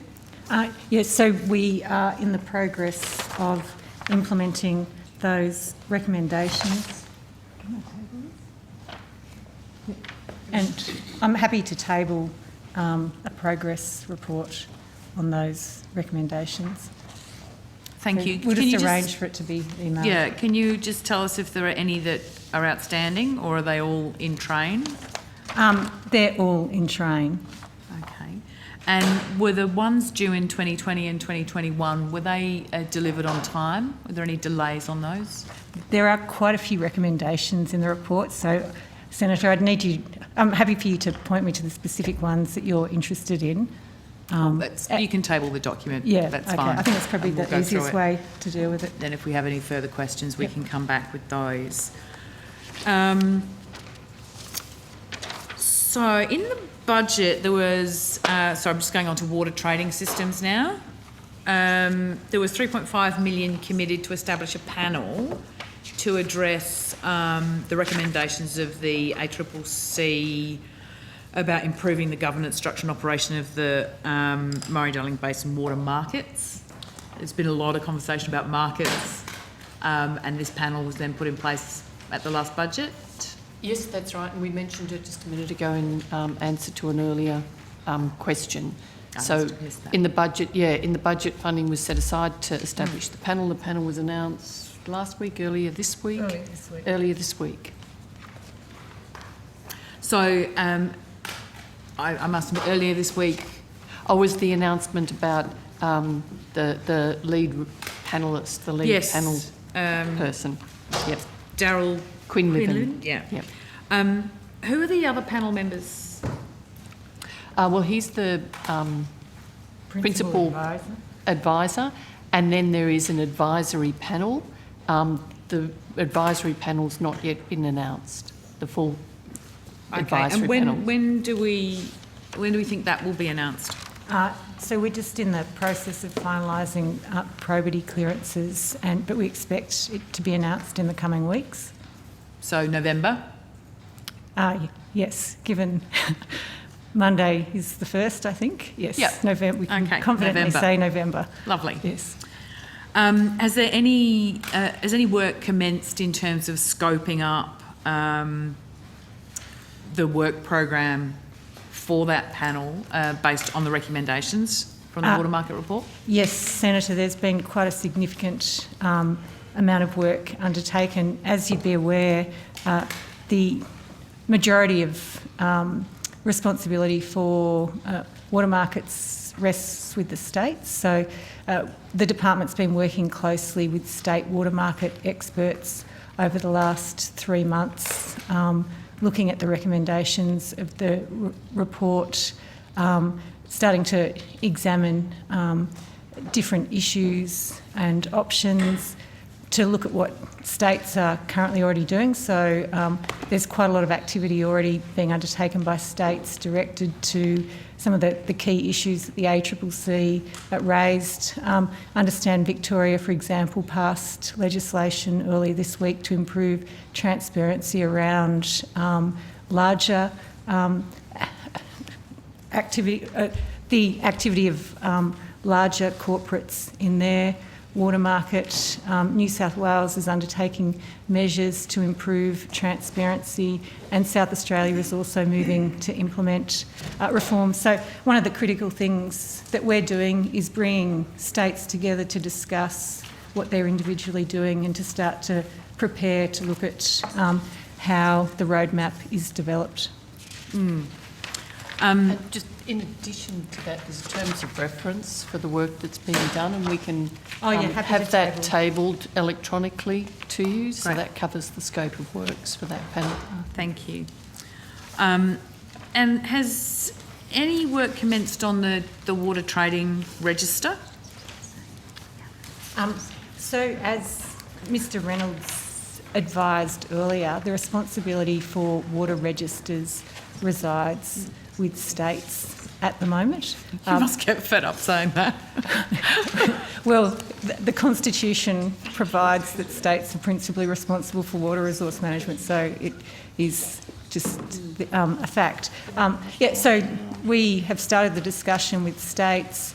We're in the process of also commissioning some advice from an organisation called Data 61 on different technology and data solutions which might be available if the states determined that a harmonised approach is the way to go. So there is quite a bit of activity happening at the moment. Okay. And are all the states in harmony on this? I'd have to say it's early days. So the discussions have commenced. It's definitely a spirit of genuine cooperation and willingness and keenness to work together. Okay. I think there is a theme here. The pathway to getting these things done, like I say, over 40 reports on the Murray-Darling, and a significant number of them still sit in that process of we're working on it. Totally, get that, the combo of the states, but the progress is very frustrating. So, Senator, I will point out that the ACCC report is 800 pages long. They had to publish an 8-page guide to the report. You have to download it in 5 clicks. So it is a very thorough 2-year investigation. They use their compulsion powers to get access to different information. Their recommendations are very broad-ranging, from regulatory reform to institutional design, a referral of state powers. So it's not something that can be dealt with and responded to quickly. And as I've said before, the principal responsibility for water markets resides with the states. So we need to work closely with the states to develop an agreed solution. We're conscious of that there are issues in terms of the confidence of, parts of the community in the water market. So we're prioritising looking at conduct issues. So we've asked the states to focus in the first instance on the conduct of regulators, on the conduct of brokers, and also on integrity issues with the water market framework. But in addition to that, Senator, and when we get the terms of reference to you that we've tabled, you'll see that the sort of first thing for the panel to do is in looking at some of the more immediate improvements that can be delivered that are less controversial than establishing a whole new water market. So we are trying to deal with some of those things that can be done relatively quickly and non-controversially, but still have a process to deal with what are some pretty significant and substantial reform measures that have been recommended. Well, I mean, the trading system's been talked about for some considerable time. Do you have any sort of sense of what that timeline is going to look like? So the terms of reference, which we'll get to you shortly, give the principal advisor to critical dates. So the minister's asked him to provide advice by the end of the year on actions that can be implemented as soon as possible that states agree to, and then to provide a final roadmap in June next year. Okay. But as I said, states, it's a priority for most basin states, and they're already moving to make changes to their individual systems. And we saw Victoria make some key changes earlier this week in their parliament. Yes. Well, let's hope that we see that laid out in the next 6 months. We might just go to the Water for Environment Special Account review. How much money is currently held in that special account? If you'll just give me a moment, Senator, I can get you the exact figures.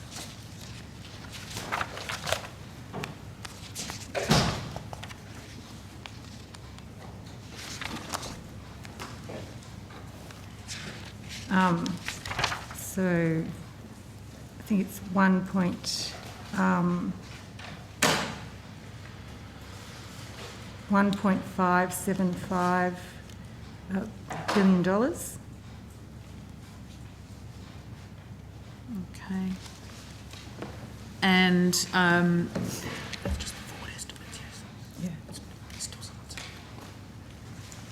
and what's the trajectory for that spend?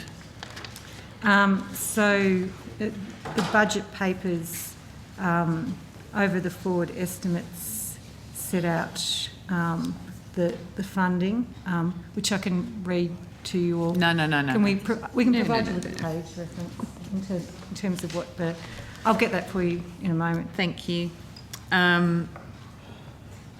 So the review of the Water for the Environment special account was due on the 30th of September 2021. We've been through that, I yeah. think.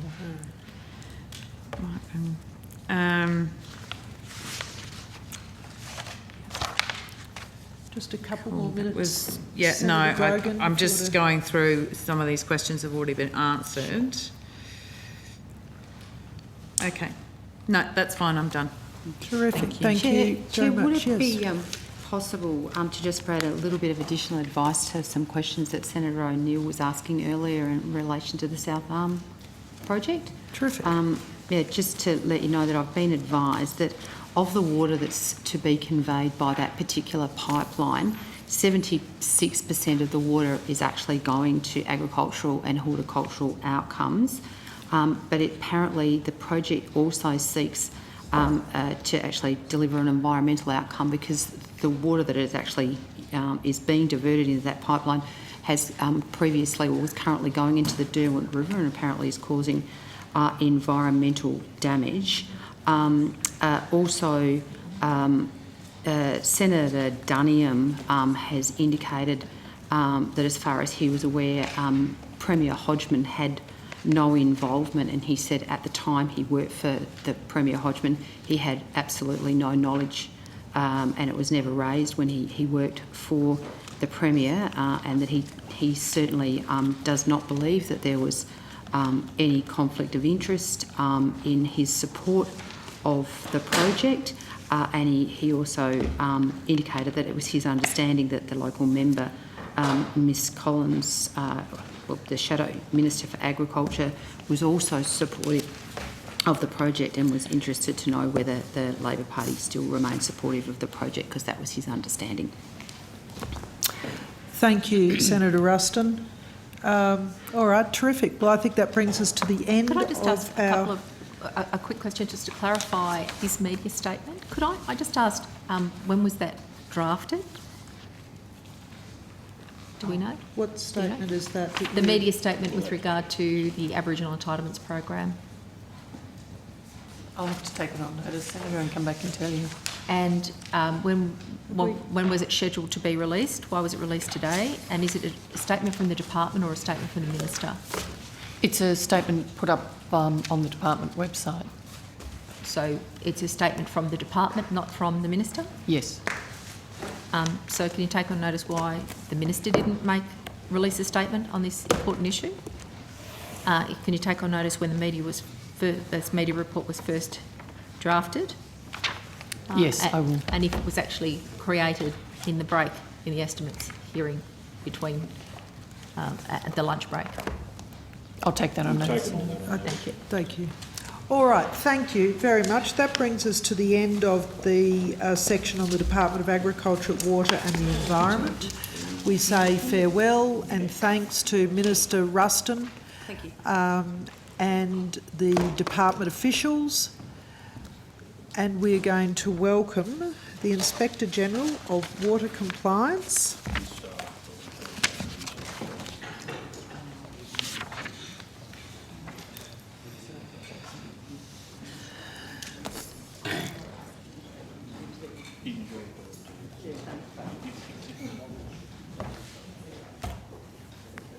Do we have a minister for this bit? No, because he's independent. That's all right.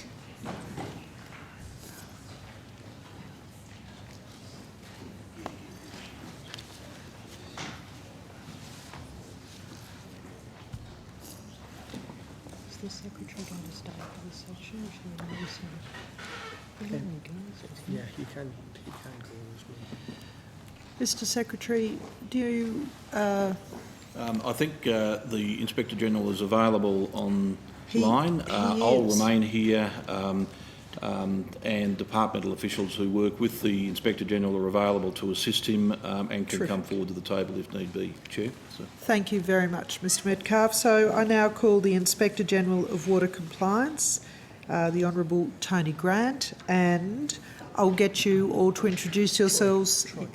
I'm sorry, Troy. It's been a long day. I am sorry. I'll just have you introduce yourselves and ask if you want to make a brief opening statement. Thank you, Chair, and thank you for the opportunity once again.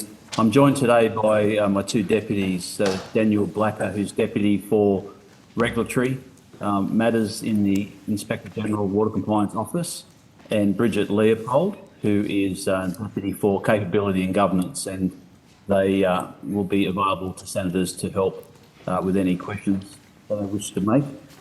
Thanks. This is my first appearance as the Inspector General, and since the powers came into place and we were stood up on the 5th of August, we've now been operating for 11 weeks, and we have the powers, we have the people, we have the budget, we have our plan with its priorities, and we have established our independence as per the Act. And I'd just like to thank the Secretary and our First Assistant Secretary for Compliance Enforcement Division, Peter Timpson, for assisting us and ensuring that we had everything that we need and constantly check that we have everything we need to perform the role and functions of the Inspector General. So we're very happy to take your questions. We have 7 reviews and reports underway, significant reviews and reports in regards to the Basin Plan and water compliance, with 3 planned audits soon to commence as part of our 2021 work plan, and we currently have 5 investigations underway. So as promised, said we'd hit the ground running. We've been in operation in totality during a lockdown period, which hasn't been ideal, but the 29 people that we have in the team currently, 15 male and 14 females as part of the team, doing an outstanding job, and we're ready to continue to crack on with the work and happy to take your questions. Thank you very much, Mr Grant. Senator O'Neill? Thank you very much, Mr Grant. I think there's one estimate session that's happened between when I saw you last and today, and I think it was when your powers were imminent. I think legislation to actually give you your powers were imminent at that point of time. I just want to go through, I was listening to what you were saying, but I was also just responding to an email, go through the setup along the river, because it was of interest to find out that you were going to have sites along the river where you activated a workforce. So you've spoken about 14 women and 15 men who are now the 29 people out on the ground. How many FTE is that? So we have 29 FTE, but we have a number of contractors in addition. So our total humans as part of the office is 33, and there's a number of vacancies within that we're currently filling as well. Sorry, there are a number of agencies? Vacancies, Oh, sorry. vacancies. Number of vacancies that are currently looking to fill, yes. All right, so could you tell me actually how many people are on the ground then? 29. Okay, and what is the number of vacancies then that you are yet to fill? We've got 3 contractors on top of that, so I think it's 3 is the balance. Okay, so in toto, you'll have 32 people on the ground, plus yourself. 32 plus myself, that's my understanding. Thank I'll you. double check those figures and give them to you. That's great. Yep. Thank you. Now, where are these people allocated along the Murray-Darling Basin? In what offices? And let's just start with that. Sure, so we have offices at Gundawindi, Narromine. And how many have you got there? Oh, sorry, I can go to each of them if you like. Sorry. Yes, so, yeah, sorry. So Gundawindi we have 2 Yep. currently. Narromine we have 1 currently. Mildura we have 3 currently. Loxton we have 2. And those field officers, and then there are officers also obviously in Canberra where there's 12 currently attached. In Adelaide we have 3 currently attached, Brisbane 1, Sydney 1. Sorry, how and many in 4 at Adelaide? Albury. Sorry, How many? 3 at Adelaide, Yep. 3. Yep. Sydney 1, Brisbane 1, and 4 at Albury. Was that Sorry, I am trying to listen, but it's because it's digitised. It's all a little bit tricky. It's cutting in and out a little. So if I asked you to repeat, it's not that I'm not listening. It's just I really can't hear. So my question was, did you say Albury as the last one? Yes, 4. Yep. 4 at Albury. Okay.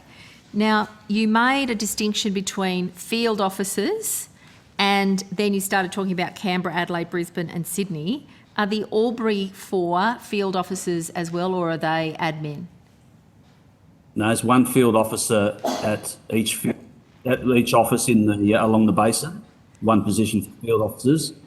So the other positions carry out the office. So you'll have to say that again. Yeah, I can hear the feedback too. There's some sort of noise. It's not from my end. But, Can I just check Yes. that the 2 Deputy Inspector Generals have their phones on mute? Their screens on mute, thank you. If it gets too bad, we'll ask you to turn your camera off, but continue for the moment, please. Yeah, We're try getting again. there. Okay, so I'm trying to get the shape of who's doing what and where. So Sure.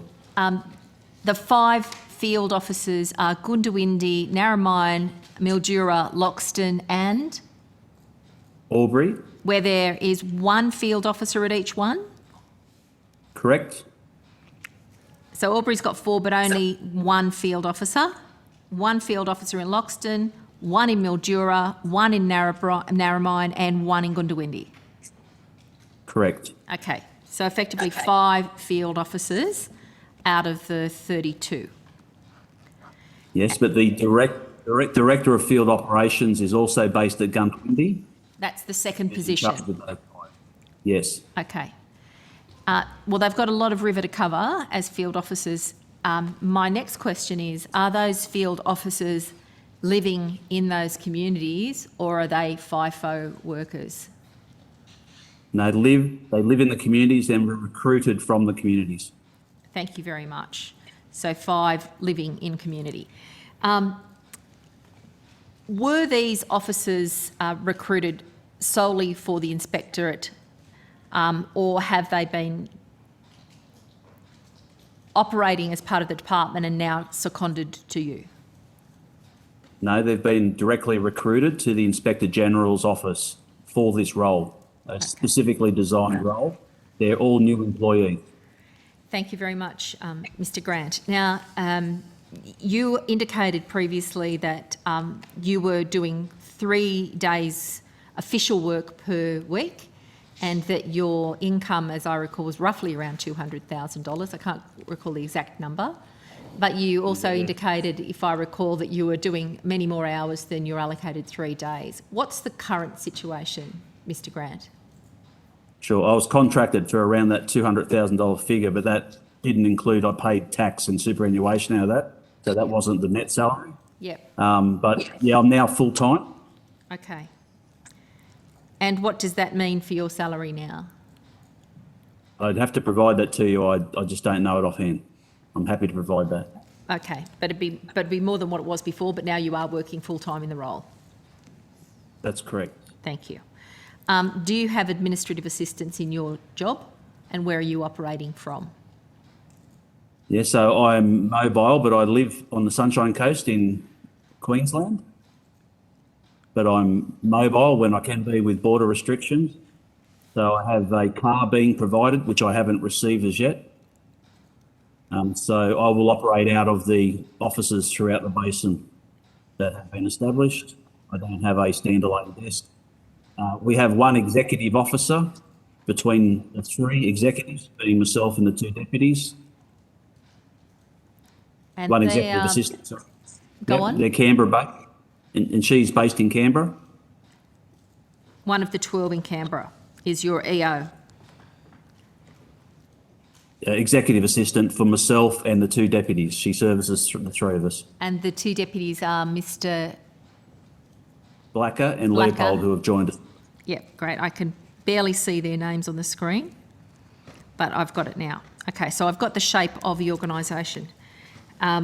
Do you expect to grow the number of field officers, given that this is an inspectorate rather than a data management organisation? Because a lot of the staff are not on the river.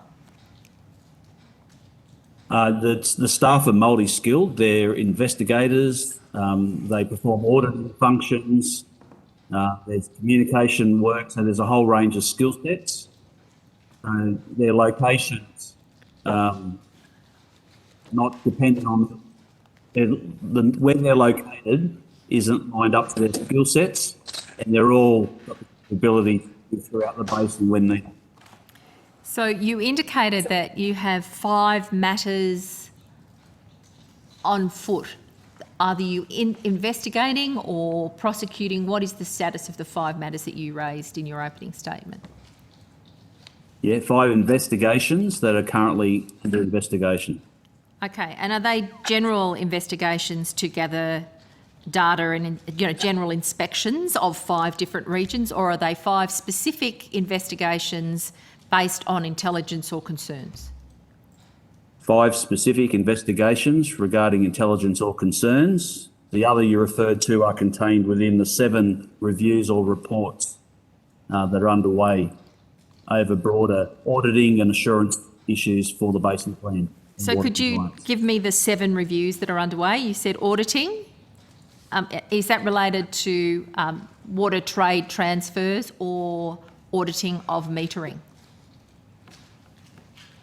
Okay, yeah, so the current 7 state compliance enforcement systems, consultative assessment, which we're calling the Pearson Review.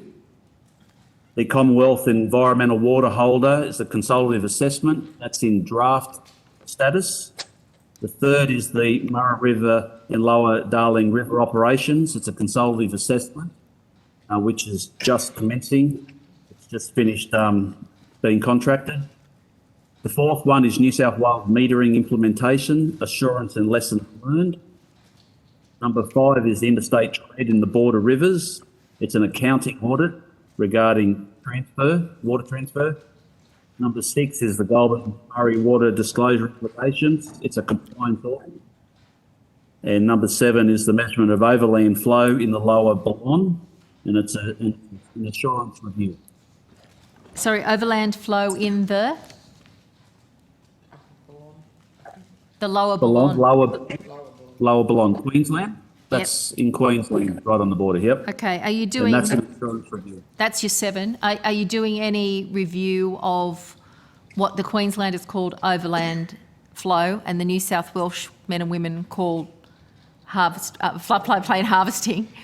Are you doing any Northern Basin, New South Wales oversight review, interrogation? Yes, we are. Mr. Blacker could provide details on that review if you would like. Thank you. And is that one of the 7 reviews, Mr. Blackett, or is that an additional one? No, that's additional. So what we've got at the moment published on our website is 3 priority areas for our first 12 months.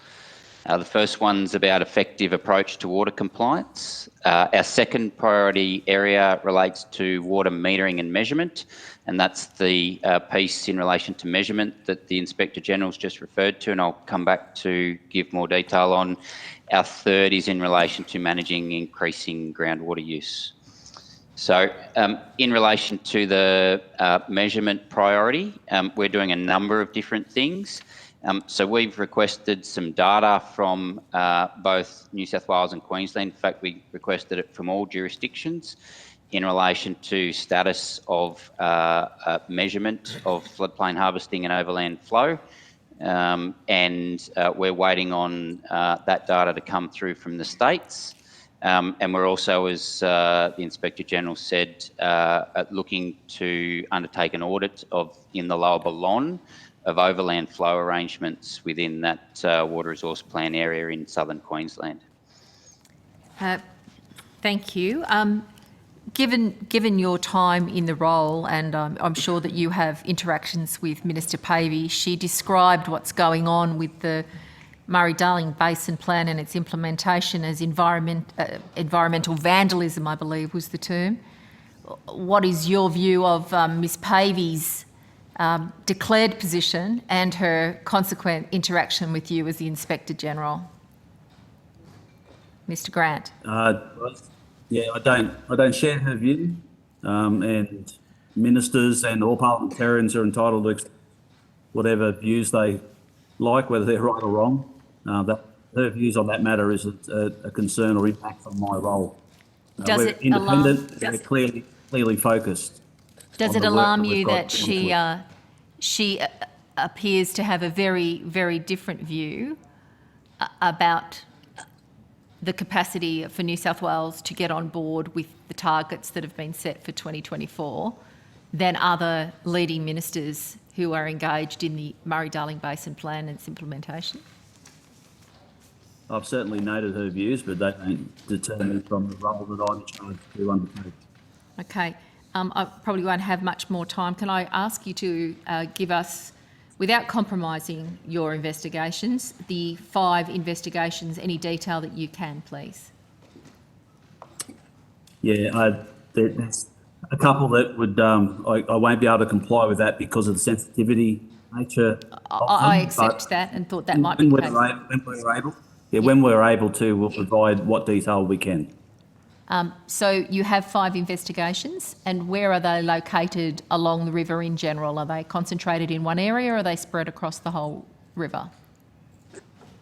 No, they're not just water extraction or water theft type offences that you're referring to. That's the primary jurisdiction of the states, and their investigations and the status of those are on their individual websites.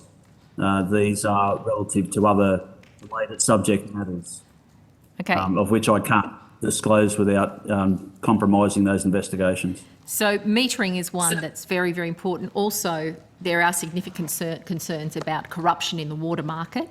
I just remind you, I'm sure Mr Grant, as a former parliamentarian, you're well aware that committees can take evidence in camera, and I urge you to take the earliest opportunity to brief this committee on what is going on so that we can do our job as parliamentarians and be across the issues and support communities where they need to be.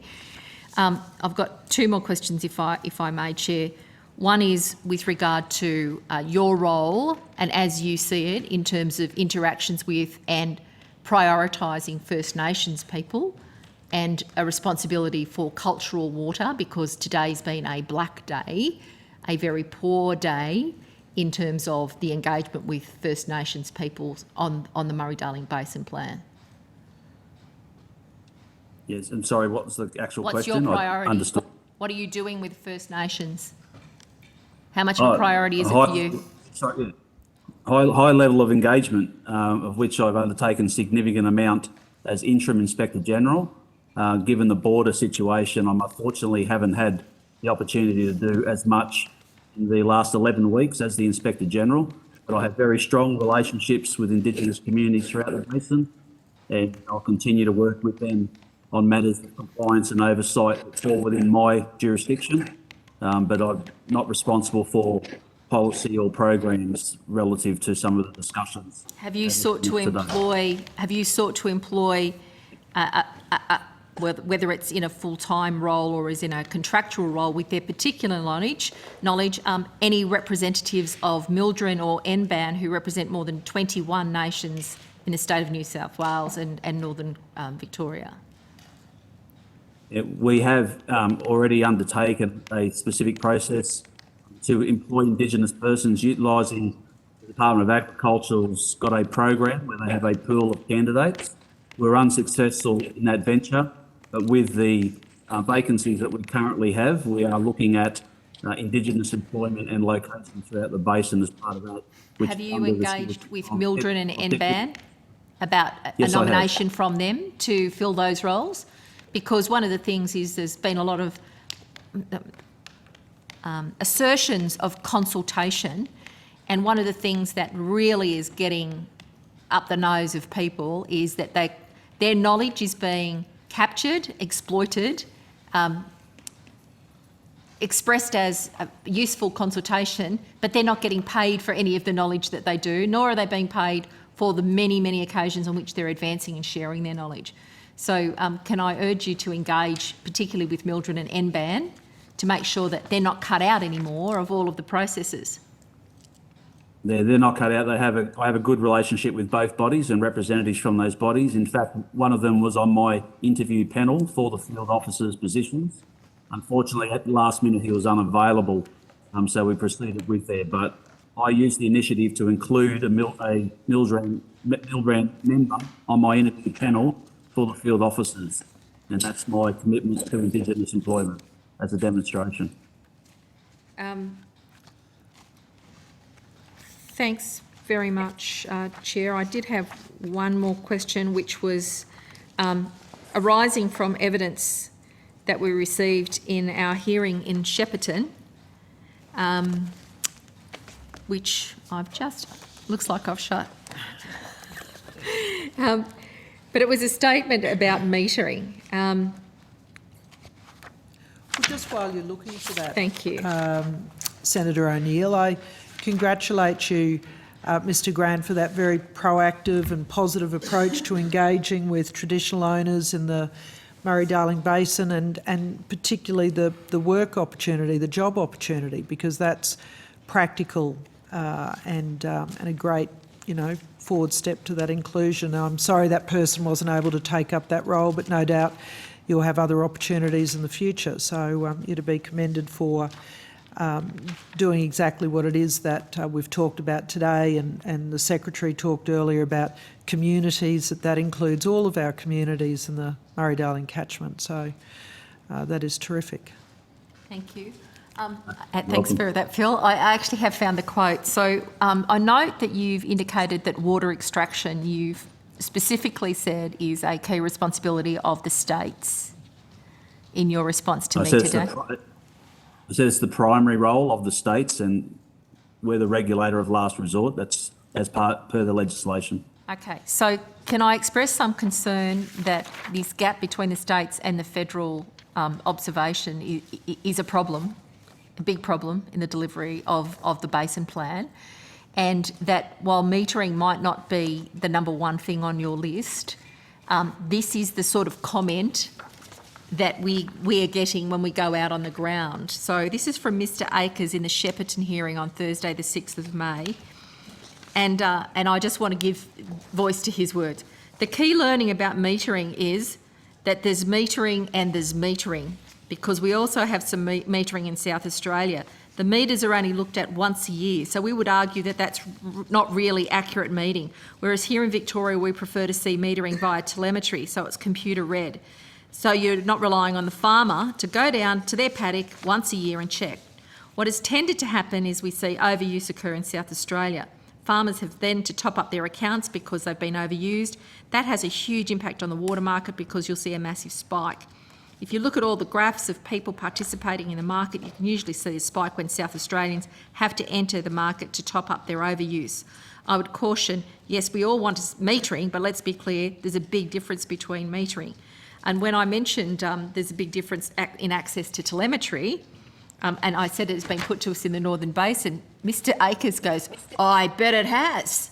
That contempt, that concern, that sense of massive gap between the practical knowledge of people on the river and the methods of assessment, which you say are rightly a big priority for the states, and then your capacity to be an inspector and have credibility, I would put to you, Mr Grant, goes right to the quality and capacity of metering to get some accuracy around the numbers, not just the trades, but the amount of water that's moving in and out, with or without purchase, with regard to the river, to say nothing of environmental and cultural flows. So do you have a response for me with regard to metering and this observation role that you have? Absolutely. I acknowledge the sentiment that's you've just put on the record there, and it's one that is held across the basin. There is some myths in relation to what is metered and what is not. There has been significant advancement in metering, particularly in the Northern Basin, and that's the great work of the regulator, the Natural Resources Access Regulator in New South Wales, led by Grant Barnes. I convened the first ever Regulators Leaders Forum 2 weeks ago, where metering was a critical agenda item. We're looking to work collectively. It's the first time that meeting has been held, to work collectively across the basin to achieve consistency in metering as well as all regulatory matters. So we have a number of matters that we're now working on collectively together, hopefully advance and improve that situation. Just one question on a different topic, Chair. The Minister for Water, at the time of this announcement in August 2019, of your role, of the Inspector General role, indicated that you would have the capacity to refer matters to the National Integrity Commission.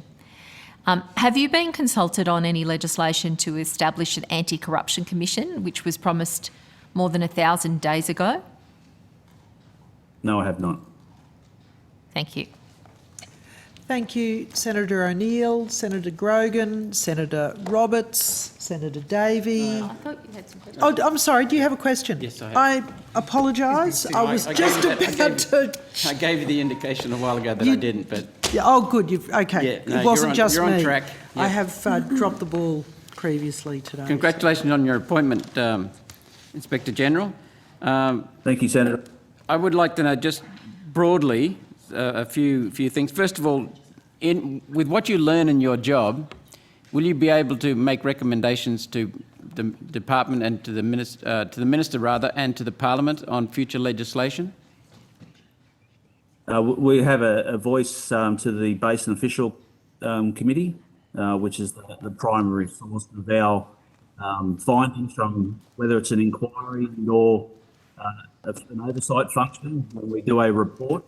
So, yeah, those avenues are available to us, whether they're legislatively specific, depending on whether we're requested to do a specific inquiry or not, or whether I initiate such an inquiry given concern across the basin that necessitates that. So it'd be possible for you to translate what you see as a need for better regulation into the right people. Absolutely. That's why I formed the Regional Leaders Forum, to get the head of every regulatory body in each of the jurisdictions together. So we're working on this collectively, because we're stronger as one, rather than having disparity in standards, disparity in consistency, which drives down a lot of trust and confidence across the basin. Thank you. Next question is floodplain harvesting in northern New South Wales. How long will it be, do you think, before you have a very good handle on that and what's needed? Could I refer this question to Daniel Blacker, who's an expert in this field, and he'll be able to give you an up-to-date answer in relation to that. Thank you, Inspector General, and thank you to the Senator as well. There's a few different elements in relation to floodplain harvesting. Obviously, the licensing component is subject to an upper house inquiry in New South Wales. As a Commonwealth Inspector General's Office, we're predominantly concerned with the sustainable diversion limit and compliance with the basin plan. So for us, it's less about how New South Wales gets to compliance within the SDL, but more about getting to compliance with the SDL. But I'd reflect a number of questions throughout the day relating to measurement of floodplain harvesting. We think that's a really critical and important component of the reforms, and a lot of focus and attention tends to go on the licensing component. But equally, we've got a priority for measurement. So we've been seeking data from the states to understand progress of those reforms, not just in New South Wales, but also in other jurisdictions that have reforms of a similar nature for overland flow. And we're currently waiting for those responses to come through from the states to get some of that data. But alongside that, as I mentioned before, we're also taking a close look at the Lower Balonne that's been doing this for a long period of time to understand how that's being measured and any positives and lessons that can be taken from that region to look at how this might be done elsewhere. But for us, in terms of the basin plan and SDL compliance, being able to move from modelled take to measured take is a critically important step, and that's one that we're encouraging. That's one that we're quite clear that we would like to see that happen as soon as possible. Under the Compliance Compact, which was signed by all jurisdictions in 2018, those deadlines, I think, were the end of calendar year 2022 for, I think, particularly Queensland. I'd have to check for New South Wales deadline. But New South Wales have been pursuing that as part of their water resource plan submissions to the Basin Authority. So that's been occurring ahead of that 2022 deadline. But we see that as a critically important piece, and hence it's one of our priorities for our first 12 months of operation.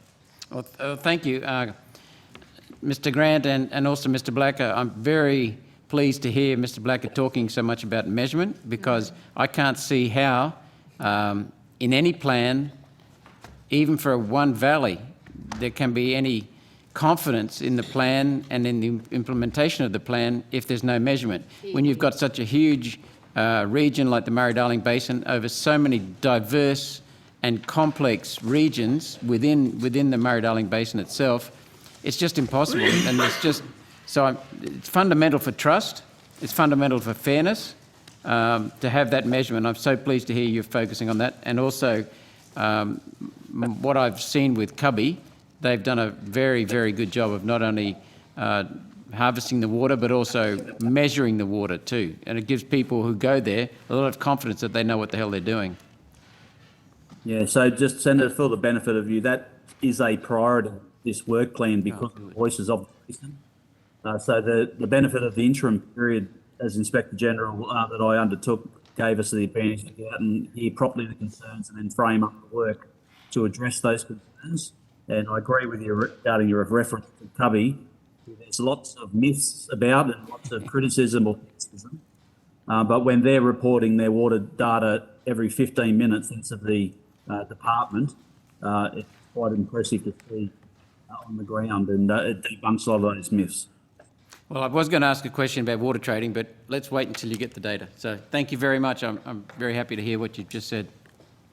Terrific. Thank you, Senator. Thanks for your time. Thanks, Senator Roberts. And now that does bring us to a conclusion. I thank Minister Ruston and all witnesses who've given evidence to the committee today. I thank all the departmental officials, the Secretary. I thank you also to Hansard Broadcasting and the Secretariat, and the committee stands adjourned. Thank you. Thank you, Chair.